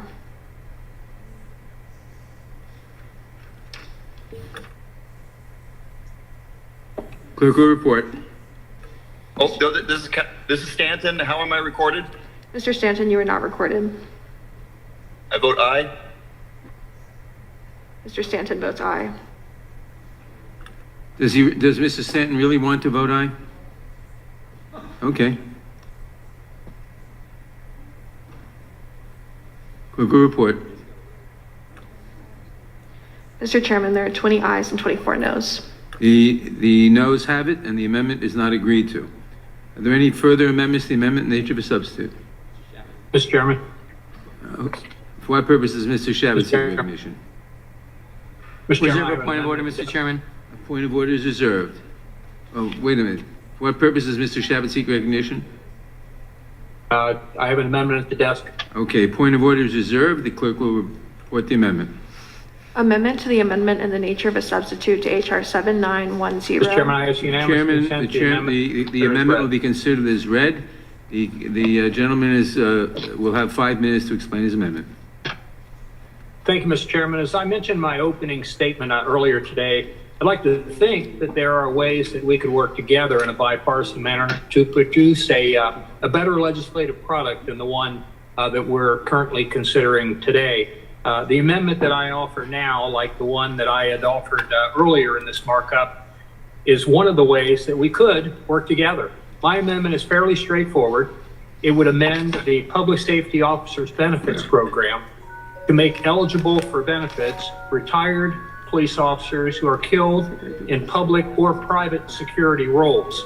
To be eligible, the retired officer must have left police service in good standing, and he or she must be injured or killed while actively protecting a community, a business, a school, a neighborhood, or some other similar entity in a paid security role.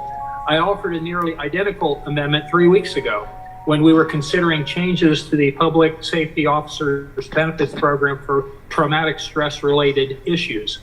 At the time, Mr. Chairman, you may recall that you pledged to work together on the issue going forward, and I agreed to withdraw the amendment at that time. Well, two things have changed since then. First, the other legislation moved forward within days and passed the House before we had any chance at all to work to include my proposal. I don't necessarily hold you responsible for that because I know sometimes these things are made at a higher pay grade, but I was a bit miffed about ultimately it didn't happen. But more importantly, we witnessed another high-profile selfless act by a retired police officer trying to protect his community. Just days after the committee considered changes to the bill that I just mentioned, or that program, retired Buffalo police officer Aaron Salter Jr. confronted the shooter in that supermarket where he worked as a security guard. Tragically, Mr. Salter, a 55-year-old African-American former officer, died as a result of that confrontation. But his selfless sacrifice helped to protect his friends and neighbors and many others. He had shown that same dedication to his community as a Buffalo police officer for nearly 30 years before retiring in 2018. While the Buffalo Police Commissioner honored Mr. Salter by posthumously promoting him to lieutenant and awarded him the Medal of Honor, his family will not receive benefits under the Public Safety Officers Benefits Program. Just as we saw with another retired African-American officer in St. Louis, Captain David Dorn. Lieutenant Salter's family will not receive benefits under the program because he died after retirement and serving his community in a private capacity.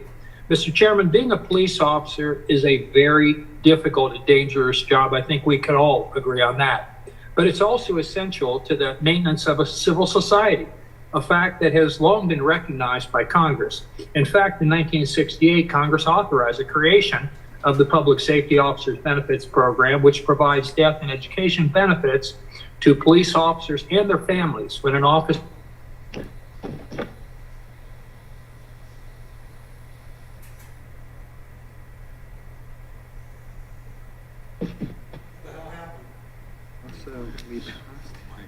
we passed a PXLG benefit during police week already. Mr. Chairman, we have no audio. Yes, we know that he's frozen. We're waiting to see if he comes back. Mr. Shabbat, you've lost your audio. work and contribute to society. Can you hear me now? Yes.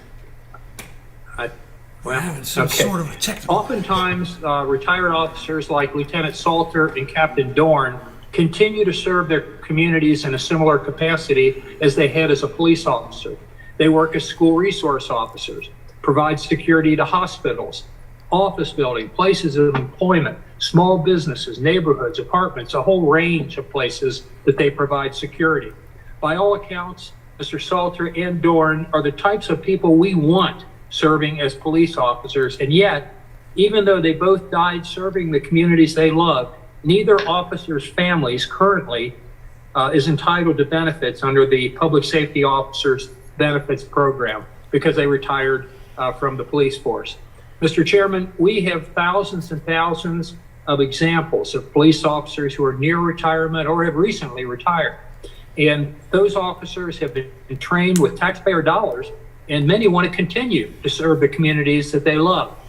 Making the common sense change that my amendment proposes will encourage more dedicated, properly trained police officers to do just that, which will ultimately make our community safer. And that's what my colleagues say they want to do is to make our community safer. Well, this amendment would actually do that. So I urge my colleagues to support this common sense amendment, and I yield back.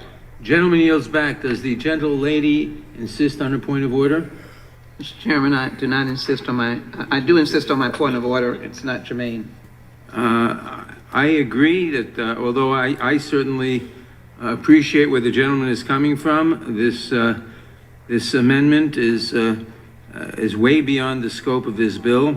This bill has nothing to do with public safety officers or their rewards, and I am constrained to rule it out of order. I obviously disagree vehemently, but if that's the way the chairman is going to rule, that's the way it's going to rule, and I know we would lose in a vote.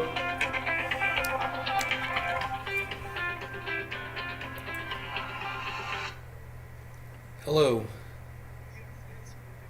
Hey.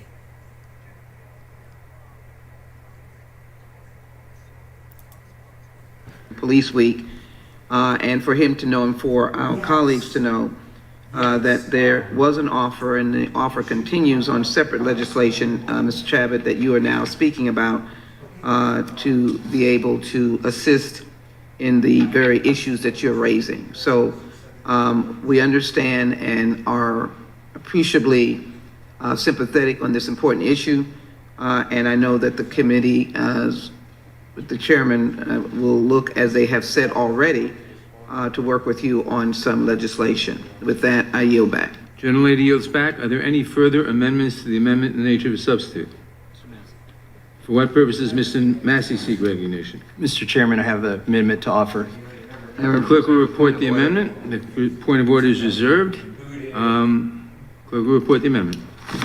Amendment to the amendment in the nature of a substitute. Without objection, the amendment will be considered as read. And the gentleman is recognized for 5 minutes to explain his amendment. Thank you, Mr. Chairman. Title I of this gun control bill would raise the age to purchase a firearm from an FFL from 18 to 21 if it's basically a modern rifle or a modern shotgun. The problem with this is the Constitution covers individuals beginning at the age of 18, not at the age of 21, and so does the Second Amendment quite clearly. But the insult to injury comes when we tell these 18, 19, and 20-year-olds that they can die for their country, that they can sign up, they can use a firearm, they can be shot at, and they can give their lives for their country to protect the freedoms 19, and 20 years and old. to protect the Constitution, Right? Yet they themselves will not be able to enjoy the rights. And do you remember that man earlier said that teenagers, and I said teenagers, are in the military. What are you even talking about? Right now, This is what the federal government says it's okay for teenagers to have guns and be in the military. And he just basically validated what I said before, because I wasn't 100% sure what the enlistment age is in the United States military. But now I know. On active duty. My amendment adds He said 18, 19, and 20-year-olds people that are accepted in the from this military. age restriction, any individual who has registered for selective service. In other words, if your country endeavors to conscript you into the service of that country, possibly to die for that country, to defend that country's constitution, then you deserve the rights that are protected by that constitution. And with that, I yield back. Mr. Chairman, Gentleman yields back. Does the gentlelady insist on a point of order? The gentlelady does not insist on a point of order. I'll recognize myself in opposition to the amendment. This amendment guts this provision of the bill because it says that an individual is registered for selective service, since every individual 18 years of age or over is required to register for every male individual is required to register for selective service. This would permit any male individual at 18 years of age to purchase a firearm. The purpose of this section of the bill is precisely to prevent people 18 years of age through 20 until 21 to purchase firearms, because there is a massive body of research that shows that 18 through 20-year-olds, having not completed the maturation of parts of their brains, are far more likely to engage in violence than people older than that. Really? So in that So there must be a ton of violence from 17, 16, 15, 14, 13, 12, 11-year-olds who are more than capable of grabbing a gun and shooting a whole bunch of people. Why not? If I'm not mistaken, the Democrats are wanting younger Why people to haven't they? actually Why vote. aren't those age When groups going around 16-year-olds killing a whole decide bunch of who people? gets to make the laws in this country, but 18-year-olds can't purchase a firearm. And now we're saying that if you sign up for selective service and, as Mr. Massey indicated, will go defend your country, you're not qualified for the rights in that very Constitution you're going to take an oath if you join our military to defend. So this is just another good amendment from the gentleman from Kentucky, and I would yield to him to Let me talk. yield for a moment. Sure. Is the gentleman aware that until you're 21, you can't even go into a bar and buy and get a shot of bourbon? I'm certainly aware of that. Okay. In Kentucky, we would make an exception for that as well. And I when I went to college, probably when you went to college, Mr. Chairman, those weren't the rules, but they've since changed. I understand that. I yield to the gentleman from Kentucky. The chairman says that individuals 18 to 20-year-old maturation of use his words, maturation of parts of their brains hasn't occurred. Then why do we allow them to make the decision to go fight for their country, to join the military? Furthermore, are we conscripting people who don't even have mature brains into the service of this country? That's why, I'm sorry, somebody needs to mute. Someone needs to mute the microphone. So that's why I tied this to selective service. We're and it's looking also at you, not Lou. the case that everybody who is 18 is registered with selective service. Law-abiding individuals who are 18 have registered with the selective service, and it's probably the case, even though I don't know this for sure, it's probably the case. It's that okay to somebody take without a undeveloped father, minds and let them somebody go with defend mental, you on issues, foreign lands somebody that hasn't and been go in die school for for the you. last 2 years. This guy made an excellent has point. committed one of I these tell you, heinous man, acts. Is probably not registered. These Democrats, with the the only selective reason they're doing this service. And I yield is back to for the votes. Gentleman from Ohio. Because they are not going to win this shit. For what purpose does the gentlelady from Pennsylvania seek recognition? I move to strike the last word. Gentlelady is recognized. Yeah, I would have to oppose this amendment because, as the chairman noted, it does essentially gut the purpose of raising the age, but only with respect to young men, because only young men are required to register for selective service. Almost all U.S. male citizens who are 18 through 25 are required to register. So it seems a very bizarre carve-out to allow young men who, by definition, have not yet been trained for the armed forces, and only young men, to be allowed to purchase weapons. Now, there's already in this bill an exception for people who have undergone that training and are members of the armed forces. So on those grounds, I would oppose this amendment and I would yield back. Gentlelady yields back. Who else seeks recognition on the amendment? For what purpose does Mr. Roy seek recognition? I want to speak on the amendment. Gentleman is recognized. I mean, the gentleman from Kentucky is making an important point about what we ask of, in the case of currently men, with respect to registering for selective service. And then here we're saying, for all practical purposes, and the chairman said it, you're mature enough to be drafted. You're mature enough to be forced into service in defense of the country. We can debate selective service separately, but you're not mature enough to have a weapon and to be able to defend yourself. And I think it begs a question about what do we believe adulthood is in this country. And Chairman mentioned 21 for drinking. Well, drinking is a privilege, certainly not a right, but it's a privilege. And so we make determinations about age, an appropriate level of maturity. But here, we say in this country that you've reached the age of maturity for virtually everything at age 18, notwithstanding some of the stuff going on at universities and so forth. The gentleman yield for a quick question. Who was that? I'm sorry. Why is drinking a privilege, not a right? Well, I mean, I know what we set the age in the Constitution, but it's not a natural right to drink whiskey.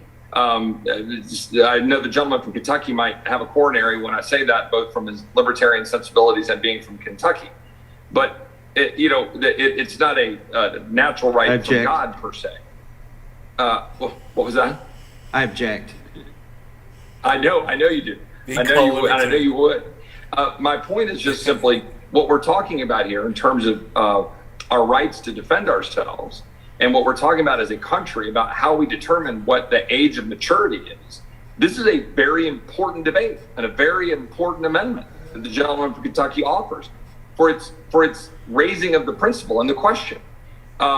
We are blurring the lines of distinction for what we are saying is or is not reaching the age of maturity in this country. Are you or are you not an adult for all practical legal purposes when you're an American citizen? And you're going to be asked to be drafted and go to war. You're going to be able to be tried as an adult. You're able to be held accountable as an adult. You're able to vote and all of these things that get associated with being an adult. And here we're saying, no, you're not. You're not mature enough for that. That's, of course, at the heart of the constitutional questions, which the gentleman from North Carolina has ably raised with respect to both the Ninth Circuit opinion, but put aside the Ninth Circuit opinion, right? What is our opinion of the constitutionality of it, right? Put aside the Supreme Court's precedent, put aside the Ninth Circuit. What is our opinion as members of the United States Congress and the House Judiciary Committee about how you start parsing out rights based on the sensibilities of your vote, as opposed to some amount of consistency and recognition that if you're an adult, that we treat you as such.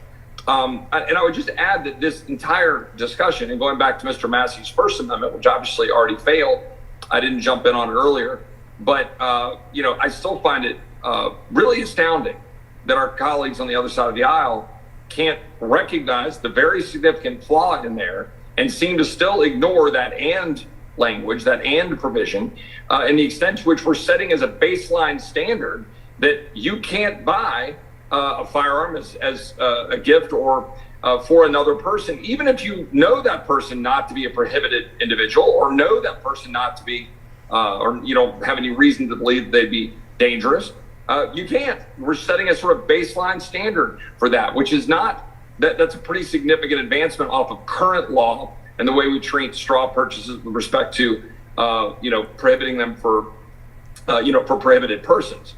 But in any event, I think this is an important amendment. I support the amendment from the gentleman from Kentucky. I yield to the gentleman from Kentucky if he wants to use the rest of my time. Yes, thank you, the gentleman from Texas.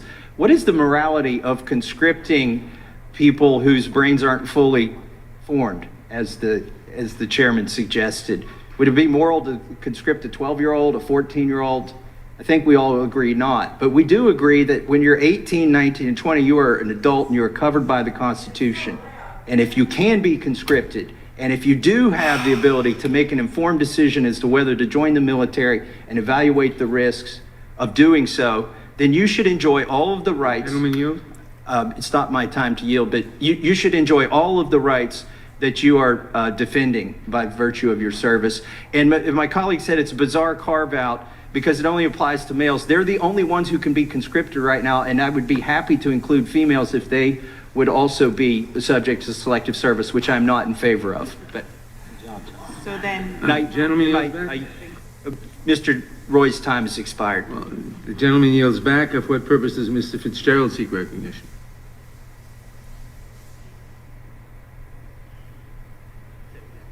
For what purpose does Mr. Fitzgerald seek recognition? I think he's waiting on his amendment. Oh, he wants to talk. Mr. Fitzgerald needs to unmute.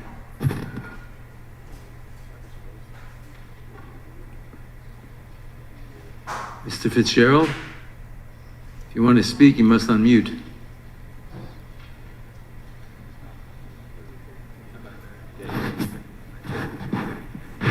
Who else?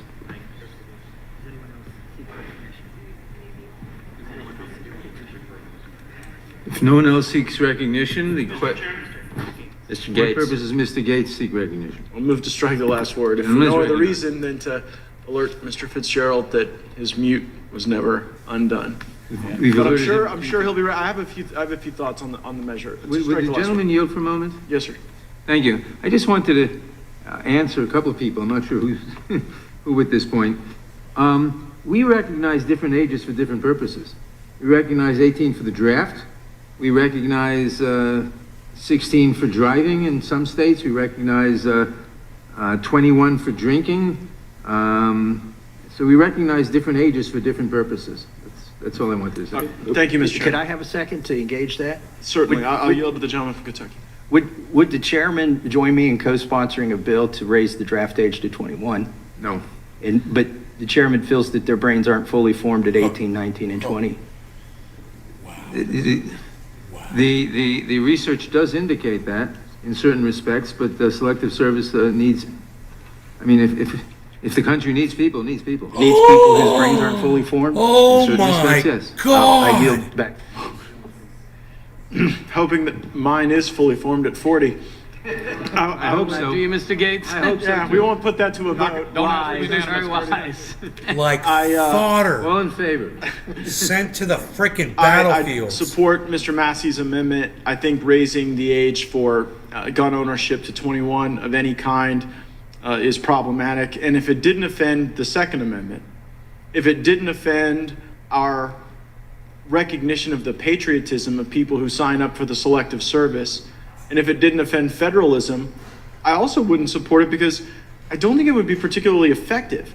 So like assuming the typical school shooter scenario where you've got some like crazed 19-year-old, if they are that determined, where they're training in a backyard, like they were in the Parkland case, which was reported to the FBI, if they're writing manifestos in the case of the Buffalo shooter, if they're stockpiling ammunition, like in the case of Uvalde, I think they're going to find their way to precisely this type of weapon, despite this increase in the ability to buy it legally. And second, I don't think that these people wouldn't wait a year or two. I mean, I don't know that you gain a lot for people exercising their trauma a little bit later because you've artificially moved the line. So I think that raising the age for gun ownership comes at a really high constitutional cost and yields very little in terms of an ability to stop any of these violent events. I don't like them. And I yield to the gentleman from Kentucky for any of his neurological observations. I have no further comments. Yield back. The gentleman yields back. We'll try Mr. Fitzgerald one more time. Mr. Fitzgerald, you're recognized. Okay. Mr. Who? He's a train wreck. Fitzgerald is a train wreck. Does anyone else seek recognition? If not, then the question occurs on the amendment. All in favor say aye. Aye. Opposed, no. No. I had my hand up, Mr. Nevin. Mr. Biggs, Yeah, did you seek recognition? I did. I raised my hand by the little deal here. The gentleman is recognized. But little deal here. Thanks, Mr. Chairman. And again, I hope that Mr. Fitzgerald is able to get his microphone going. But I wanted to talk to a point that on this amendment that Mr. Gates was just alluding to. And that was, again, the use or attempt to obtain weapons, plan mass shootings by people within this particular age demographic. So recently, well, actually, it's been a little more than recently, but one thing that we saw about under a GAO study of some time ago was the frequent use or attempted use of young people to use fake IDs to get weapons. And Good so luck on the background check. that this is really not going to do much with that, the underlying bill. But I would say, out of just sheer respect of our Dude, you use a fake ID to try to obtain a firearm, you're going to go to prison, I guarantee you. You would say, if you're going to make yourself available to by compulsory means to be drafted in to the service and have your entire life put at jeopardy and in absolute control by the government, which is what happens when you're conscripted, then just pure respect would say, let's go ahead and acknowledge that and allow these people, these young men, to be able to obtain weapons to defend themselves. That seems rational to me. And so with that, Mr. Chairman, I will yield to the gentleman from Wisconsin, Mr. Fitzgerald, if he is there. Gates, Beavis or Butthead. He's a mix of both. Doesn't seem to be still. So I'll yield back. Gentleman yields back. Does anyone else seek recognition? If not, the question occurs on the amendment. All in favor say aye. Aye. Opposed, no? No. The opinion of the chair, the noes have it. The amendment is not agreed to. Mr. Chairman, I request a recorded vote.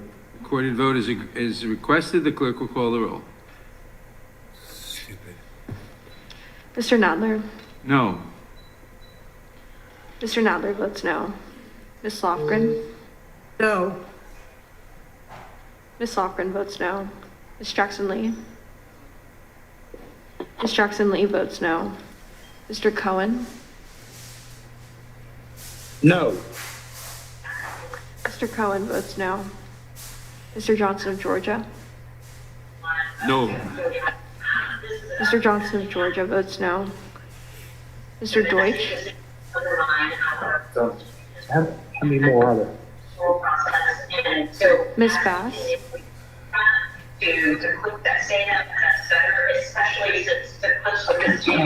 Someone should mute their microphone. They calling it? Yes. Bass votes no.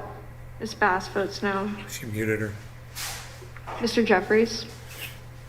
Jeffries votes no. Mr. Jeffries votes no. Mr. Cicilline? No. Mr. Cicilline votes no. Mr. Swalwell?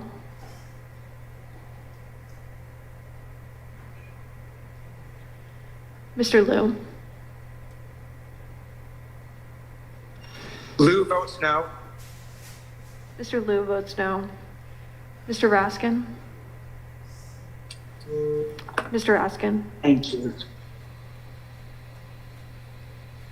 Jamie Raskin votes no. Raskin votes no. Of course. Mr. Raskin votes no. Ms. Jayapal? No. Ms. Jayapal votes no. Ms. Stimmings? No. Ms. Stimmings votes no. Mr. Correa?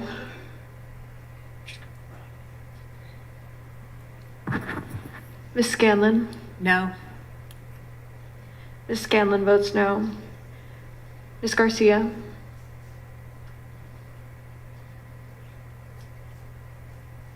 No. Ms. Garcia votes no. Mr. Neguse? No. Mr. Neguse We all have to votes sit no. through this because Ms. McBath? Matt Gates No. is an asshole. Ms. McBath He votes no. demanded this vote. Mr. Stanton? What an asshole. Mr. Stanton votes no. Ms. Dean? No. Ms. Dean votes no. Ms. Escobar? No. Ms. Escobar votes no. Mr. Jones? No. Mr. Jones votes no. Ms. Ross? No. Ms. Ross votes no. Ms. Bush? Bush votes no. Ms. Bush votes no. Mr. Jordan? Yes. Mr. Jordan votes yes. Of course he does. Mr. Shabbat? Aye. Yes. Mr. Shabbat votes aye. Mr. Gomert? Yes. Aye. Oh, sorry. Aye. Mr. Gomert votes aye. Mr. Isa? Aye. Mr. Isa votes aye. Mr. Buck? Aye. Mr. Buck votes aye. Mr. Gates? Mr. Gates votes aye. Mr. Johnson of Louisiana? Mr. Johnson of Louisiana votes aye. Mr. Biggs? Aye. Mr. Biggs votes aye. Mr. McClintock? Aye. Mr. McClintock votes aye. Mr. Stubbe? Yes. Mr. Stubbe votes yes. Mr. Tiffany? Tiffany, aye. Mr. Tiffany votes aye. Aye. Mr. Massey? Aye. Mr. Massey votes aye. Mr. Roy? Chip Roy. Mr. Bishop? Aye. Aye, sorry. Mr. Roy, you'll have to turn your camera on. He's masturbating. Aye. Mr. Roy votes aye. Mr. Bishop? Ms. Fishbach? It's just crazy that he demanded this. Ms. Fishbach votes aye. Ms. Sparts?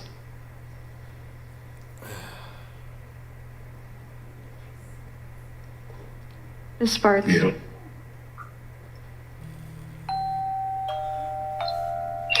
It's a bill. It's a bill that I'm Ms. talking Sparts? about. Sparts votes yes. Ms. Sparts votes yes. Mr. Fitzgerald?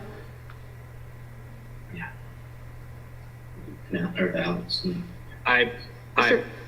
Mr. Fitzgerald votes aye. Mr. Benz? Benz votes aye. Mr. Benz votes aye. Mr. Owens? Owens, aye. Mr. Owens votes aye.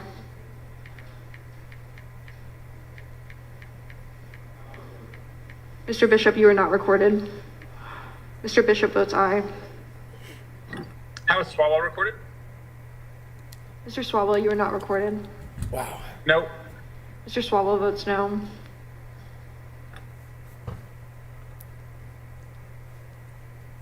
Are there any other members who wish to be recorded who haven't been recorded? The clerk will report. Mr. Chairman,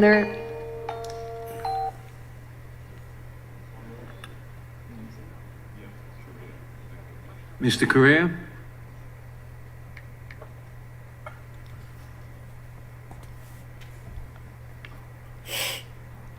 Correa votes no.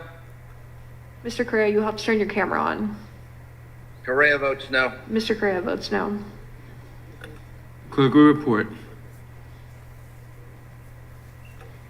Mr. Chairman, there are 19 ayes and 24 noes. The amendment is not agreed to. Are there? For what purpose does Mr. McClintock seek recognition?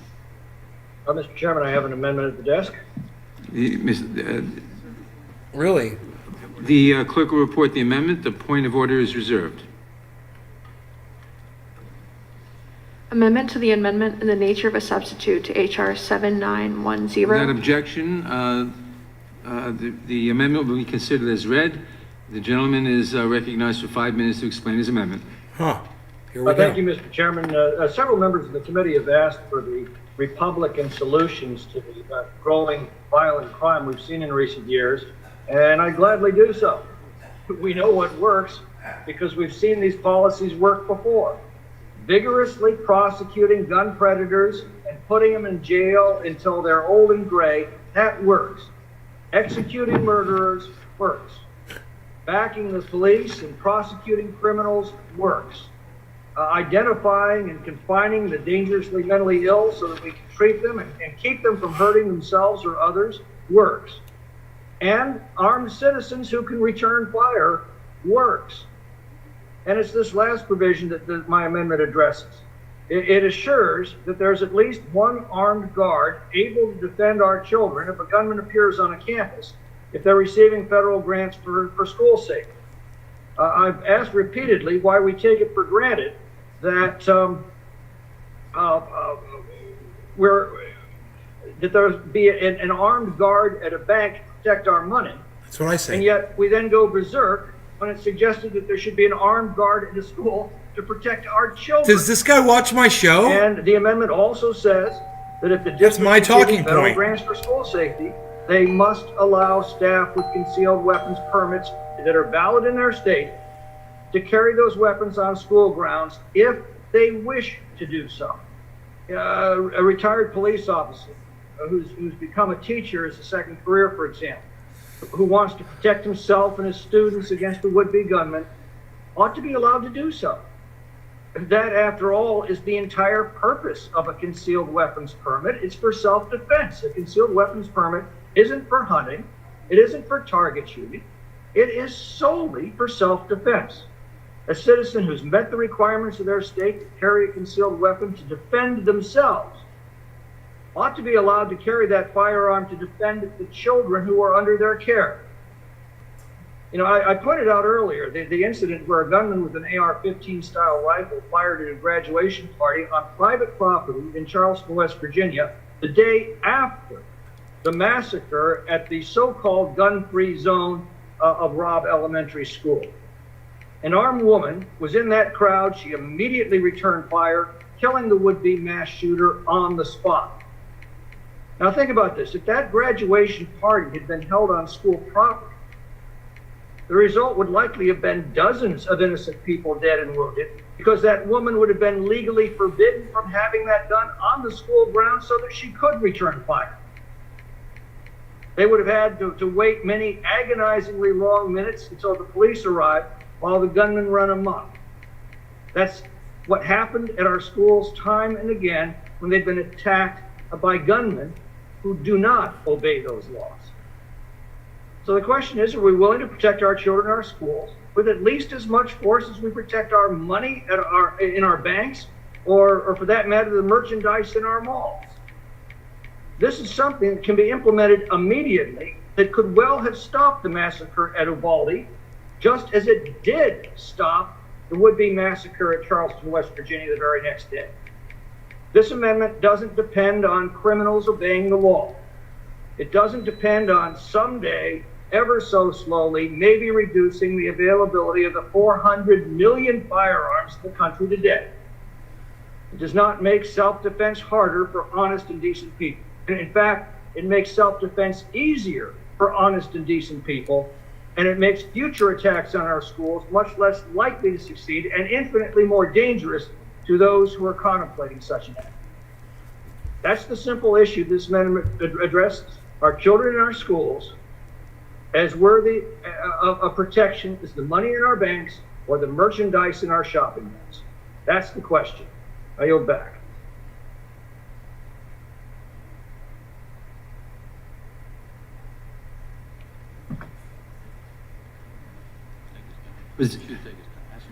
Would the gentleman from California yield? Would the gentleman, yes, the gentleman yielded back. Yeah. Does the gentlelady insist on a point of order? I insist on my point of order. Will you state it? Out of the scope. This is out of the scope of the legislation, although a good intent. It is not tied to the programs in the legislation and therefore is not germane. The chair is prepared to rule. I agree with the point of order. This amendment amends a program that is not within the bill and is therefore outside the scope of the bill and is therefore not germane. Wow. The amendment is not germane. Are there any further amendments? That ends that. They're not even going to vote on it. He struck it. I bet that guy's pissed. For what purpose does Mr. Massey seek recognition? Mr. Chairman, I have an amendment at the desk dealing with the Nix report. Reserve a point of order. Point of order is reserved. The clerk will report the amendment. Amendment to the amendment in the nature of a substitute to HR 7910 offered Without by... objection, the amendment will be considered as read, and the gentleman is recognized for 5 minutes to explain his amendment. My amendment is simply a reporting amendment. We need to get some information from the DOJ, from the Attorney General on the existing gun laws. Right now, the NICS background check for the latest year that we have numbers issued 112,000 denials, yet only 12 of those were federally prosecuted. So presumably they were rejected. I mean, the presumption is that you're rejected because you were an ineligible person to buy a firearm and you tried to buy a firearm. Why weren't they prosecuted to a greater extent? Why were only 12 out of 112,000 prosecuted? It's because the dirty little secret is most of those are false denials. Now you might say, well, it's better to be overly safe than to let a few through the cracks. The problem is that the current system is riddled with errors. If you have a similar name, phonetically pronounced or spelled to somebody else. Yield?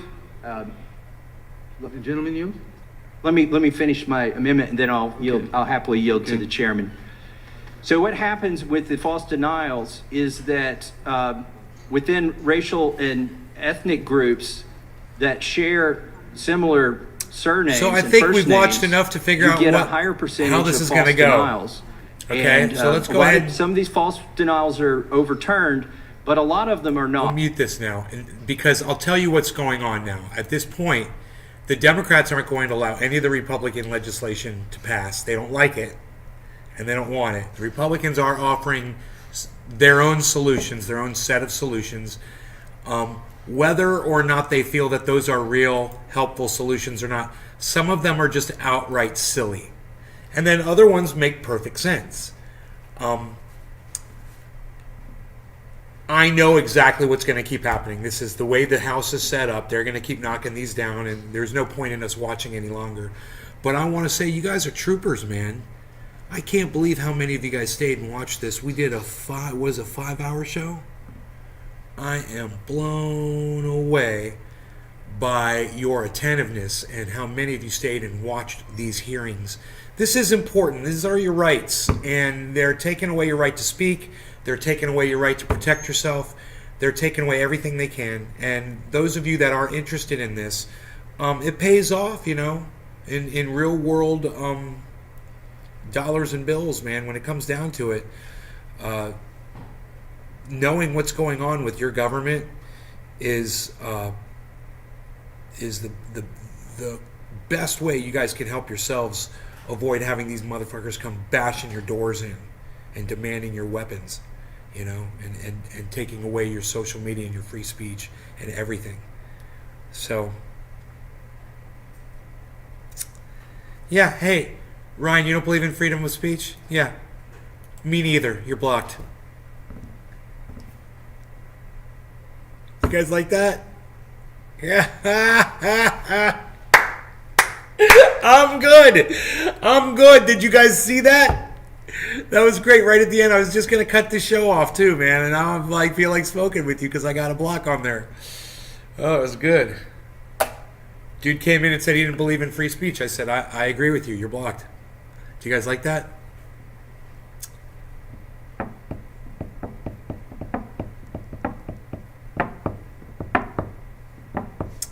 I don't know who AFC Sudbury is. I'm sorry.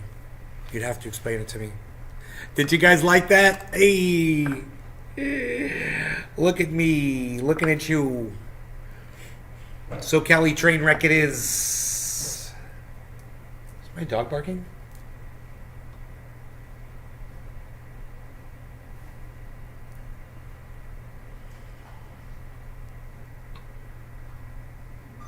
Hell yeah.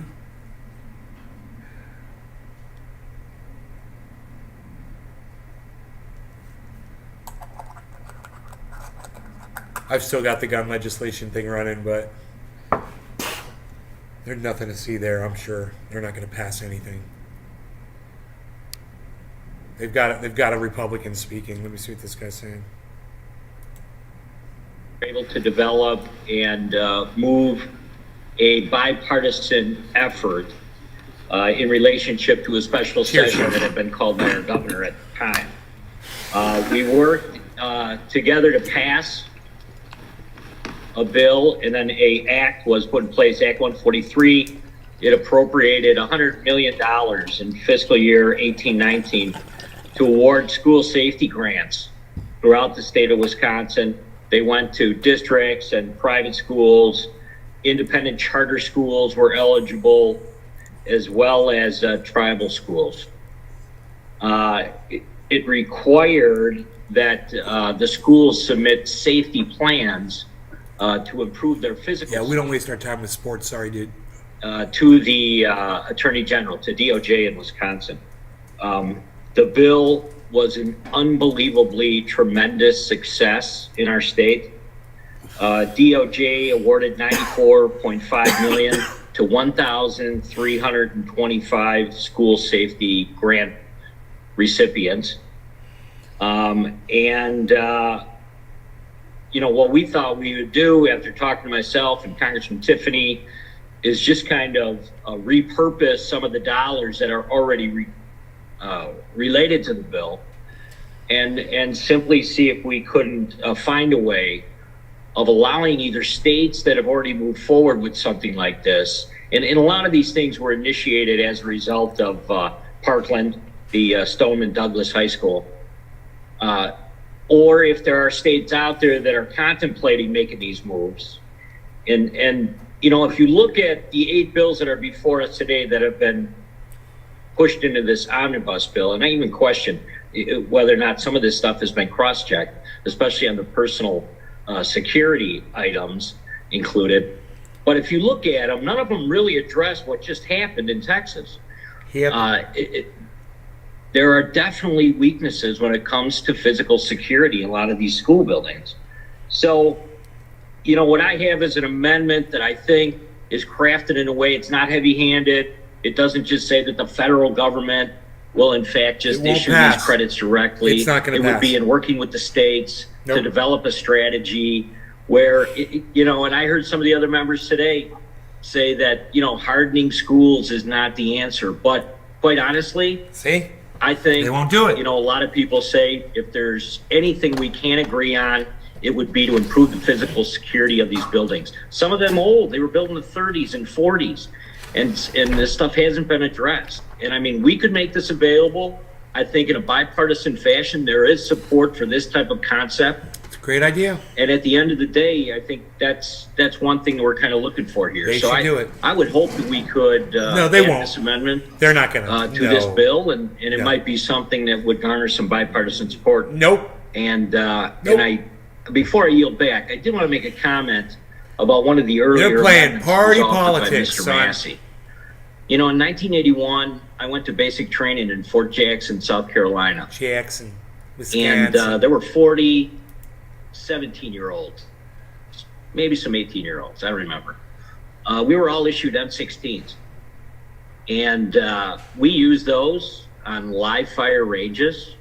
We were taught to assemble, disassemble, and clean those weapons and take care of them like they were our own.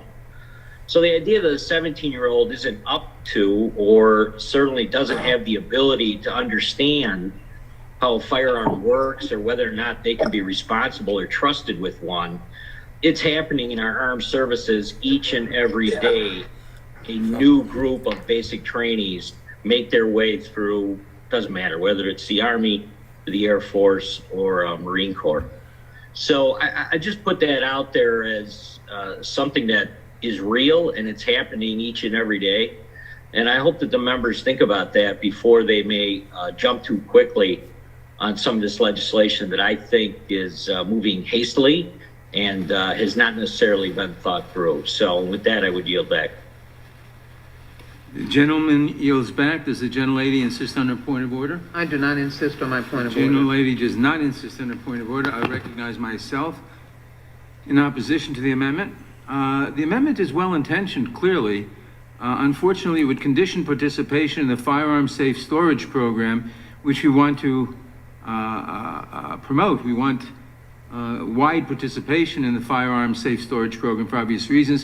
And this would condition participation in the safe storage program on an unrelated program best addressed in the Ed and Labor Committee. So I would, with all due respect for the good intentions behind this amendment, I think it's ill-advised to condition participation in the firearm safe storage program on any other program, because we want to encourage it, and especially on a program that's best addressed in another committee. I yield back. For what purpose does Mr. Tiffany seek recognition? Move to strike the last word. Gentleman is recognized. Thank you. In spite of what President Biden says that it doesn't help to harden schools, we found out, as Representative Fitzgerald said in his remarks, that it does help in Wisconsin. And I've actually seen it in schools that my kids have attended over the years. I was one of those people that Thank you, was really Amaditas. skeptical of Thank you, bro. putting limitations on how people enter school buildings. After all, I remember 40, 50 years ago when I used to go to school and, you know, it was easy in, easy out. But, you know, the world has changed, and we in Wisconsin, we changed in 2018, and we offered these grants. And as Representative Fitzgerald said, they have been successful. The one drawback that I heard from a few school administrators that I called last night, they said, we wish we would have had it sooner because we had already acted. But many schools had not acted yet, and they were able to take advantage of it. In fact, I think there was over 1,000 schools in Wisconsin that took advantage of this to, in many cases, harden their schools and make them safer. So it was a successful program. And in talking to one of my former colleagues in the legislature last night, they said they're considering additional measures. They're arguing for it, but they're not going to pass I think that it. gets to the other point in regards to putting this hearing out in such a rushed manner. We should be taking a look at what is the responsibility of the states also. Because even like in regards to red flag laws, I think it's chapter 51 of the code in Wisconsin. It's that almost there like is a this commitment guy procedure is that's already in place. got all in this stuff Wisconsin to talk deal with about just to someone bore us to that death so has, we won't pay attention, psychological we won't problems, listen. whatever may be And a we'll threat lose to the interest in community. it. That is We won't already in support place. And I think as them we're changing legislation to try to protect kids. Chairman, and- about I get it, man. I totally get it. I get it, but I'm like, God damn, bro. Holy shit. It's okay. 4.5 hours. 4 hours and 44 minutes. Good enough. It's a good show. I hope you guys enjoyed it. I'm gonna try to do this. I don't know if I'm gonna do it right now, but I might be taking my camera underwater and taking some video. I just want to see, just take I got a few pockets down there I can go to. I'm not going to go down the springs, but I'm just going to go here in the creek and try to get some quick footage and see how it comes out. All right, you guys. Love y'all. Take care. Hope you had fun. Hope you enjoyed yourselves. I will see you on the next live show. It'll be, tonight. Maybe do a live stream tonight. I don't care. I don't give a fuck. Whatever. Psh, unreal. In the meantime, you can follow me on Twitter. I'm at Nays Garden on Twitter. At Nays Garden Show on TikTok, at Nays Garden Show on Instagram, where you can go see those uploads of the helicopter, the Huey. I got video of the Huey up there. You guys can go see. It's got some good music behind it from helicopter music. So, hey, Sean, what's up? Yeah, you're late. You are very late. You're 4 hours and 45 minutes late, to be exact. All right. And I've noticed several commonalities, common themes that go through the Republican amendments. Not one would result in any ammunition not being sold, produced, or out there. Not one would reduce a gun or a rifle, assault weapon, or any other weapon from being in society. They shouldn't.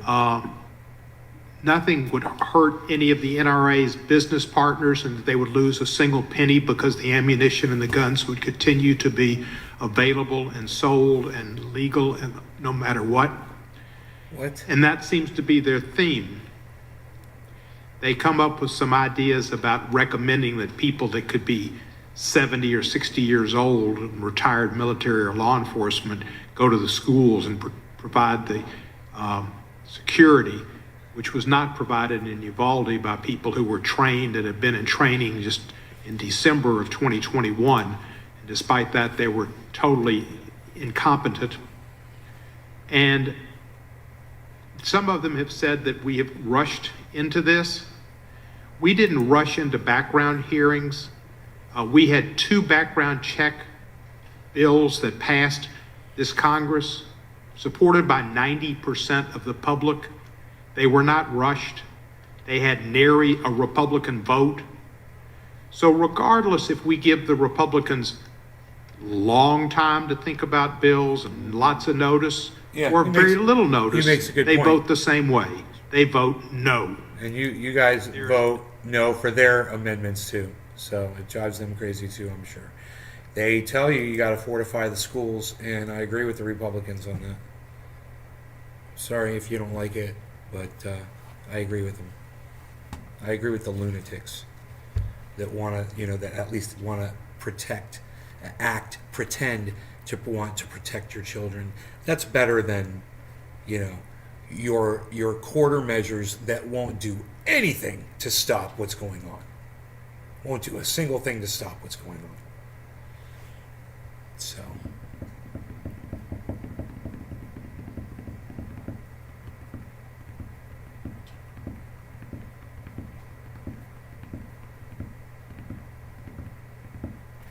A little bit of a battle going on, man, between the left and the right. It's interesting. Thanks, Sean. Vote yes for Nate, says Abadidas. Okay, guys. You guys take care. Enjoy your day. Check me out. I'm at Nate's Garden on Twitter. That's where I will be. I will be on Twitter. Maybe I'll put up some of this footage of the underwater footage. I'll put that up on Twitter. So come on over to Twitter and you'll be able to see the underwater footage before the next show around 7 or 8 o'clock tonight, something like that. I don't know. You guys take care. Bye.